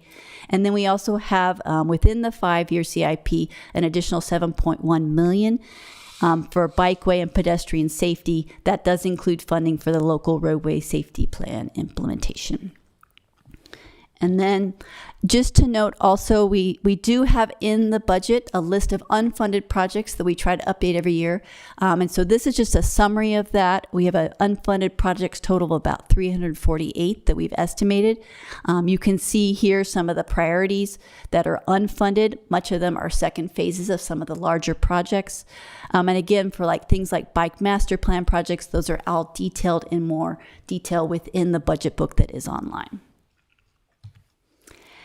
And then to talk a little bit about the challenges to the general fund and the financial sustainability plan. We've talked about this a bit, but I just want to remind that it's potentially we're seeing this deficit for fiscal year 26-27 because of a lot of the slow growth we're seeing in revenues.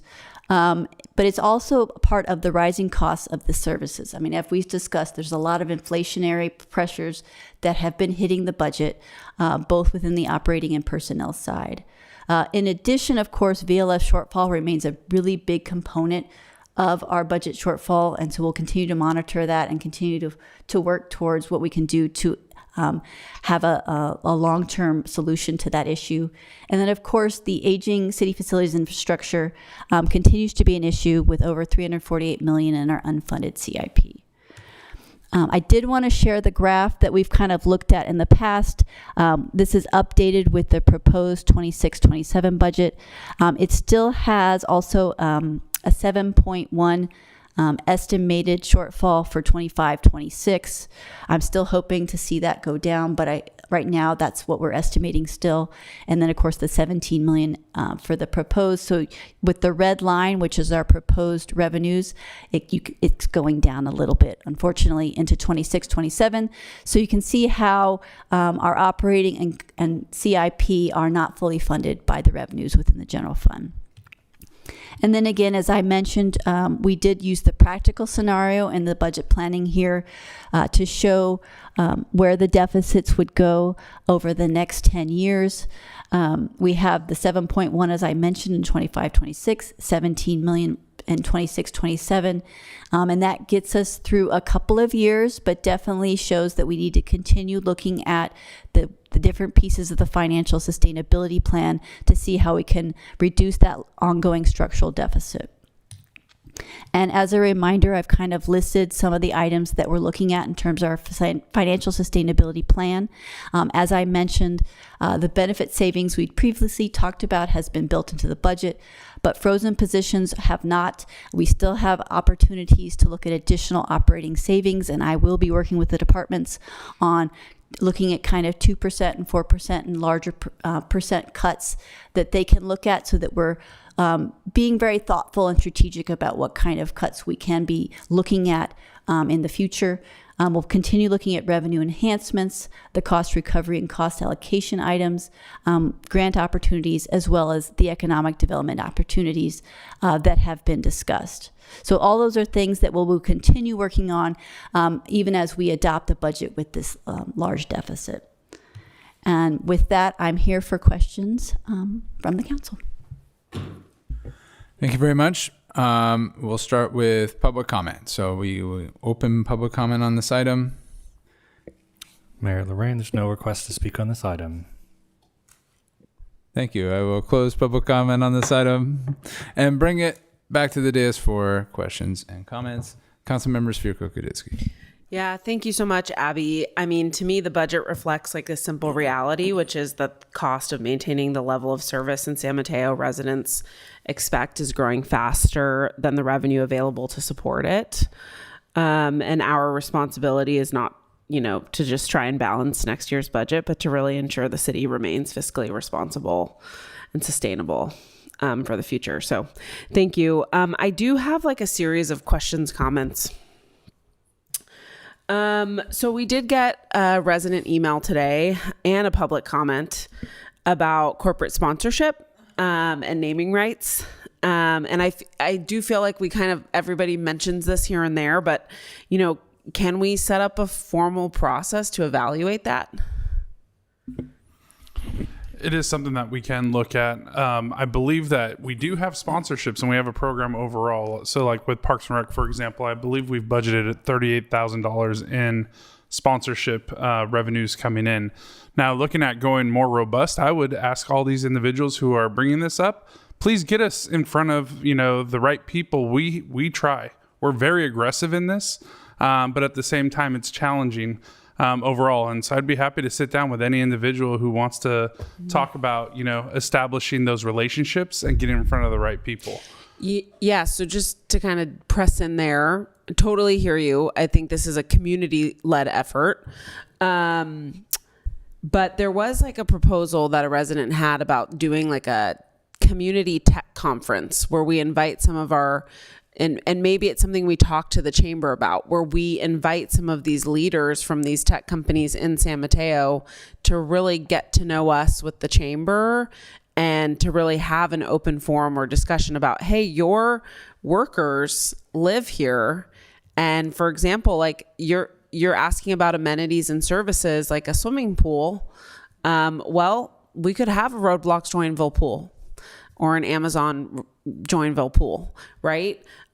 So I think to me, when I look at the economic pie chart, that is something that's missing. And I totally hear you that it's a community city, you know, collaboration, but would love for us to do more there. And that's great that we have $30,000, by the way. That's a great start. So thank you. I am curious, and I guess this is all for the city manager. Can you talk about the city-owned parcels that could support housing or mixed-use development, and what those partnerships could look like, or public-private partnerships?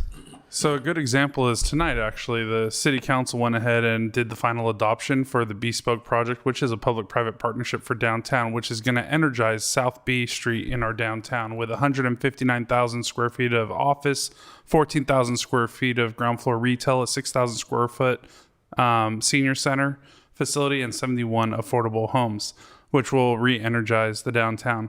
As part of the downtown plan, that's one of the areas that we want to focus on, but that downtown plan has been delayed a little bit with our historic work and initiative, but hopefully we'll get to that here in the future so that we can focus on our city-owned parcels in the downtown and look at highest and best use strategies overall and really position ourselves, to really make sure that we're leveraging our real estate assets for the long-term future of this community. We're also doing a real estate portfolio analysis overall.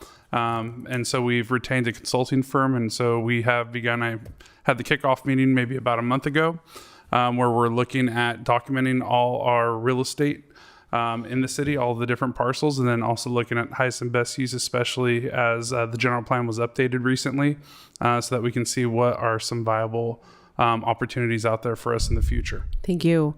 So as you all know, we have a Parks and Rec Foundation and we have a Library Foundation, and they offer philanthropic support. Have we ever considered creating like an infrastructure giving program or resiliency fund? So that would be the foundations that have really helped in that area overall. Is there an opportunity where we could look at potentially, working collaboratively even more so with these foundations? I think there is opportunity and upsides. I know I meet on an annual basis with the Library Foundation, and they have really upped their game. And so you'll see that year over year with the work that they're doing. On Parks and Rec, I know their main funding source or the revenue source that they're bringing in is the concert series and the beer wine booth overall. And I know that they have been collecting funds, and so really sitting down with them to talk about ways that we can partner for the future. But for example, we're working right now with, it's the Arboretum, right, Joanne?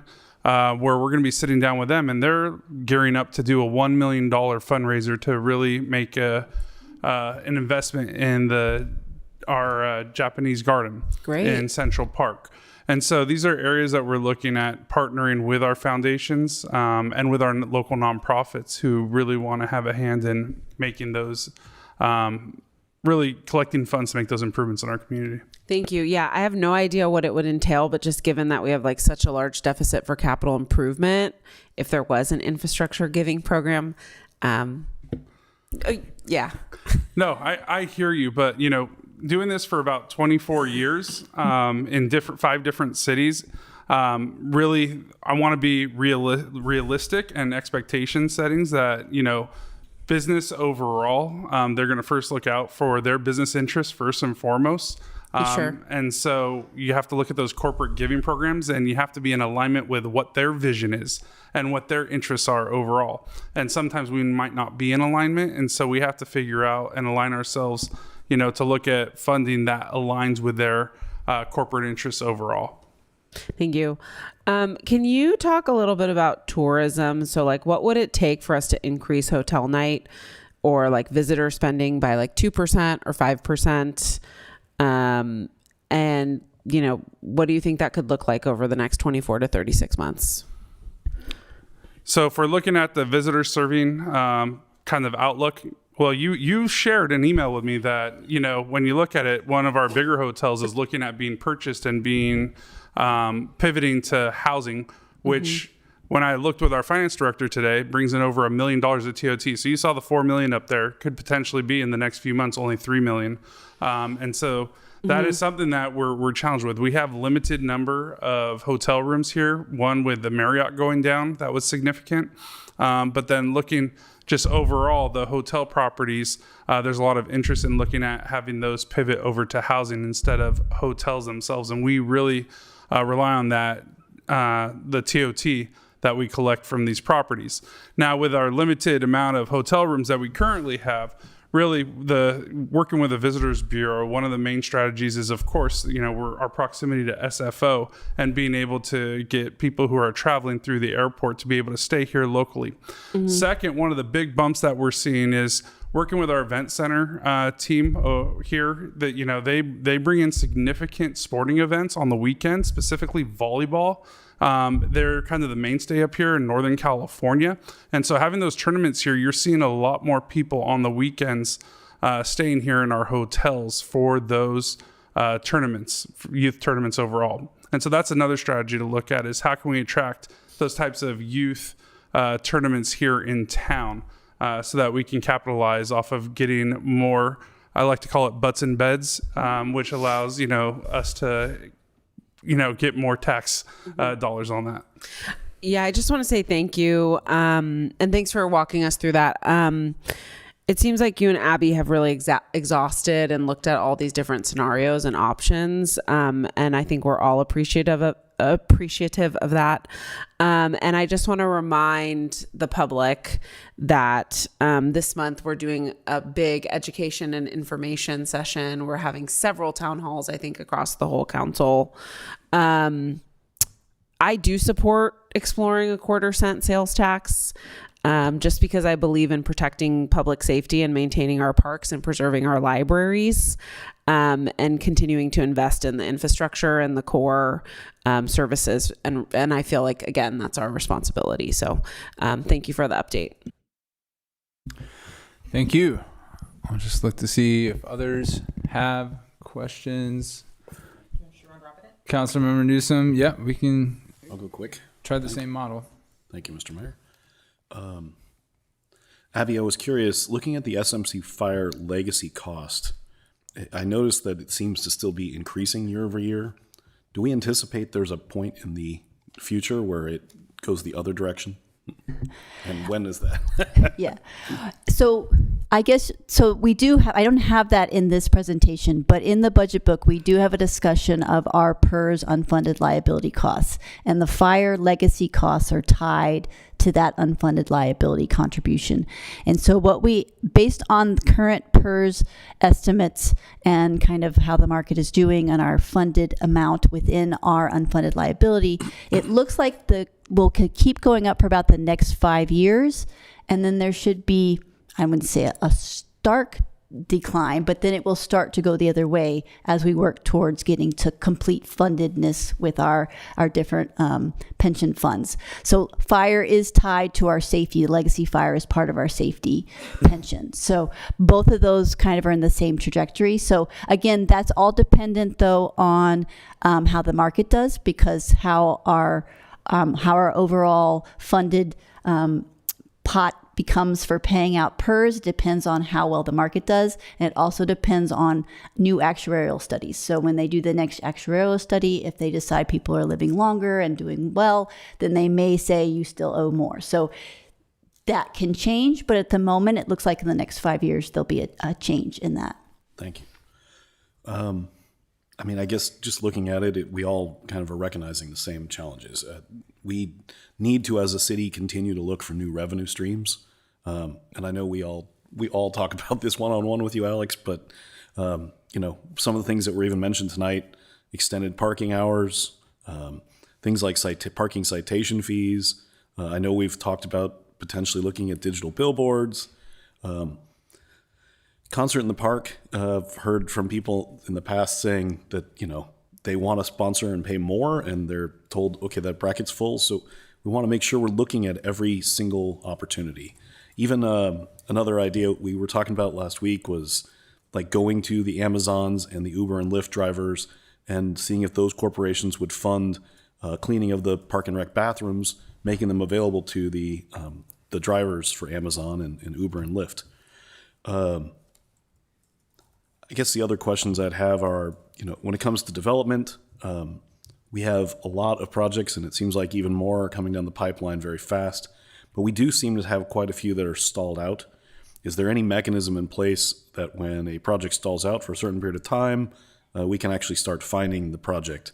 As an example, we have the North Central Mosquito Pool. I'm just curious, you know, how do we handle these vacant spots that are idle? So I have our city attorney, and also Zach Dahl should be on this call. Specifically, I know that there's, believe we've been going to court on that property specifically, right? If you're referring to the property at 200 South Fremont, I mean, code enforcement staff has been in active discussions with them.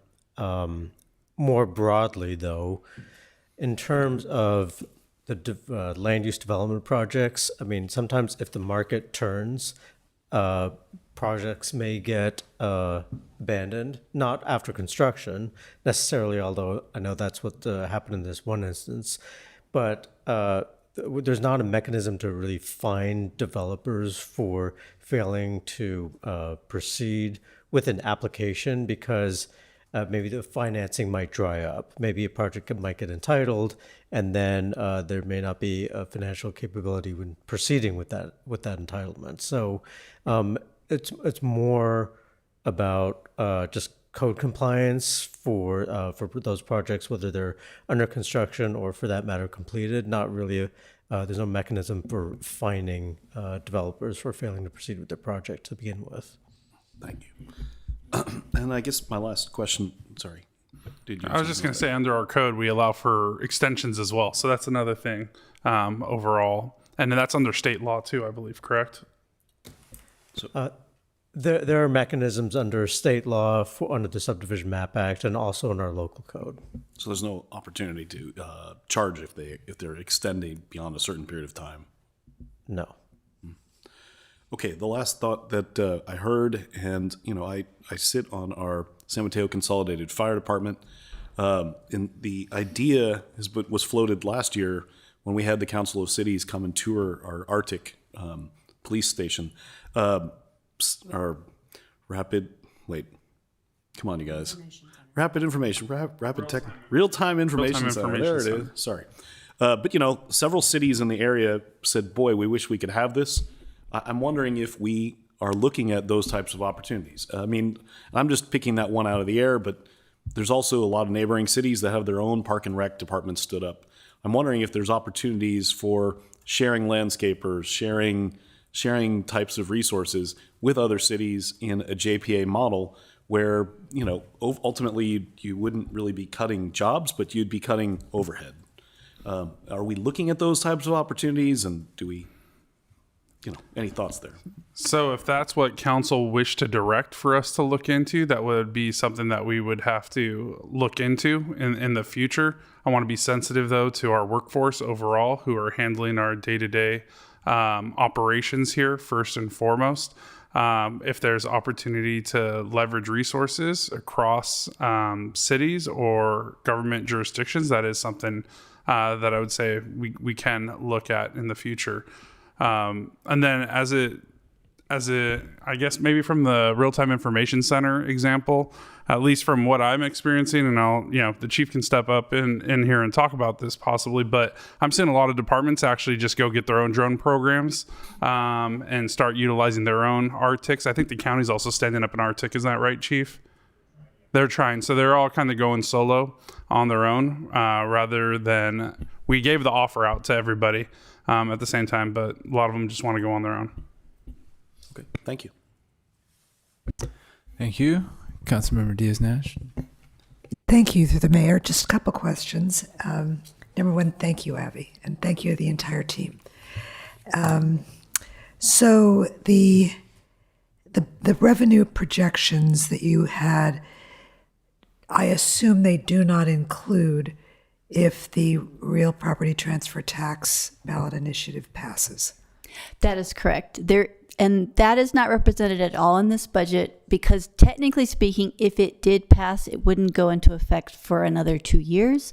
So it wouldn't affect this budget. So I didn't put that scenario in this budget at all. Right, but that it would mean in 2 years going forward, but it would also be retroactive if it passed the way it was written up right now. Well, we wouldn't have to give back any revenues, but anything that was adopted retroactively would have to be stopped. But yes, we wouldn't have to give back any revenues. How kind. Okay, thank you.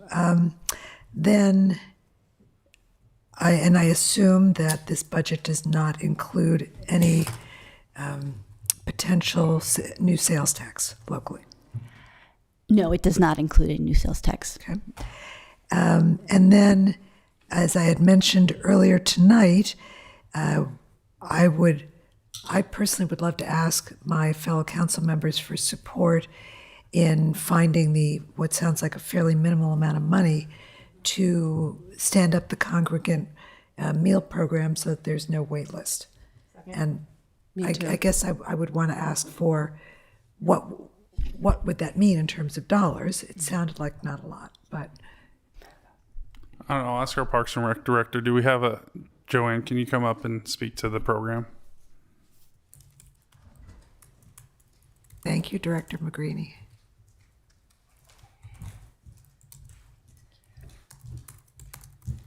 Good evening. So the congregate lunch program has different wait lists, different months. They fluctuate. So we've seen it top out over 10 at some locations on some days.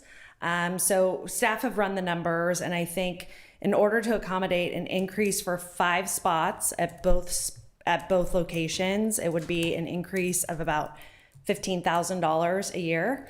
And to do 10 spots at both sites, it would be about $31,000 a year. Okay. That's just for the meals. Okay, so that 5 spots meaning 5 more people. 5 more people. At each place each week. Yes. Okay. Well, then I would want to suggest we start out maybe with 5 additional positions, 15,000, and come back. Or please, if I may, just to add to that. So one thing to note is that there is a grant request in right now. So we could approve a special one time for 10 to 15,000. And then if the grant is approved, then that money can go back to the general fund. Yep. But if it's not, then at least we get people off the wait list, which I think is really important right now because the economy is not in a great place. It's high inflation. Clearly people are coming in because this is, federally funded program, and it's a nutritionally balanced meal, and it's cost efficient for many seniors. It's also giving seniors an opportunity to get out and have social interaction. Absolutely. Yeah. So just really quickly, as we build out the budget, because you'll have to adopt this in 2 weeks from now, looking across just at the council, Yes. looking for nodding heads, that we'll go ahead and budget 15,000 general fund money Yep. one time Yep. for the senior meal program. Yes. I see a majority nodding their heads, so we'll go ahead and build that out in the budget. To bring Thank back. you. Thank you. Thank you and thank you, Director McGreeny, for having that information. And then finally, how is CalPERS doing in terms of how they're budgeting the stock market returns? Because there have been some years where they've perhaps not quite as realistic as others. Well, again, the CalPERS kind of discount rate standard is 6.8% increase, and I think they're doing fine with that number. The overall funded, like PERS kind of posts what their overall funded pot is for the overall fund, and it's doing better than it was doing last year. So what I anticipate is that they will definitely hit their 6-point interest rate at the end of this fiscal year, as long as, again, nothing crazy happens. We don't know what's going to happen with the stock market. But as long as nothing crazy happens with the stock market, they will hit their 6.8% and most likely be above, which means that there wouldn't be a change to our contributions other than through actuarial changes and things like that. So. Okay, well, thank you for keeping us involved and updated on that. Yes, and they usually, again, we'll know at the close of the fiscal year exactly kind of what their first estimate is, so we can share that with the council when it comes out. That would be wonderful. Thank you. All my questions. Thank you, Mr. Mayor. Thank you, Deputy Mayor. Just a couple of quick questions for the city manager.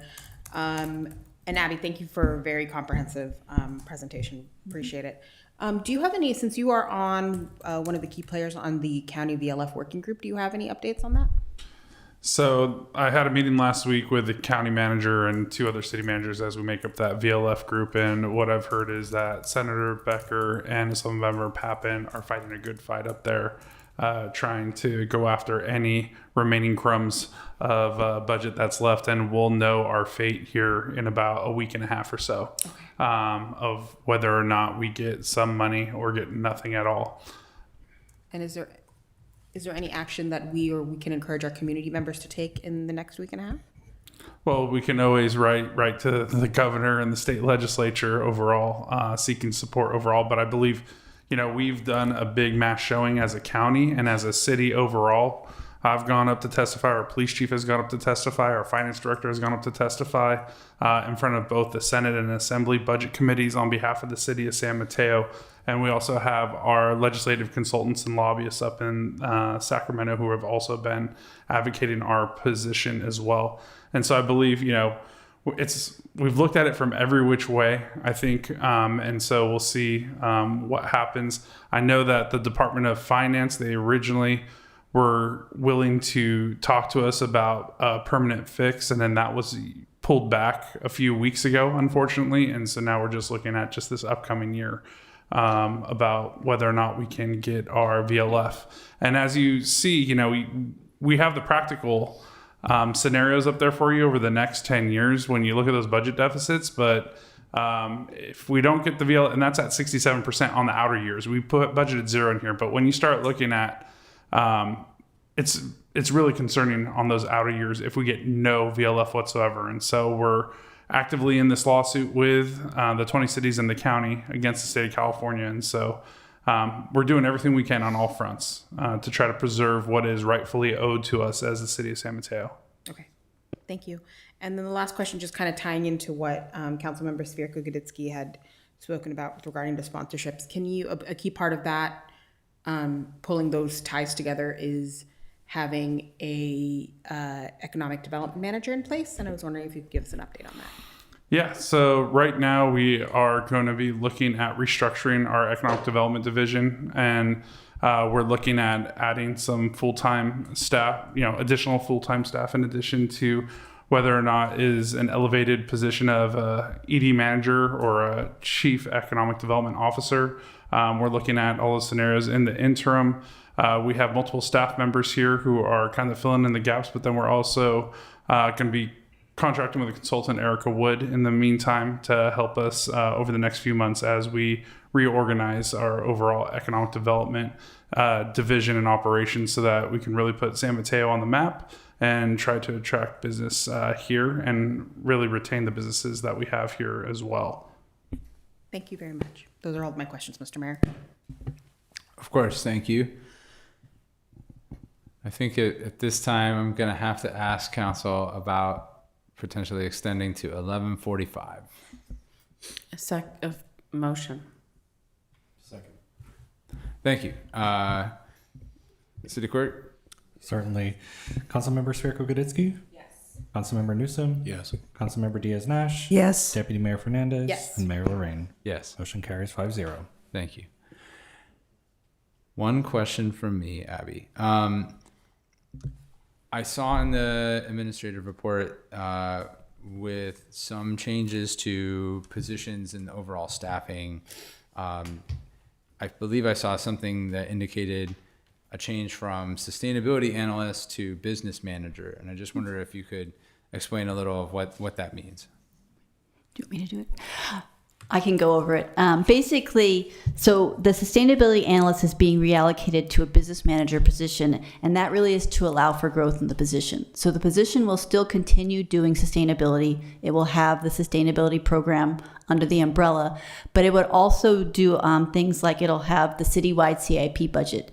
In fact, we had someone from the city manager's office helping facilitate that process this year, and it really helped kind of smooth out the process. So that will be a continuing job. They'll have the customer relationship management program will be part of that person's responsibility.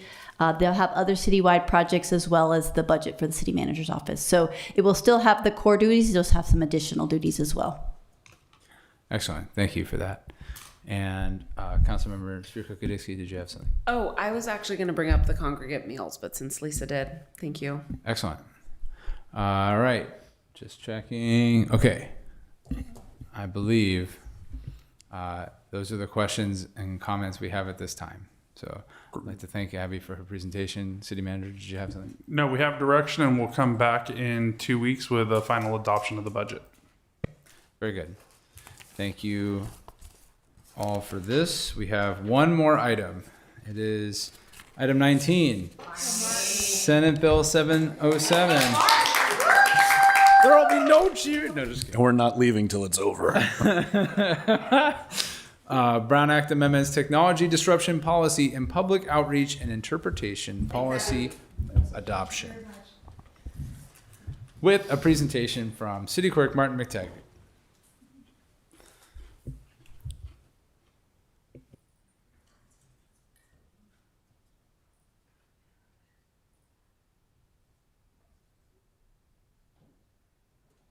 Alrighty. Good evening, Mayor Lorraine, members of the City Council. The item before you tonight relates to recent updates to Senate Bill 707, which amended the Ralph M. Braun Act and addressed two key areas. First, how agencies respond to technology disruption during public meetings, and second, how agencies expand public access through outreach and language accessibility. I'll be providing the council and members of the public with a broad overview of some of the provisions contained within the bill. Just to give an overview of the recommended actions from staff tonight is that the council consider and adopt a resolution to approve the city's technology disruption policy. In addition, adopt a separate resolution adopting the city's public outreach and public interpretation assistance practices, and finally receive a presentation on SB 707. Just to give a little bit of background, and I'll try to be brief on this given the hour, Senate Bill 707 was signed into law by the governor on October 3rd, 2025. And its broad intent was to expand pandemic era rules and provide some permanent framework for hybrid meeting, expanding remote access and public participation. I will just note that it is a very complex piece of legislation. My office and the city attorney's office spent a great deal of time reviewing the bill and its various provisions. It's been the subject of various conferences, the California Municipal Clerks Association, the League of California Cities, as well. I've spent a great deal of time analyzing the bill. and its applicability to those agencies. The city of San Mateo meets the population threshold to be considered applicable to SB 707's requirements, and there are two key implementation dates that are referred to within the bill. And I'll just briefly go over some of the requirements and our status on those. Starting with provisions that were effective January 1st of this year, there was a requirement within the bill that the copies of the Brown Act as well as meeting locations be distributed to our public officials. That has already been completed. City Clerk's office staff have completed that step. With regards to the next provision, verbal report on department head compensation and executive compensation, this is just a simple change in practices as it relates to future adjustments. Staff have noted this for all moving forward. Such actions will be discussed in the requirements as set out within the bill. This slide also just covers briefly the requirements under SB 707 as it relates to ADA accommodations. So this is a new portion of the bill which addresses the requirement for the legislative body to accommodate requests for individuals with disabilities, that the individual not be required to publicly notice their address on the location. So this is something that we're positive about, and it feels like it's a constructive addition to the Brown Act. Real briefly, the social media communications by legislative body. This is the requirement that council members and other legislative members are required to limit discussion on social media as it relates to matters coming before the body's jurisdiction. This portion of the bill just removed the sunset provision on that requirement, so this is a permanent fixture of the Brown Act now. Another provision of the bill was an expansion of just cause, and this was under a previous piece of legislation, AB 2449, which expanded eligibility to contain caregiving, contagious illnesses, and travel. The revisions now increase that to 5 usages per calendar year, and there's no location requirement as it relates to the noticing of the meeting. There are a couple of key requirements here just to note that a quorum of the legislative body must still be at the physical location. Audio and video are required to utilize just cause provisions. The meeting minutes must also reflect the nature of that member's participation in the meeting, and the public must also be provided an opportunity to participate remotely. SB 707 introduced a new form of dealing with remote participation, and at this time, this is not something city staff is recommending that we currently utilize, just because it's quite a convoluted element of the bill, and it doesn't. We feel our current approach to providing for hybrid meetings offers the necessary flexibility. This provision is limited to very specific forms of legislative bodies, and it's targeted at those that can't take action on legislative items, entitlements, grants, etc. So they are bodies that are purely advisory in that capacity. If we were to move forward with utilizing this provision of the Brown Act, again, it's optional. The council would be required to authorize the eligible subsidiary body to meet remotely by making findings, and that needs to be reviewed every 6 months. And there is a requirement for a physical meeting location in order to preserve public access. Moving on, this is the provisions under SB 707 that are effective July 1st, just to give the council an update on where we're at on that. The requirements are that the mandatory remote public attendance, now this applies specifically to city council meetings, and this is something that the city of San Mateo has a long history of doing since the COVID era, where we've introduced hybrid meeting services for our city council meetings. I did want to just note that this will indicate some future adjustments for future city council meetings beyond July 1st, where meetings where we have held workshop environments, things like our Blue Sky, State of the City, and other city council meetings will require mandatory remote public attendance, unlike in prior years. So that is a change. With regards to equal opportunity for remote public comment, this represents no significant change to the city's current practices. We afford equal speaking time to both in-person and virtual speakers. This is just a provision of the Bryan Act that wanted to ensure that equal opportunity was been given to both in-person and hybrid members of the public. Again, another requirement under SB 707 is that public meeting information should be readily available on the website. We're already meeting that requirement. The city has a thorough agenda management system and notification alert system through our website, and we also have a list of all of our scheduled public meetings for the year listed on our public portal. So we're in very good shape as it relates to that requirement. Publication for agenda translation by community. This is a requirement that the city must make available to the public a bulletin board that's available exclusively for the purposes of allowing community members to translate copies of our agenda. The city's in the process of procuring that and will be installed in advance of the July 1st deadline. And then just moving forward, as was mentioned, one of the key actions that's required for the council under SB 707 is to adopt a policy that addresses disruption of telephonic or internet services during a public meeting. The bill specified that this policy could not be adopted on the consent calendar. It requires a discussion. And then just to briefly cover what the policy includes, if a disruption does occur, the city council must recess for at least 1 hour to attempt to address the issue or until the issue has been resolved, whichever comes sooner. The city council can meet in closed session during this time if there are such items to be considered. And after 1 hour, the council must adjourn the meeting or make findings by roll call vote to either continue the meeting, noting that good faith efforts have been attempted to resolve the issue and that the public interest is better served by continuing with the item.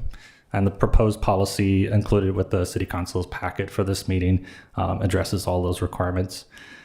Just as it relates to language access, so SB 707 also stipulates that the legislative body must make reasonable assistance available to members who wish to utilize interpretation services. We have a practice of doing this already within the city.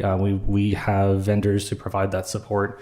We also have practices in place for individuals who are not speaking English but another language to increase the amount of speaking time available to afford for that scenario. SB 707 also requires the translation of meeting agendas, specific city council meeting agendas for what's known as applicable languages under the bill. We analyze American Community Survey data to make that determination, and the city of San Mateo falls above the threshold for Spanish. So beginning July 1st, we will begin to translate our city council meeting agendas into Spanish. Just a brief note, the SB 707 also stipulates that the city council must make reasonable efforts to outreach to historically underrepresented and non-English speaking communities.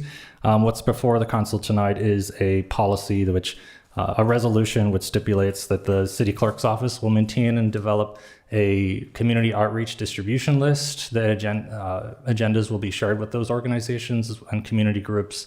We'll have ongoing coordination with the city manager's office and communications team to make sure that list is growing, is expanded, and continues to meet that need. The public will be able to subscribe to that list. And as I mentioned earlier, the resolution is contained within the packet for council's consideration. And that I'll just leave the council with my final slide here, which is the action recommended. Council is to adopt a policy to approve the city's technology disruption policy, adopt a resolution approving the city's public outreach and public interpretation assistance practices, and also to receive a presentation on Senate Bill 707. And that concludes my presentation. Thank you for that presentation. I would like to open public comment for the presentation item, just in case. Maybe we have someone virtual. Could be. There's 7 people. Mayor Lorraine, there are no requests to speak on this item. Okay, I'll close public comment and bring it up to the dais. Deputy Mayor. I'd like to move acceptance of this amazing report. I have 2 questions, Mr. Mayor. Sorry. Okay. Yes, of course. Councilmember Newsom. Yeah, I'm sorry, Nicole. Okay. Actually, it's 3 questions. So some of our JPAs, some of our boards and commissions don't really have a need to meet in person. So are we going to, as a city, look at them and say, for example, the personnel board could always be a hybrid, and are we going to do that on a commission and a board by board basis? So the current approach that we have for the city's advisory bodies is somewhat flexible. There's really 3 approaches that we have. So the full service option is essentially what we're having right now, which is the city council meetings, which are facilitated by both hybrid and a MCTV as our public meeting service, where we have live switching, we have some additional services. So that's made available to planning and our sustainability and infrastructure commission.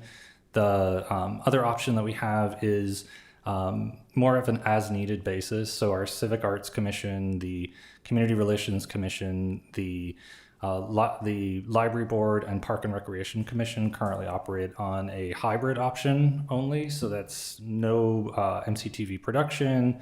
And it's a more cost-effective option for providing hybrid meeting availability for public comment. And as I mentioned, some of that is on a as-needed basis. And as was mentioned, Personnel Board, Measure S, and Senior Advisory Commission, those 3 are currently operating on an in-person only basis. But our current direction from council, our current policy has been directed based on need. So if there's a need for a hybrid option, if there's a need for us to change our practices, we can do so at any time. But if the council wishes to give further direction on that, we'd be happy to move forward. Thank you. When it comes to council technology disruptions, question for the city attorney, can we actually meet in a closed session if it hasn't been agendized? So I think those are 2 different issues. So a closed session has to be agendized in order for the council to meet. It's just not a public meeting. But whereas for a technology disruption, I think I understand your question. So you're referring to situations where if there's a disruption in the broadcasting of a meeting, could you still meet in closed session? I mean, I think the key aspect of that is it's really like the public comment portion of that meeting. Of course, there's no broadcasting in the closed session. So I think if there were a situation where we were unable to broadcast the meeting at the time when public comment was sought, I think we would probably need to pause and then wait for that disruption to be addressed. But if there's a disruption during a closed session, which is not broadcast, that's not an issue. Okay, thank you. And my last question is, at what percentage of the population triggers additional need for language translation? So I know that we have enough of a Spanish-speaking population that we need to have it in both languages. At what point do we need to have that for Mandarin or Tagalog or other languages? Sure. So Senate Bill 707 requires the threshold is 20% of the population. So Spanish, I believe, was 20.5 or 21% of the applicable population. I believe the next highest was Mandarin, and that was in and around 9 to 10%. But it's something that City Clerk's office staff will be reviewing on an ongoing basis per the availability of American Community Survey data. Once that changes, we'll come back to the City Council and provide an update if we reach that threshold. Thank you. Thank you, Mr. Mayor. Of course, yes. Councilmember Yes, I will be quick. I would like us to consider having the Senior Advisory Commission meet in chambers, but offer a hybrid participation through Zoom without MCTV production services, which would be cost efficient. But also, my perspective on this is the Senior Advisory Commission. They represent the largest and fastest growing demographic in the city. There are members of that commission that do need ADA support, and the chamber is the only place that actually offers that compliance and hearing availability. And I do think that's something that our residents would be interested in, and they would probably engage and watch more if they didn't have to go in person and actually had an opportunity to watch it. So I wanted to see if there's support for that. I am supportive of this. I would agree. Sure. Yep, me too. We have direction. Thank you. Nicole? I'd like to move adoption of this report, please. If I can interject, so there are two resolutions that the city clerk is asking the council to adopt. So you could move the staff recommendation, which would be to adopt those resolutions. I move everything Prasanna just said. I second. Thank you. It looks like we have a motion and a second. City Clerk, could you please call a roll? Certainly. Deputy Mayor Fernandez? Yes. Councilmember Svirko-Gaditsky? Yes. Councilmember Newsom? Yes. Councilmember Diaz-Nash? Yes. And Mayor Lorraine? Yes. Motion carries 5-0. Thank you, and thank you for your presentation. Okay. We have now reached reports and announcements and committee updates. Does anyone have anything they'd like to share? Deputy Mayor Fernandez. I just want to give amazing credit to our city clerk's office and Parks and Rec's office for our first annual, was it Veterans Day? Memorial Day event a few weeks, and police and fire for our first annual event at Central Park near our Fallen Heroes Memorial. It was really fantastic to just to see how many people came out on a Monday morning, and great to build community around our 101st Airborne. So thank you to everybody who was involved in that. That was amazing. I also just wanted to follow up on some of the public comment that we had this morning, it's not this evening, sorry, it has not been here, we have not been here since this morning, around the working group for Horizons. I was wondering if we could, is there any sort of official action we can take on that? And I mean, I'd like to see it maybe after the application came in. Is there any sort of? So it's not a city project, first Not a and city foremost. project. Full well And knowing the it's- city is the regulator if they go ahead and move forward with a project here in the city of San Mateo, albeit limited regulatory oversight because they would be using a state law that really limits the city's regulatory oversight on the project.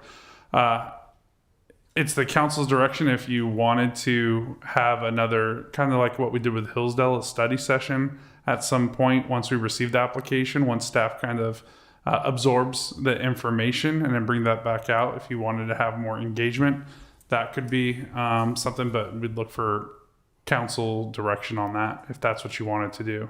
Yeah, I'd look to my colleagues on that. I see the city attorney. I just wanted to add that, I mean, of course, as you know, there was a council meeting like on this topic, but also under AB 531, this particular proposal, once it's submitted, it could be only considered ministerially by the city. There's no discretion once all of the statutory requirements are fulfilled. Understood. That said, I think the request has more to do with simple awareness building, information for the public about the project and what it's offering, right? Yeah, I'm just trying to make sure that we hit all parts of the community when we're doing the community engagement, and if we can help facilitate that. And I'm not sure what our role would be, but if we can help facilitate in some way, that would be great. And yes, Councilmember Diaz-Nash. Thank you very much. I guess my question is, what would come out of that session that didn't come out when we had that initial meeting when Horizon came and answered community questions? So my understanding is that perhaps some parts of the community feel like they aren't engaged in in the discussions that are already taking place. So I actually don't know what the outcomes would be. And again, that's a valid question. I'm just trying to bring forth. Sure. This is a big project happening in our town. I'm just trying to make sure that we have as much cross-sectional engagement on this topic as possible. And if there are if there's any leadership coming on this topic from outside the city administration, I'm just not sure how inclusive all the voices are around the table. And so I just want to make sure that we're being as inclusive as we can. Okay, I mean, I guess what I'd say to that is that when I suggested that there should be a community group. You did. I did not suggest that the city should get involved in it because it was not our project, and it continues not to be our project. Sure isn't. So I guess I would just have questions about what our role would be, because we would be managing a project that wasn't our project. So I just have questions as to how that would all work. Yeah, I'll be really honest with you. Haven't really flushed it out. I'm just trying to pick up from what came up this morning. Well, We didn't meet this morning. We met this evening. And maybe could I suggest, excuse me, I should, to the mayor. I'm good. Well, it was really a question to the mayor, if I could make a suggestion that we don't know what's going to happen with the project.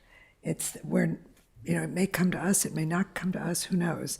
And maybe what we should do is wait for that to be answered. And then if it's answered and it stays in San Mateo, and it comes to us, then we can have that discussion again. Sure. Thoughts from anyone else on this? Yeah, I think part of the reason this has come up is there are members of the community that have asked to be included in those public sessions, and then because they're being run by residents, they're not being included because certain residents feel like the other person has certain ideological, and that's not okay. Like, everybody needs to have a seat at the table, whether you agree or not. So I, from that meeting, if I recall what council's direction was, I thought the expectation is for Horizon to go ahead and facilitate, not the residents, right? It's their project, them and the county for them to facilitate community engagement. It's kind of like how we're going to go and do 8 different town halls, right?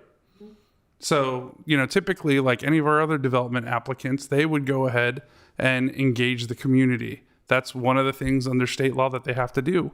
And so, similarly, this is another development project, right, overall. And so they should be having a community meeting if that's the direction that this council gave it them. I mean, that's what I thought I heard from this council. The expectation would be for Horizon and the county to facilitate, engaging with the neighborhood and the community.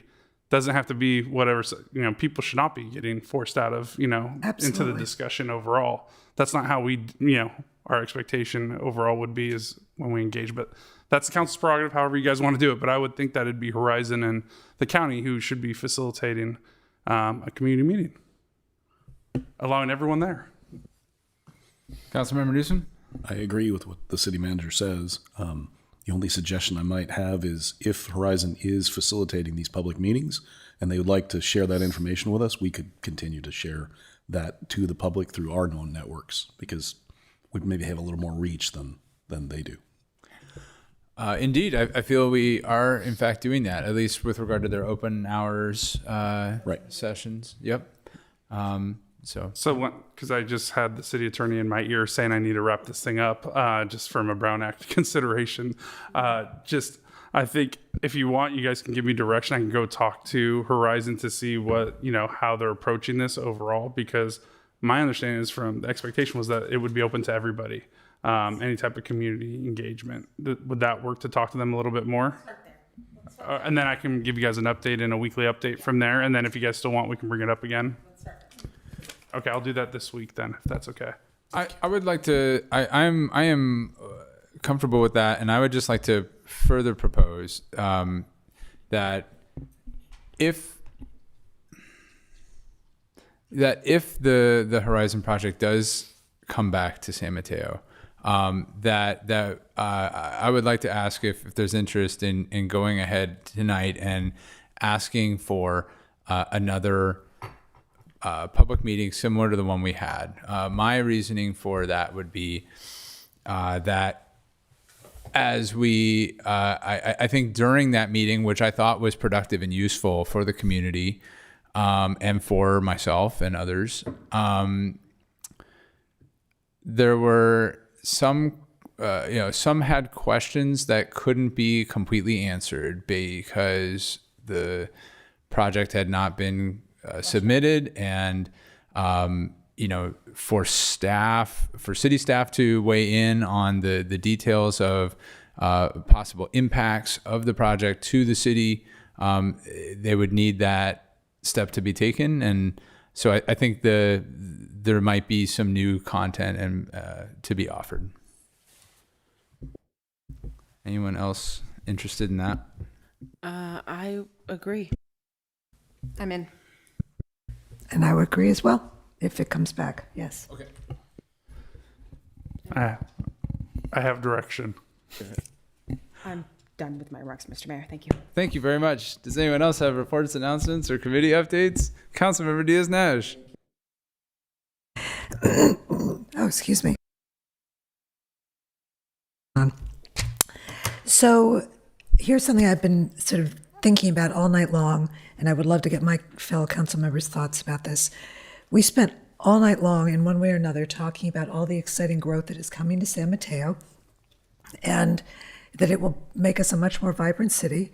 We also have been talking about the fact, in transportation in particular, but other areas, that there's going to be a real impact along the way. And I'm sure all of us have heard from... It's 11:50. So can we extend the meeting by 10 minutes? Sure. Yes. Okay. That's fine.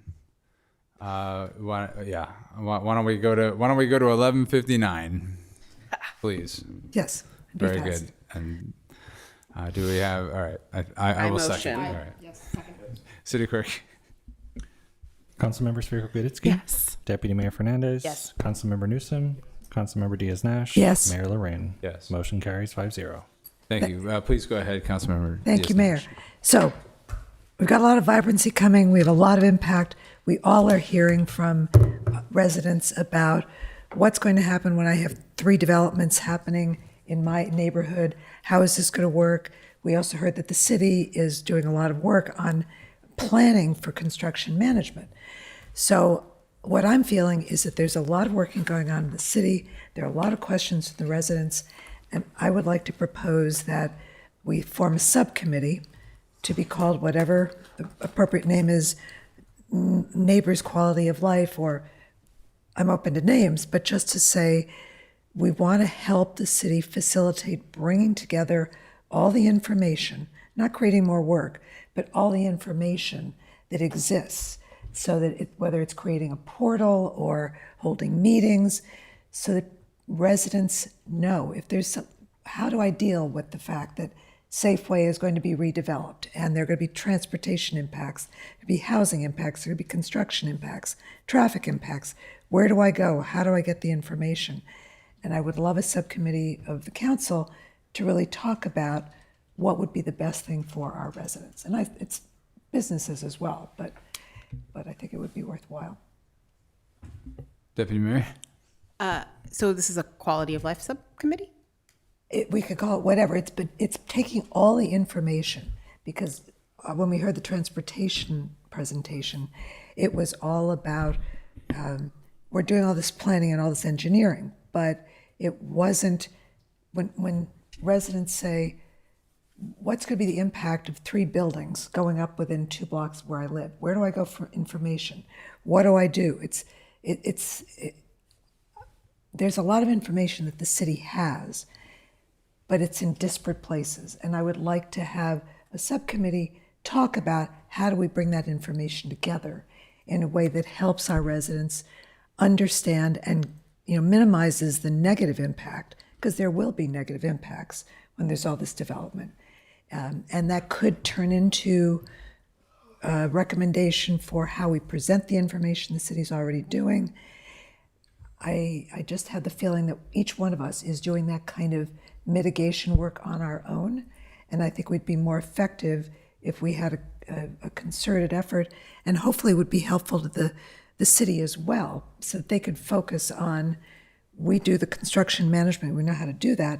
We're hearing from our constituents, here are the questions that I've got, that we can be a better vessel if we have a concerted recommendation as to how to do that. And City Manager. I noticed your light was on. So first and foremost, I probably would say my recommendation was not a subcommittee, an ad hoc committee that is That's limited fine. term for a specific function, and then it can be disbanded once it's done. Staff is aggressively working on a construction management program. You saw that in one of the slides for transportation today, but that's also happening in our community development department as well. And we're going to get our first dose of this in the downtown with a number of the projects that are going to be going up hopefully in the next year or so. I have to see if there's council direction. I if you want to have, a limited term committee to talk about, That's because we fine. are already on this path of, looking at construction management. If I'm looking for direction. Yeah, and I appreciate that. Absolutely no problem with doing an ad hoc committee, my terminology. But I just think that we can bring what we're hearing from constituents to that discussion.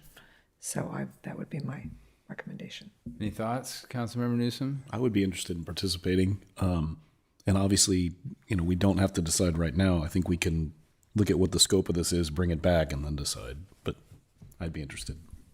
I'm fine with Lisa and Rob starting a committee and let us know how it goes. Guys, I see a majority giving direction of having an ad hoc committee on the construction management in the near term, short term, limited term committee. Right. Okay, thank you. Thank you. Thank you. Okay. Thank you. Anyone else? Councilmember Newsom. Well, it was a great PAL event, so I want to thank the PAL and the chief who's sitting back there reading his phone. Thanks, Chief. Woohoo! 10th event, so congratulations on a successful event. Want to encourage everybody to get out and vote if they haven't already. Tomorrow is election day, and you can vote right here at City Hall, or at our library, or at our wastewater treatment plant, or all over. Look it up.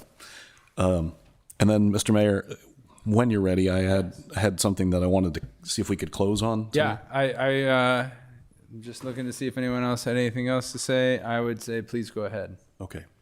So in the early hours of this past Saturday morning, 4 Hillsdale seniors who had just graduated on Thursday night were in a horrible car crash in San Francisco. Initially, the one young man who died had his name released, but in looking at it, it appears it's been redacted, as they've learned since that he was just 17 years old. So the second man was also critically injured as of yesterday. I'd like to ask that we observe a moment of silence for the young Hillsdale student who's passed, and that we also send warm thoughts to the second young man who's still fighting for his life.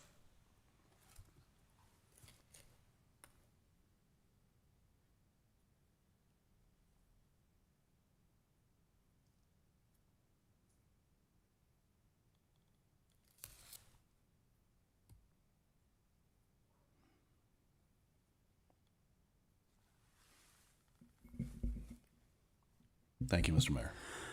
Thank you very much. And with that, this meeting is adjourned.